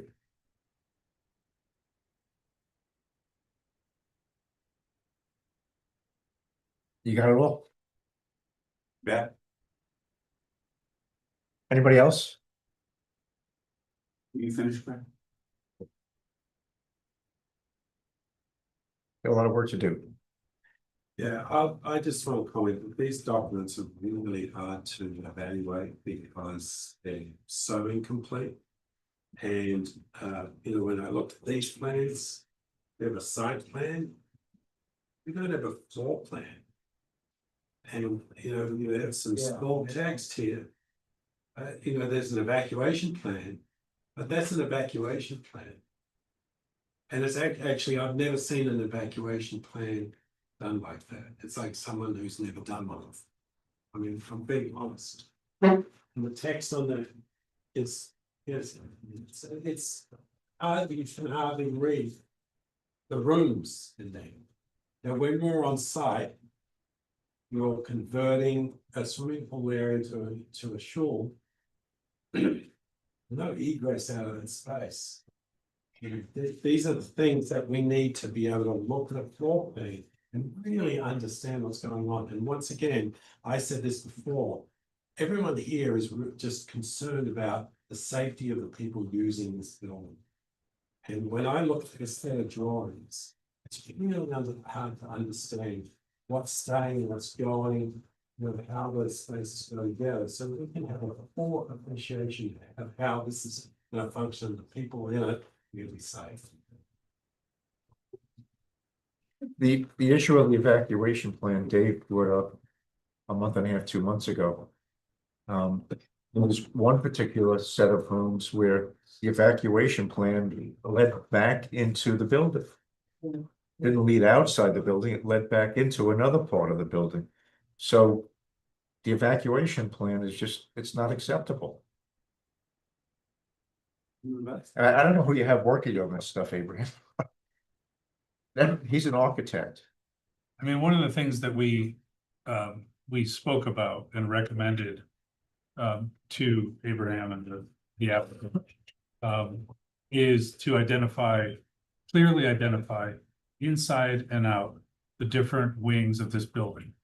Because it's very impossible, it's nearly impossible to determine where somebody is room 116 or 32.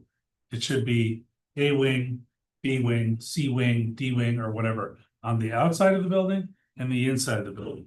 Because it's very circuitous in there. Even when we were there during daylight on a site visit, it's you go into a room and there's a stairway that goes down, and then it goes into a dead end, and then it goes to a door that's 2 steps up to step out to an emergency exit.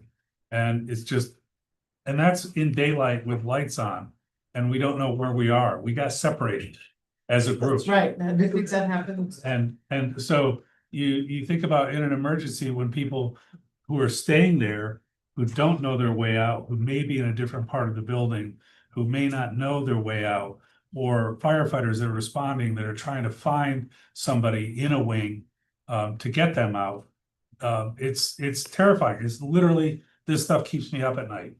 And so I would love to urge you to take everything we said seriously and identify the building wings with big letters or numbers or whatever clear thing you want to do from the inside and out, so people can look at the wall, look at a door, and they know where they are in the building. So if they have to call somebody, they can say, I am by door E5, and then we know where that is, or we have a chance of finding out where that is.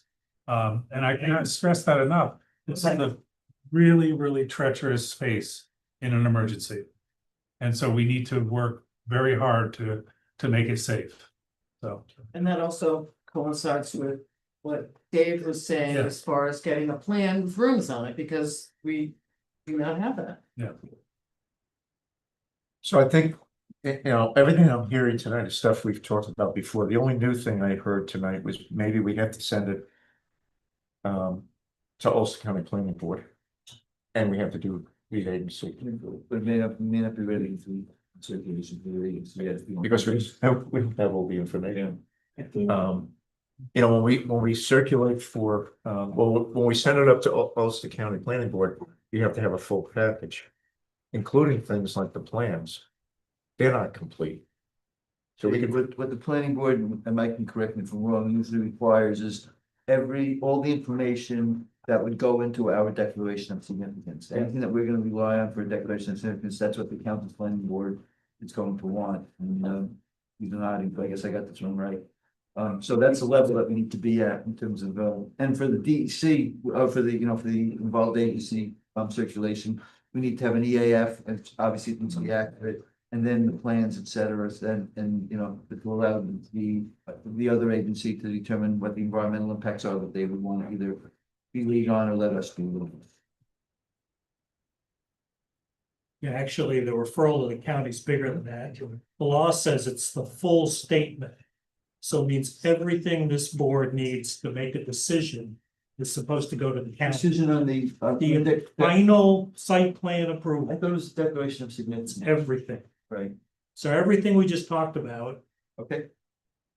In theory, Mike, right, we're supposed to have. Yeah, you don't have to have a seeker determination complete, but you do have to send full statement, and it's not clearly defined, but it's always been defined by the courts as being everything this board looks to make a decision. Okay, that's easy. For us to say. Everything in the Google Drive. Yeah. Okay. Or soon to be Municaland. Yeah.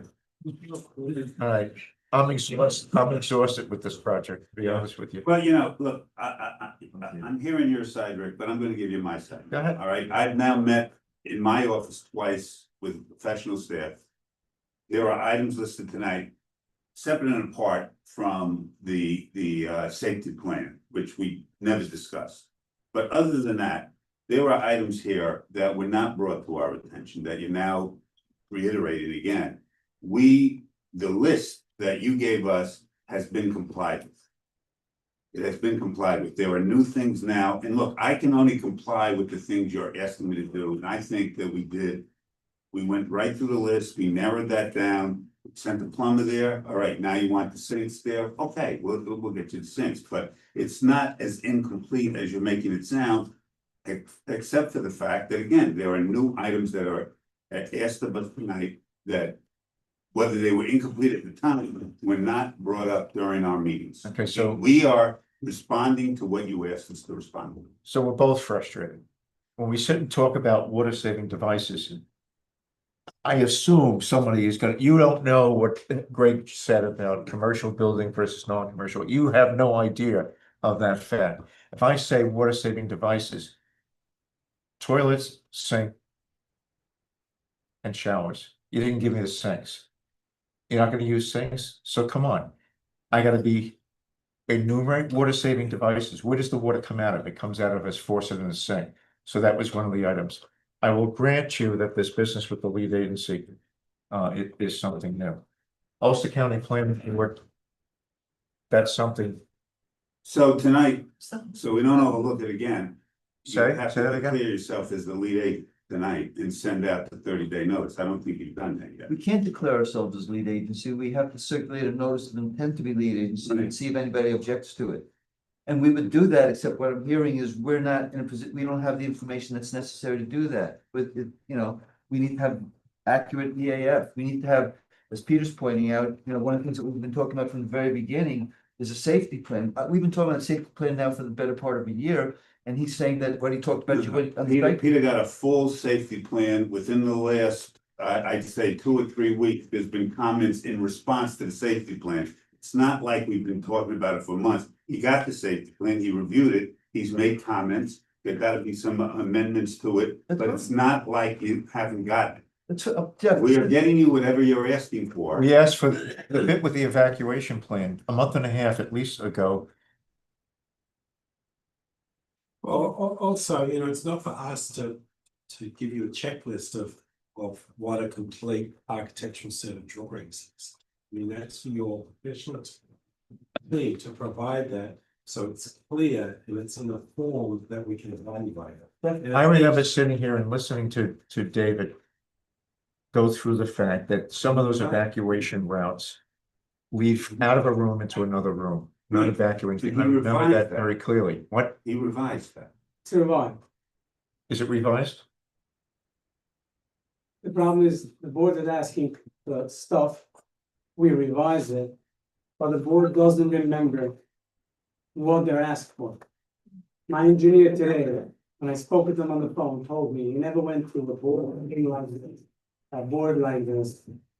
He said, the board asked for different type of trees, and they're asking why we're sending new updated plans. And he went like bananas on me. Well, He said. every engineer we've ever, maybe. Find another engineer that. Every engineer we've ever used. Understands what has to be done. We don't have to tell them, give them a lot of details to what has to be done. I'm sitting here in this board since 7 o'clock. The only thing what I heard is 350 Cherrytown, myself and the other Cherrytown. It's only one thing. We do not need Jewish people in this area. No, come on. Well, that's your opinion. That's the only thing I heard. That's your opinion. You're entitled to it. Organize yourself and don't blame. So we need the stuff that we asked for. Listen.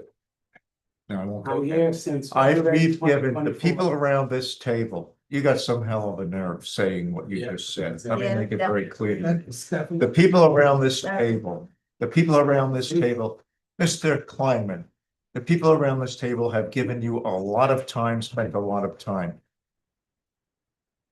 I'm here since February 2024. Organize your work. Okay, and you'll be here longer until you get us what we need. I have to go back to drug rehabilitation center. I'm sorry, I didn't hear that comment. What?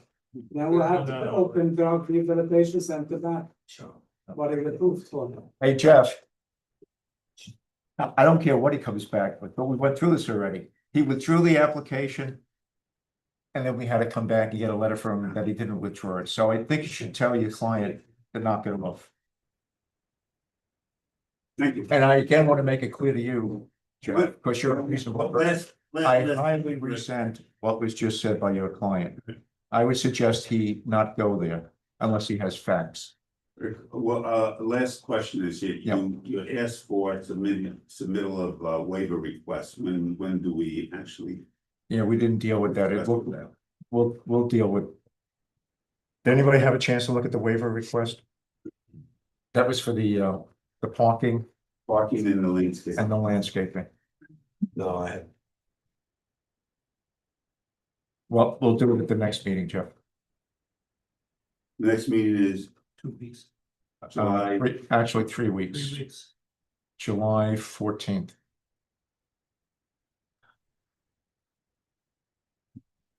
And then you say you had a meeting on what's the next meeting on July 14th? 28th, I think it is. So if you need 30 days, the 14th isn't gonna get us to 30 days. We should come back on the date when your 30 days are up. We haven't even, I don't know, there's no motion right now to circulate for notice of intent to be lead. I'm not sure if the board believes that we have enough information. I haven't heard a motion. That's done by motion, that's done by resolution. We resolved to be lead agency, but we can't make ourselves lead. We have to circulate a notice of intent to be lead. That's done by resolution. Listen, I go to a gazillion planning board meetings. That application can be made at a first meeting, never mind a fifth meeting. That really is not appropriate for you not to say that. At least you can't send out to see if other agencies, informed agencies want. Are we ready to send it out? You just have to review the EAF, which has to go with it. If you're okay with, All right, so I'll entertain Yeah, a it's very incomplete. we'd have to review it and we'd have to get authority to circulate once it's reviewed. That's. So it's a mechanical. Process, go through the right process too. I can need that. I'm saying there's a process that we need to follow here.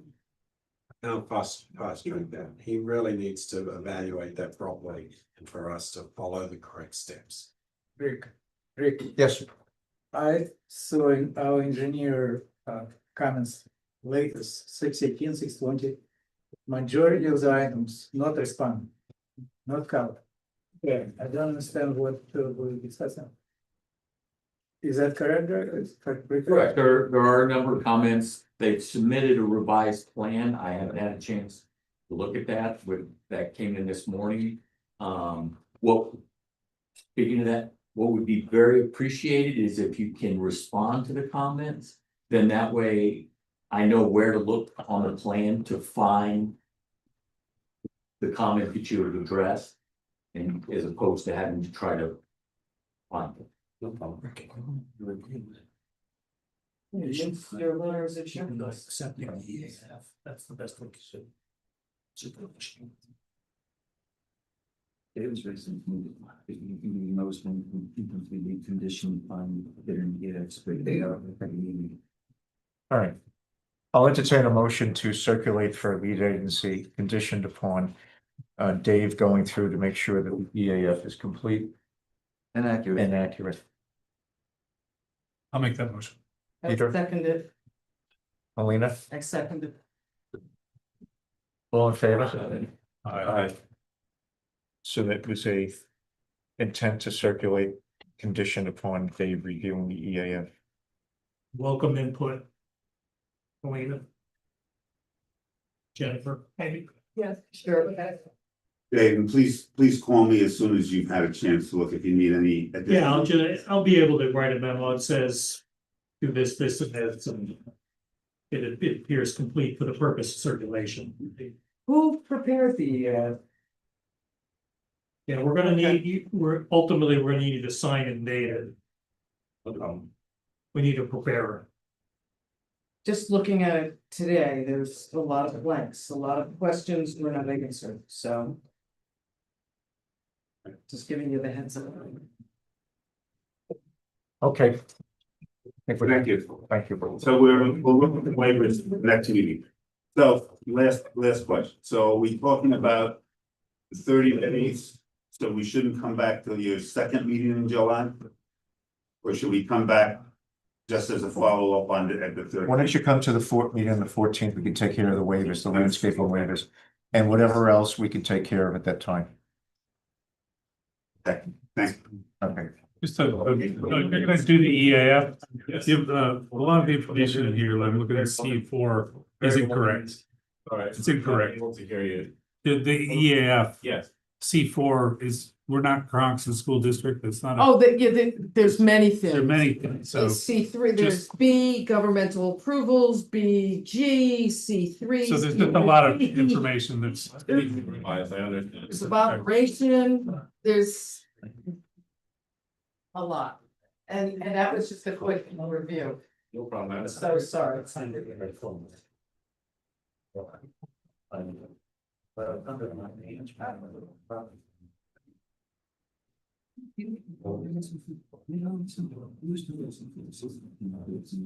for your courtesy.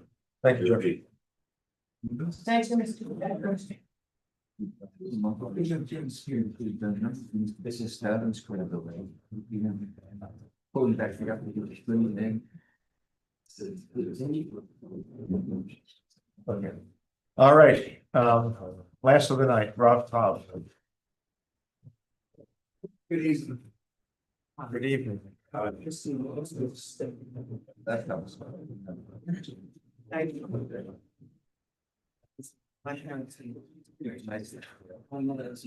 Where's Dave? Myself. Moshe, how are you? How are you? Good. Just give us a few minutes for Dave to return. There were three no Fridays. Oh, there he is. All right, so. This is a public hearing for Rav Tom, but I think what we'll do before we go into the public hearing.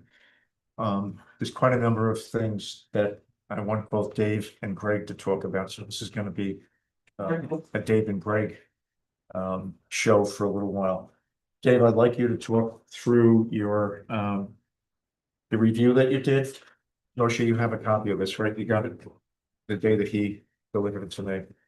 So Dave, I'd like you to go through this with the highlights of the comments.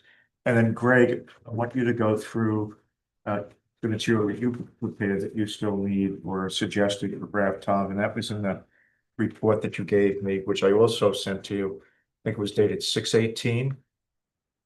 The one that dealt with the need for a complete SWIP for the area. But we'll get to you, Greg, after Dave. Dave, go ahead. You said the high points? Yep. Okay, so what Chairman and I talked about, for better or worse, the former code enforcement officer's determination got the wrong zoning district. I suggest we get this corrected with the new code enforcement officer. I'm not sure it makes a big difference. But it could affect which criteria the board uses to review the project. So, not an issue for you guys. We just got to get the paperwork straight. We got a full environmental assessment form. It's mostly well done. I don't know if did you get my review? There's 6 or 7 items you just need to revise or update. In the environmental assessment form, but we can, if you don't have that already, we'll get it to you. Yeah. The narrative, I'm suggesting the narrative be updated to what's gonna happen with the existing dining hall, kitchen, loading area. Once the new facility is operational, you're gonna tear it down, where you're gonna take it. Are you gonna dispose of it on site? Are you gonna carry it off site? I think the narrative should just explain the whole process between when the new facility goes operational, what's happened to the old kitchen and dining area. I mean, I know you're converting the dining area, as I recall, to some common area. Is that correct? Yeah. So just if the narrative could just explain that for the board better. We do need an agricultural data statement. Your property's in an agricultural district. You got a farm operation right next door to you. It's a simple form, Mike, you know, we have too many mics in the room here, you know, right? So the board will need that. I discussed the possibility of a SWIP. I'm gonna leave that to Greg. If that's okay. Yep. Hydrogeological study, it's been brought up in some conversation that's outside the board that we've had. I just remind people that the attorney did provide a memo regarding whether a hydrogeological study in this circumstance is required or not, and I remind you to look at that. And the answer was no. The answer was no. Well, the answer was no, as a matter of the zoning requirement. We have heard people express concern later on about hydrogeological issues, and so as a seeker matter, I was saying whether the code as a matter of the district required it in a situation like this, where they are saying they're not using any more water, but we may have seeker issues coming up with this thing. Every single week for public benefit. Especially was it the last session, there were people standing up and talking about the flow of water. It's a different issue, but hey. Okay. Right. Okay, you provided a photometric plan related to lighting. I'm proposing work with Greg's office, and we're gonna need some more detail on side compliant lighting. And this goes to the question, there appear to be two emerging issues. Again, Greg, and as an engineer, I would recommend you work with. There are two issues that have been brought up that the board's interested in a more broader sense throughout the entire property. So one is lighting. There's some concern about not just new lights, but if you can get the current lighting that isn't dark sky lighting compliant. And could you work with our town engineer to see how best to do that? The second is related to drainage. We've had public comment of concern that there may be drainage. I'll describe it as the east slope towards Sampsonville Road, or that general vicinity. But my sense is the board wants to get a better sense of drainage throughout the property, not just in near the footprint where you're going to build a new building. So my recommendation is two engineers here to work out what are the issues there and what can be fixed. What else? There is going to be county referral required to the county planning board. So I think in your case, we probably are pretty close, if not close enough, to refer it. Is my recommendation, given the body of information we have, with a couple missing pieces, including getting this EAF, the revisions done, and getting the agricultural data statement. But that needs to be referred to the county planning board. They only meet once a month. They make decisions during meeting. It's not a staff function, so we're going to have to wait for one of those meetings. That's in 9 days or first Wednesday of every month. So there is a new provision, so that's a referral we have to do. It seemed to be pushing it for the July meeting. So we're not gonna hear that till first week in August. There is a new code provision from whenever they got adopted, November, in the zoning code. Because your property is within 500 feet of a property on the National Register of Historic Places, actually potentially two properties. There's a required referral to the town Historic Preservation Committee, who are given the ability to comment on design issues as they relate to certain historic features, which are clarified in the code. It's not a free-for-all, it's a specific design review. It's advisory only. So Rick, the chairman's already been in discussion with the chair of that committee. And we just need to get that process going. So that's advice to this board. And when we do meet with them, you of course can, it's a public meeting. We'll consider the information we provide them with. You all can join that meeting. It's not a secret meeting. It's an open meeting. We do need you to, if you haven't started that already, contact the State Historic Preservation Office.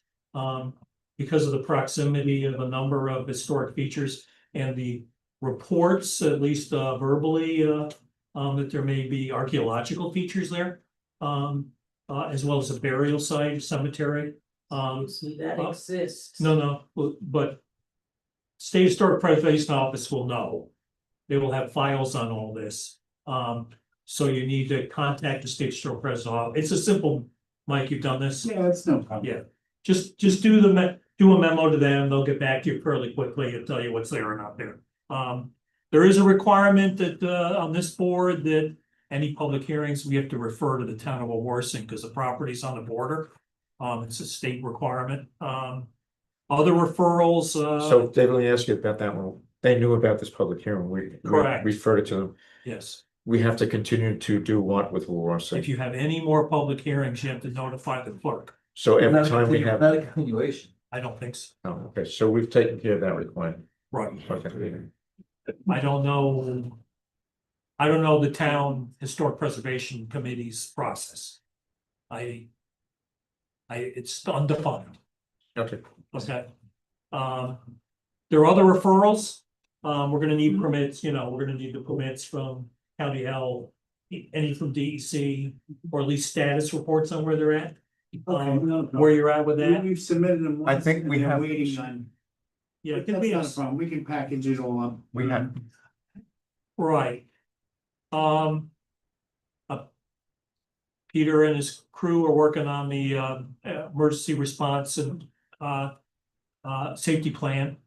He can speak better to what that issue is. And then I just noticed a series of quote requirements related to noise, lighting, sound.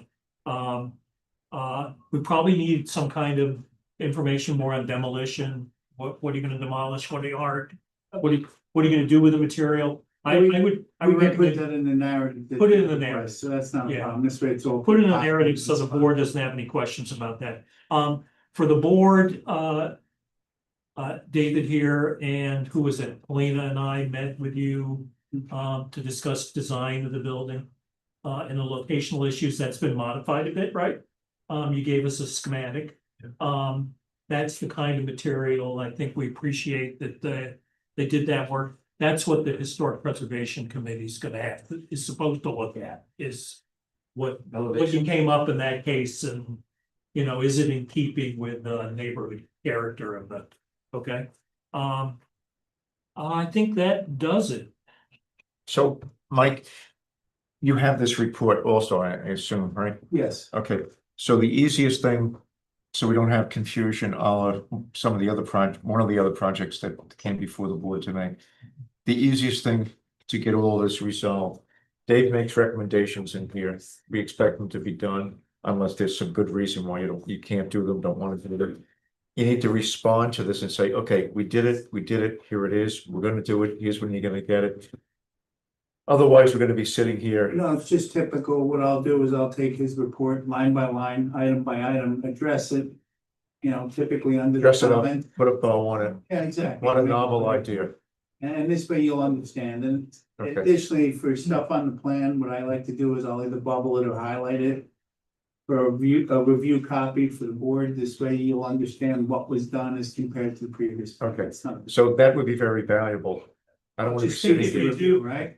The EAF revisions I recommended, if you do those, we could start some referral process. That's why I was gonna ask, if I do the ag data statement, then the revised EAF, then technically, from what I've heard, it sounds like we can get the referral to the county planning board Correct.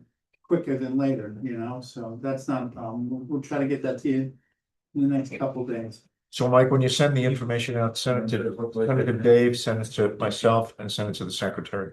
No problem. All right. Then you've got the SWIP issue. All right, so something that Dave said, I want to zero in on it was, there's two issues, and he referred to them as in a broader sense. I think where the board is, with the advice of Dave, and we're gonna get to Greg in a second, but it's Greg's opinion also, is that the issue of SWIP/drainage, both of those are very important, and you need to look at the entire site. I remember at the last meeting, I asked the question, where are all the outfalls? You referred to 6 outfalls of water where are the outfalls? And I didn't get Well, a little bit fuzzy answer. no, understood. That's with the septic system outfalls. So Right. the thing is we've compiled the data, we're putting it together. We now understand that the existing kitchen's outfall will be the same as the proposed kitchen. That they tie into each other. We'll put all of that information on a plan so that it can be properly reviewed. Now you're talking about a septic system. Septic system, I correct. think What about the we're drainage? gonna show The that- drainage, we're gonna have to take a different look at because they have some buildings that I wanna look at that. Once again, when, it depends on how you wanna define SWIP, right? For me, it's the disturbed area and the new construction. These areas have previously been constructed, but it's my understanding the applicant is not, not unamenable to providing. You may recall that we had commentary from the public relating to this. Absolutely, but So- the applicant's amenable to putting in devices to address the stormwater from other buildings. To allow existing buildings to try and reduce the quantity of water going towards adjacent properties. And that's what So- that's what he'd like to do, so. I'll let Greg comment in a second, but, Greg had gotten a hold of some aerial photographs, and I can't tell whether new buildings were added in the past or not. It's clear, that there were buildings that were, originally there, and they were made into two-story buildings with new roofs, so additional height added to an existing footprint, I get it. How much more water you get from something like that, I don't know. Our concern is that it's also whether any buildings of whatever size, whatever sort, can't tell from the aerials that have been added over the last 4 or 5 years. We need to understand the additional drainage that might come from those buildings that wasn't previously dealt with. Greg also pointed out the tennis court in the back. In one of the aerials that you presented, the latest aerial, it looked like the tennis court was being converted into a building. We're not sure. It's all an existing facility for me, I don't know the specific. So the tennis court has always been, was previously. Well, either way, if you look at it as a tennis court or building, if it's in the same footprint, it maintains the same impervious surface pretty much. Well, But however, we can always evaluate it. I can go back into older aerial photographs and see what was there, and then we can address those concerns. All right, so Greg, why don't you, Well, what I was more getting at is it triggers the requirement for a full SWIP. So the issue was, as you had said previously, there was less than an acre of disturbance. For a site like this, you have to look at it as a master plan and development. So the DEC doesn't look at it as each individual project in and of itself is not more than an acre of disturbance. It's, do you have more than an acre of disturbance for all cumulative projects since 2003, which is when the stormwater regulation came into effect. Now, not going back that far, I just went back to like the 2016 and the 2021. And so that's why it was a little, so if it was a tennis court, basketball court, I don't know which one. And then you built a building, that's area of disturbance. It's an area of disturbance now that's stable, right? Because it would have. But it's still an area of disturbance from the standpoint of disturbing more than an acre. So it still requires a full SWIP. And in that full SWIP, you'll identify areas that are impervious, that are still impervious, but you still have to do the full SWIP. Greg, to be clear to these guys, if when these things were built in the past, if there was a stormwater plan or some sort of mitigation at the time, that can become part of the new SWIP, right? I mean, they can take credit for the mitigation that they did before, but the point is you look at the whole thing together, right? Well, it would fall under redevelopment under the stormwater regulation, but you still have to do the full SWIP is what I'm getting is, yeah. No, I understand. Like I said, let me digest it. I only got this the other day. But to me, it's not a disturbed area. It's historically disturbed, as you're stating, right? That it was something different. Right, and if it was an area that was previously a building and it's still a building, there's really no change to the surface.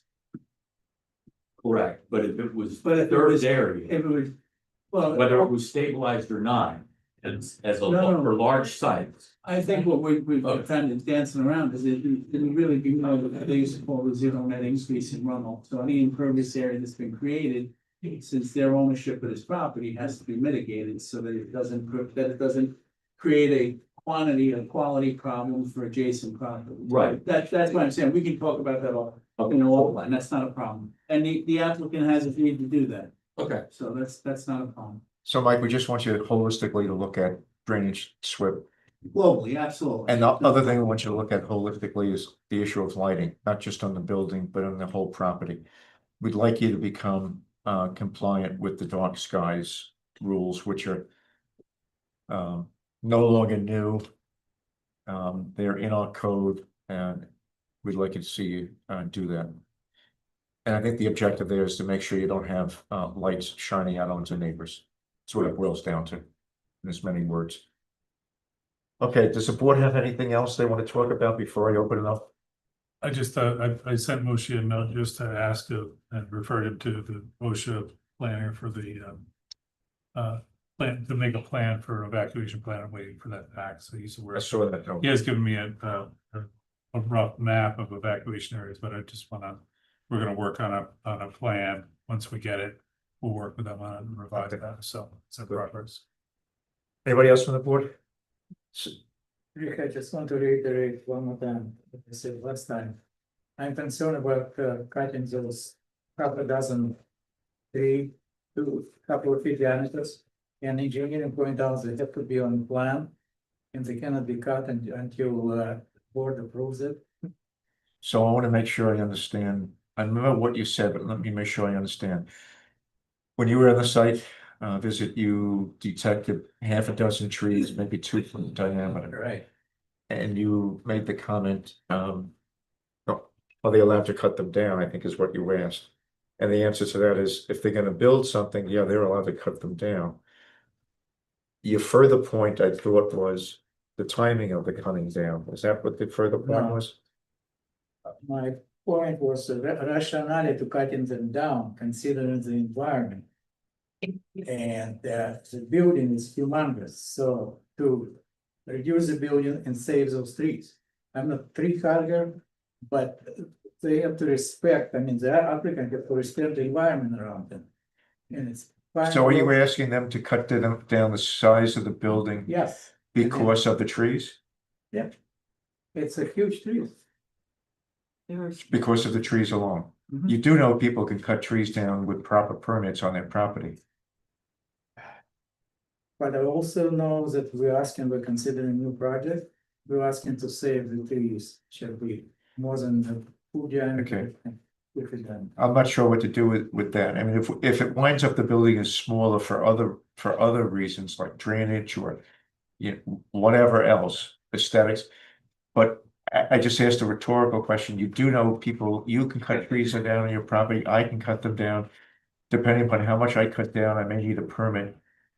We're all tree huggers, but if you're asking me to have him pledge no tree cutting, I'm just not gonna do it. But why is the board asking to put them on the plan? And So are you looking for them to be in the plan? Is that what you're asking for? it's. You want them in the One of plan? the reason the code. The current code does require that they identify all trees 12 inches in diameter or larger on the plan. Right. And that those trees shall not be cut down until the plan is approved. It doesn't say that you can't cut down the trees. Right. It just, for the board's Now consideration. we're talking about something that's reasonable. And I They- misunderstood what was being said before. Right, they can't be cut down until the plan's approved. They need to be identified on the plan so that the board's aware. Okay. We'll identify the trees at 12-inch caliber. If the building turns out to be only 5,000 square feet, you won't have to cut them down. It's not 5,000, but it's pretty probably 8 or 9,000. I'm sorry, That's it's the late. plan. It's late, we're getting a little. Yeah. Thank you, Cory. Anybody else? My concerns. Okay, the public, anybody from the public? Mike? Yeah, Yeah. I'd like to first thanks Dave for asking for the ag data statement and the other things, but I want to address the A3 and R5 zoning district. This parcel is 117 acres. Previously, the whole parcel, except for maybe the two little pieces along Sampsonville, were zoned A3 because the Dude Ranch was an agricultural tourism use. Last year, and I know this because I'm the one who made this recommendation to the town board, I recommended that the resort proper area on that side of Cherrytown Road be changed to R5. The board adopted that with the new zoning code. It appears Mr. Davis made a mistake, but I would say that the zoning district is not really a matter of zoning determination, it's a fact. Any of us can look at the zoning map and see that that area is white. Look at the key and know that that area is R5. So it's not a matter of challenging his determination, it's a matter of correcting a mistake. This board does it all the time. There's a mistake in the EAF, you correct it. So if we can go back to the new building inspector and correct it, great, but if not, the board can't continue to review this as an A3 project because it's not in the A3 district. And the reason it matters is camps are now allowed in the R5 district. They're not allowed in the A3 district, which makes this a non-conforming use. It's a whole different review process for a non-conforming use than a use that's allowed with yes, they both eventually get the special use permit, but they're two very different sets of code, two very different structures. The other difference is the setbacks are greater for the R5 than they are for the A3. So I bring this to your attention because I believe this board will be opening itself up to a potential lawsuit if they continue to review it as the A3. So this needs to get fixed, corrected, and reviewed as the proper zone. So Dave, I heard you say before that you were going to go to and ask the building department to make the correction. I could. Okay. I thought you said that an hour ago. Just kidding. You pointed out before in your report that there was a mistake made. It was clearly a mistake in your review of the new code versus how it was coded. So we do need to go. Is this what you were talking about? That's what he's talking. Literally the same. So we need to get it fixed. And so between the two of us, we'll craft something and talk to the new building inspector. Okay. All right, and then what we need to do is to look at things like setbacks and all that and see where or if we have any problems with that. Could I point something out? The new Sure, code, Jen. section 140-39.2. I haven't read it, but there's a whole section on pre-existing non-conforming camps. There's a whole section on. On pre-existing non-conforming camps. But if I It's can not in finish, play here. if I can finish, Hang on, so- Mike. Hold on. Okay. Dave. This is the issue we talked about a couple months ago, which is what Mike is bringing up. It's important to get this right because the standards for review are different. For a pre-existing non-conforming use versus what's a new use in essence, right? And this is a new use. Permitted in the zoning district that it should have been listed in. They're just rebuilding the building. Rick, can I finish making my comment instead of all this going on in the? No, just wait, Mike, you stop. Okay. Just hold on. Hold your It's horses. just not the way you conduct a public hearing. We're gonna get back to you, Mike. Okay. Dave? I think I'm good. Oh, all right. Now I you mean, can we'll go. get it, well, Nope, now you can't go. Wednesday, I'll be able to go to the code enforcement officer and ask for a new determination. Is that what you'd like? Yeah. Okay. Go ahead. Okay. So this is not a non-conforming use. Camps are allowed use in the R5 zoning district with a special use permit. This camp predated zoning, but it is under the new code. It is allowed use. This is an expansion of an allowed use, but it's not, it should not be reviewed as a non-conforming use in any way because it is an allowed use under the code. Okay, thank So you. that's the first point. I've got other points to make. Go ahead. The second, and thank you for asking about the total lighting package. The lights that went in there last year or 2 years ago when they bought the property, lights do not require a building permit, outdoor lighting. They put them up, they were legally allowed to put them up, but they don't conform to the code of 140-20. And when you're reviewing the entire site plan, and by the way, I don't know if there ever was a site plan review of this property ever, because it was built in the 1950s. So I'm just asking that the entire property, and I appreciate that you're doing that. The same with the stormwater runoff. If the entire property should be looked at, and I would agree on the SWIP. I think really that's all, except the one other thing I would like to address is there is an awful lot of foot traffic between this property and 350 Cherrytown during the summer. It is a very narrow road with a lot of turns. And so I just would like the board to somehow, while you're reviewing the site plan of this property, either address that somehow or at least look at it. And then one other thing, I'm not sure what's happening to the existing entrance to the kitchen and delivery with this new proposed entrance. The site distances at this new proposed distance are very different than where they are now.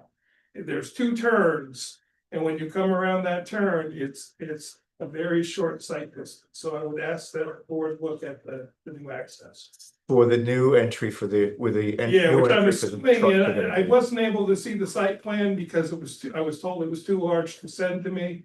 But I'm assuming the new access is where the dirt area is. Oh, and one other thing to bring up, I'm sorry. I would ask that they show a dumpster location and on the site, because currently I don't know how they're dealing with waste. I now sit on the Ulster County Resource Recovery Board, and this facility is required to separate their recyclables from their solid waste. So there should be 2 areas, one for recyclables and one for solid waste. And it should be picked up by a hauler, not disposed of by them at the transfer station, because it's commercial. I'll stop there. Thank you. Okay. So Greg, you're familiar with the entrance that he's talking about at the end of the new building with it pulling in Yes. with the truck, so just need to look at the site distance for that. If you desire, we can go out and get the measurements of site distance and provide them to the engineer. That's. Yes. No problem. That would. Fine, no problem. Anybody else from the public? They're waiting here. Hi, I'm Chelsea. I live on Cherrytown Road. And what I'm going to read is going to be different than what I submitted to Robin, because as I learned, this is my first planning board meeting. As I learned this evening, it's not for questions, it's for statements. So I basically just reconfigured all my questions into that. So hi, I'm Chelsea. I'm a resident of Cherrytown Road, and I'm here to express my concerns about the proposed 50,000 square foot facility at 30 Cherrytown Road. First, the scale and height of the building are significant for our area. With a 3-story structure proposed, I urge the board to confirm whether it complies with the town's 35-foot height restriction, and if not, whether a variance has been requested.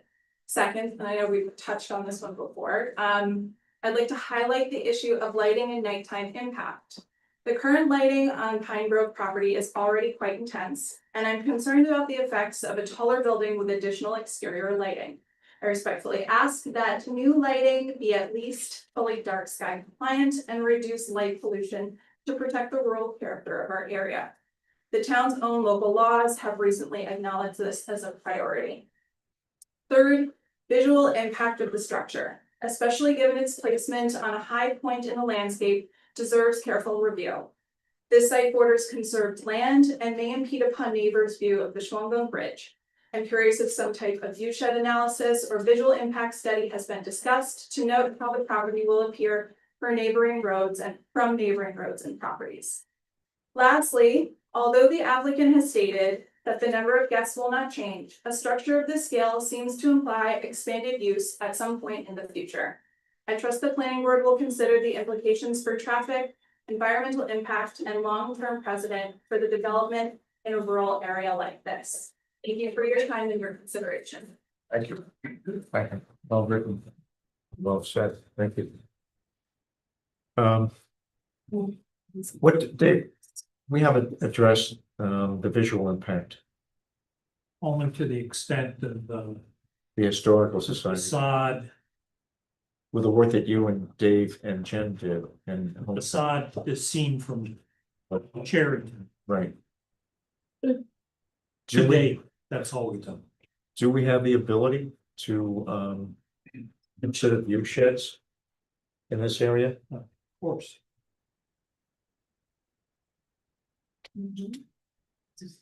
How do we do that? Well, you could have the visual environmental assessment form filled out. We could identify potential features that it might be visible from that are important. Parks, the scenic byway, historic sites, you know, as Matt Allen reminded us, places frequented by the public for outdoor purposes, not people's backyards. That's not your purview. That would itemize those, and how close they are. And then if the board felt that, there was enough in close proximity, you could ask for some kind of visual simulation.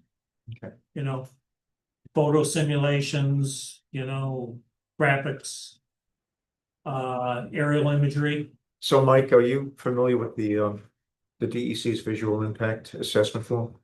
Briefly, yes. Why don't you, I could send it to you, Mike. Yeah, that's fine, we can go over. it identifies It's a whether, checklist, just like the others. whether or not there is an First thing we issue. need to do is assess how far we are from those parks, historic features, anything of that Right. nature. So like most of the stuff is the historic house and stuff that I've seen is what considerably far away from where the proposed building is going. So we can put all that on the map, and then if we determine that we need it, we can also just fill out the form as well. So.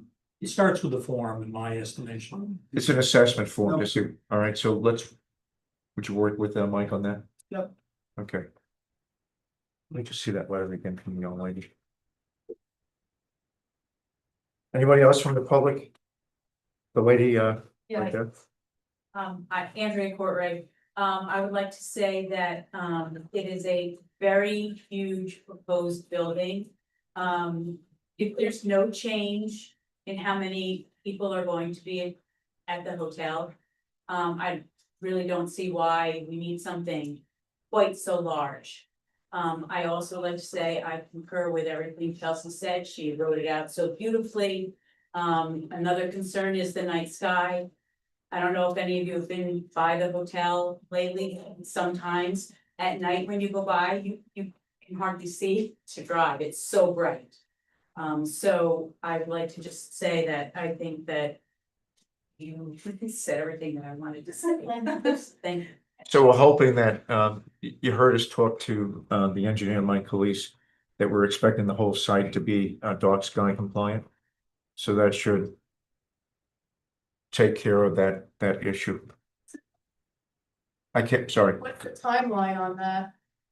on doing the dark sky, they have to give us a timeline in order to, get the approval. Okay. You know, if they say next 10 years, that's not gonna be acceptable. We'll have to talk about what the timeline's gonna be. We're not there yet. Is there a reason that wasn't like initially brought up before all this floodlight went up? When you say initially brought up, you mean, Like there weren't floodlights at the Dude Ranch, and now when it was purchased. well, all the things that happened since the Dude Ranch was sold.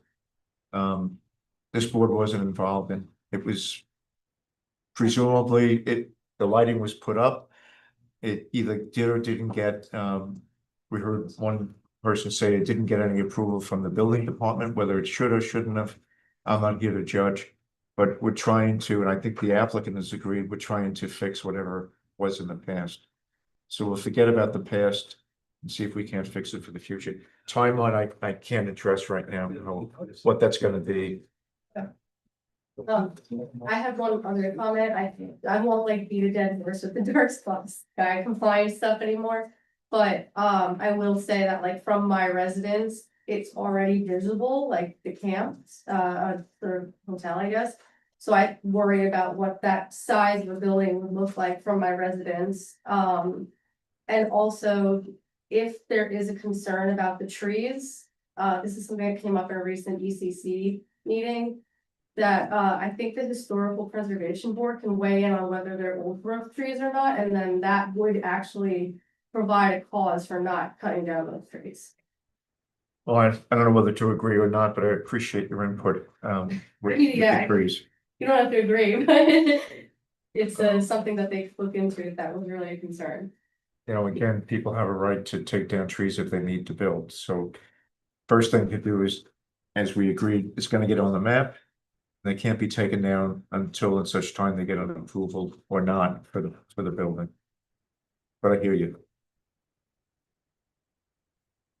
If you want to see some really great old growth trees, if you've never been to the New York Botanical Gardens, they actually have some old growth trees there that are probably 350 years old. Although one would suggest that that's not really old growth, it has to be a lot more than that, but anyway. Another comment? Yes, so right now, I know we're not allowed to ask questions. I'm sorry, you have to speak We're louder. not allowed to ask questions, but maybe you can answer. Well, you know, if you ask it and it's something simple, but this is a telling of a story How many with a statement of. Camps are like right now of this nature? Of buses, of people coming in and out. You're asking me how many camps there are in the town? At the villa, there's the proposed. This is. There's two camps in front of this board. One is the project you saw before. Yeah. Ridgeview, and then this camp is already in existence. Yes. And so the modifications is to that camp, so two that are before this board. Three locations. So I guess my question is to the board, at what point is there a cap to the amount of facilities like this? It's determined by zoning. And it's determined by zoning. So it could be. I can't give you. infinite number. No. But I couldn't give you a number. I couldn't give you a number. There are certain areas where it's allowed in the town. There's certain areas where it's not. It's not allowed in residential any longer in residential areas in the R2, R3 zones. It's still allowed if I'm in the R5. So what that would come out to be in terms of numbers of camps, I couldn't even begin to project. But it's a good question. B? Well, it seems, I'm B. Halvey Depew and I live at 191 Sampsonville, and I'm here tonight because I have to reiterate, put on the record what I said at the meeting that wasn't a public hearing. There's a proposed 50,000 square foot dining hall and kitchen to be put at 30 Cherrytown Road. Currently, there exists 2 Ulster County Health Department's permits. One for 126 resident units and the other for 570 persons. The Speedy's permit shows 6 outlets, even though there's been a big discussion where they are. I'll bet I know where most of them are. And that allows 27,400 gallons to come downhill. In my home, it's downhill. So when you do this environmental review, they better have a heck of a good drainage system set up. And I'm very glad that Greg went through the whole thing and that they're making him do a SWIP. Because as you know, because you Jennifer walked my property the other day in the pouring rain, which actually showed nothing other than the pouring rain. When you got to the top of the hill, you were still up to your boots in water.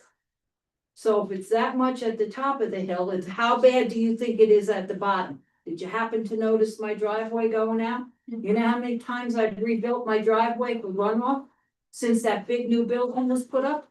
I can't even begin to tell you. Neither here nor there. So your proposed 50,000 square foot building is 2 stories. That's 44,036 square feet. Where's the other 6,000? I sat on the zoning board 25 years. I wanna know exact measurements. I don't want 50,000 square feet of a proposed site. I wanna know how big the building really is. I wanna know what's going on. So does everyone else. They just don't express it quite as forcefully as I do, and they're nice. I'm not nice. I got a sump pump in my basement that runs 24 hours. Anybody wanna pitch in to pay the electric?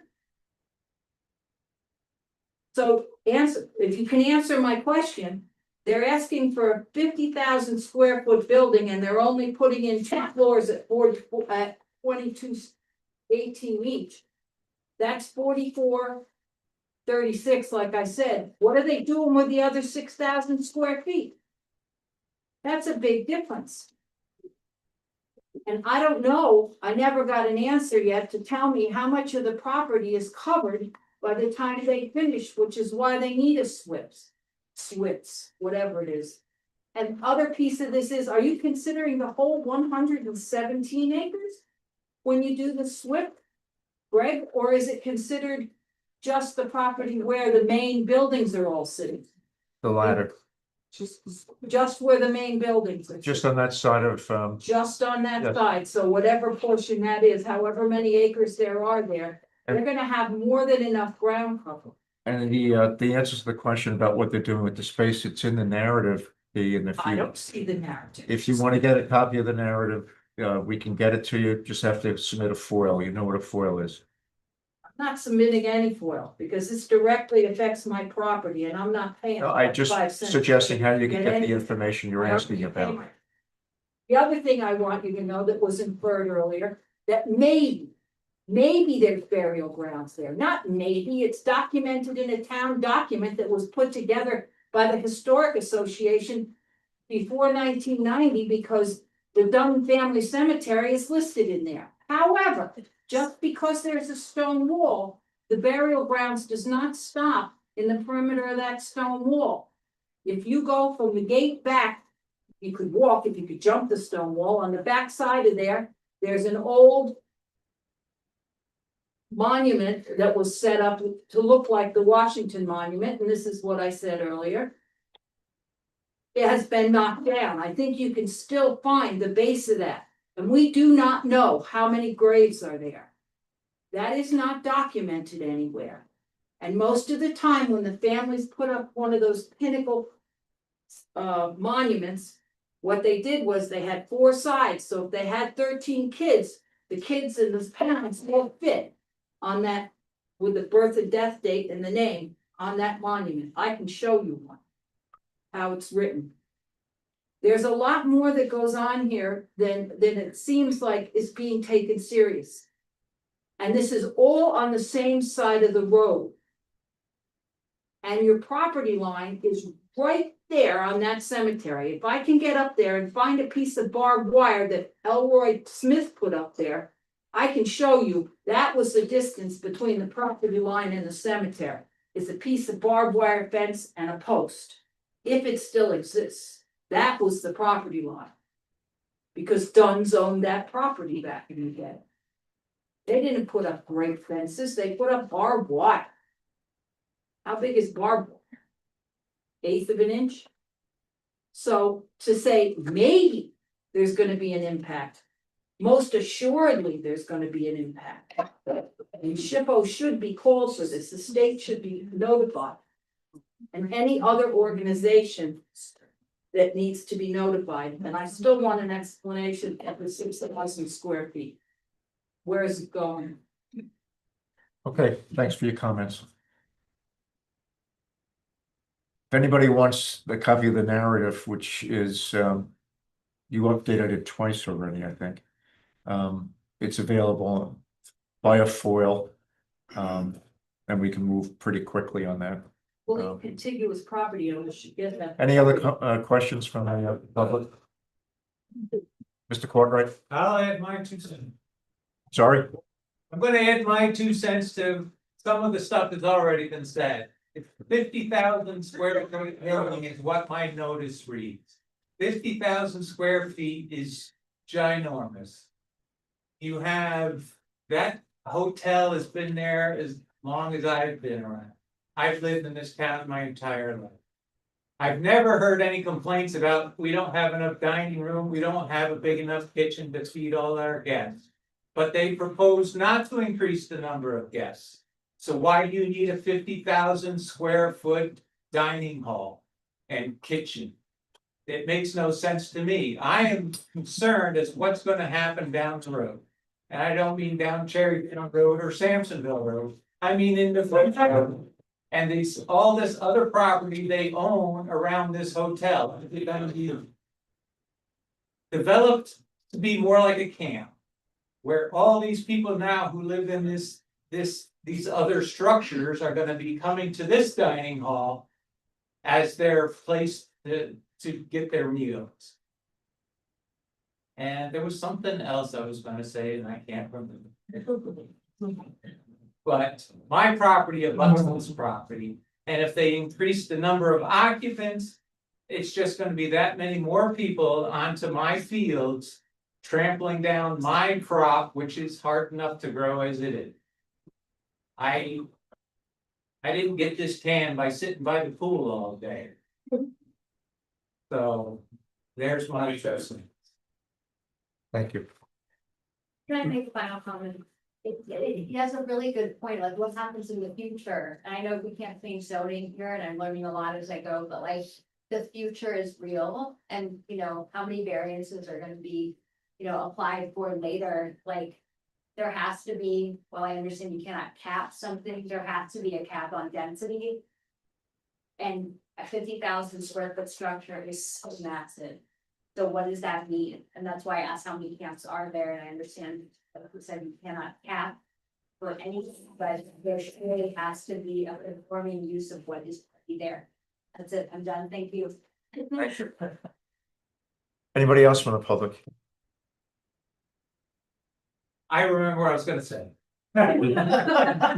Goal line to goal line, sideline to sideline on a football field is 48,000 square feet. That's how huge this dining hall is. That's the square footage we're talking about. That's what I'm. Rick, maybe clarify that 22,000 square feet floor. So people understand the total. Well, I think they do. What footprint. Zorian is saying is the footprint is 22,000 approximately. It's 2.5 stories. Mr. Calise, would you like to just describe the building?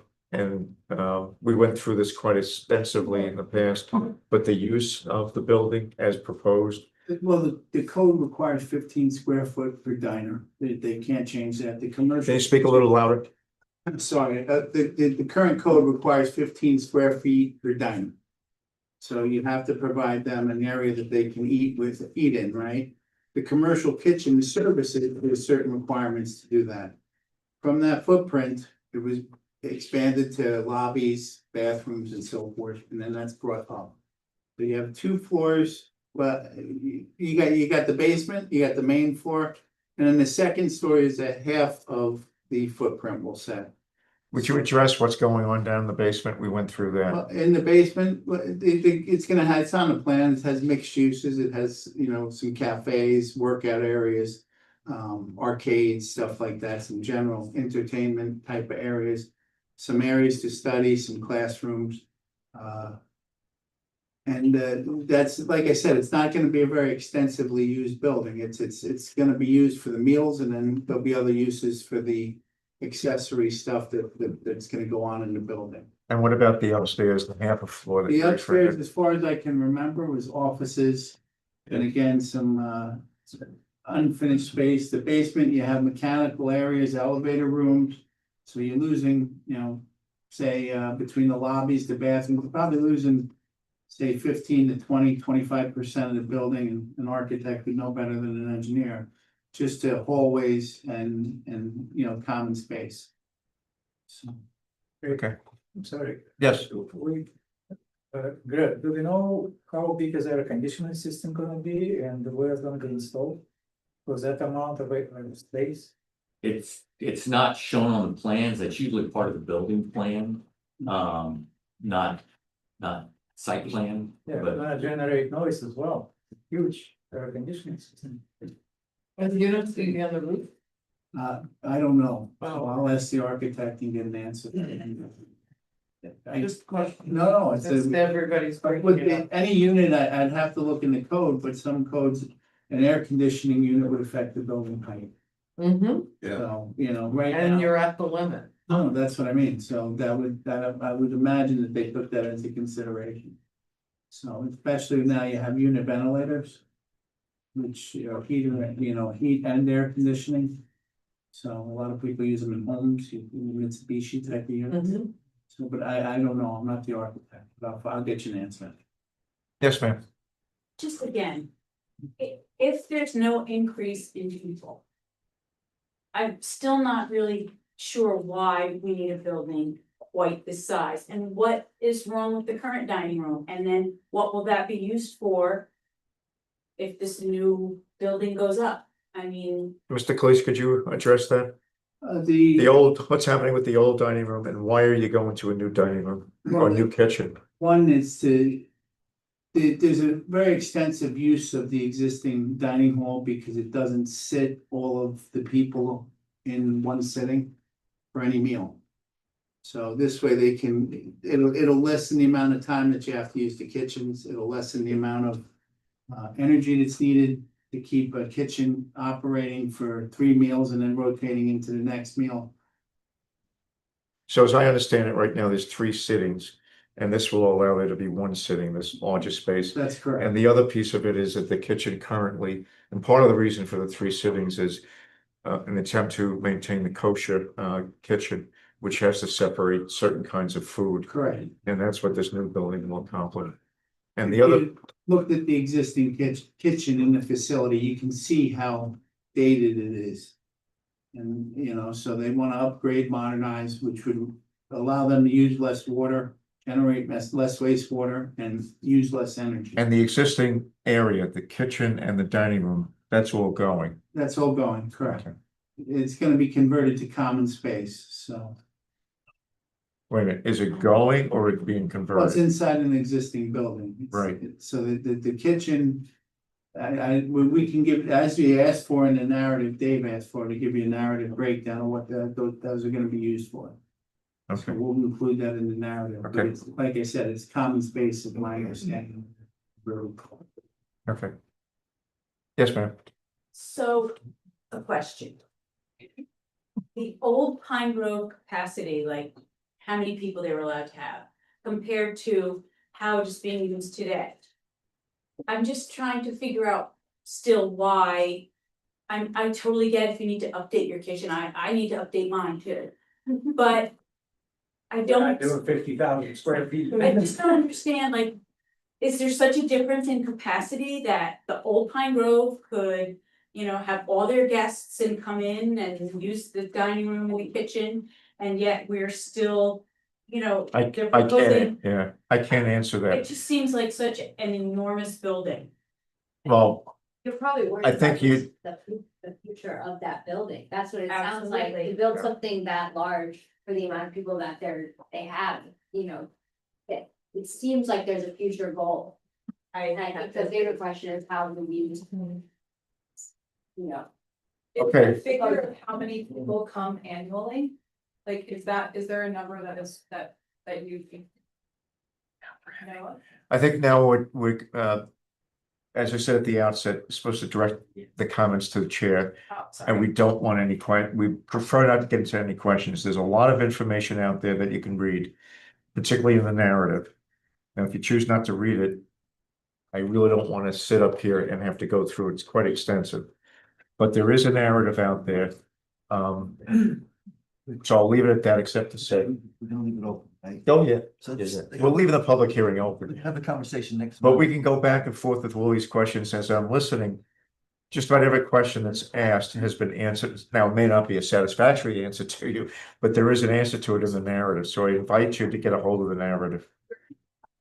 You go to town hall, Oh, that's. go to town hall, ask, you want to file a FOIL, what's called a FOIL. And you can ask for, the specific document is a narrative. for this project, the Rav Top project. And it then comes to the planning board and we'll have it to you in a day or two, Oh, thank you. okay? And there's floor plans as well that we've seen Yes, that will explain some of your questions. Okay. the floor plans create a little bit of a problem in terms of their size, Yeah, but we'll work through that. Just have a question, hopefully you'll indulge me. Will the plans for this be included in the Municipal Lab? Because I don't at the know. Village of New Paltz, we've been using it since November.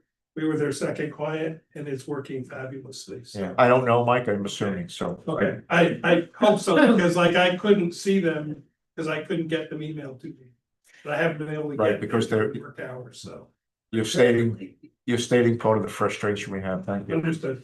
Um, Thank you. any other, Are there gonna be made available elevations of this building? So we can get a sense of how it's massing? the elevations are here, They're over here. the elevations are over here. Okay, Please, they're over there. Okay. the elevation from the street is. Okay, it's almost midnight and I'm about ready to turn into a pumpkin. The public hearing will remain open. Mike, you and Dave have a lot of work to do. Dave, you and I have a lot to do, and Greg and Mike have a lot of work to do. May I make a motion to adjourn? Yes, That's it. we're just gonna get up and walk out. Talk about leaving it open. How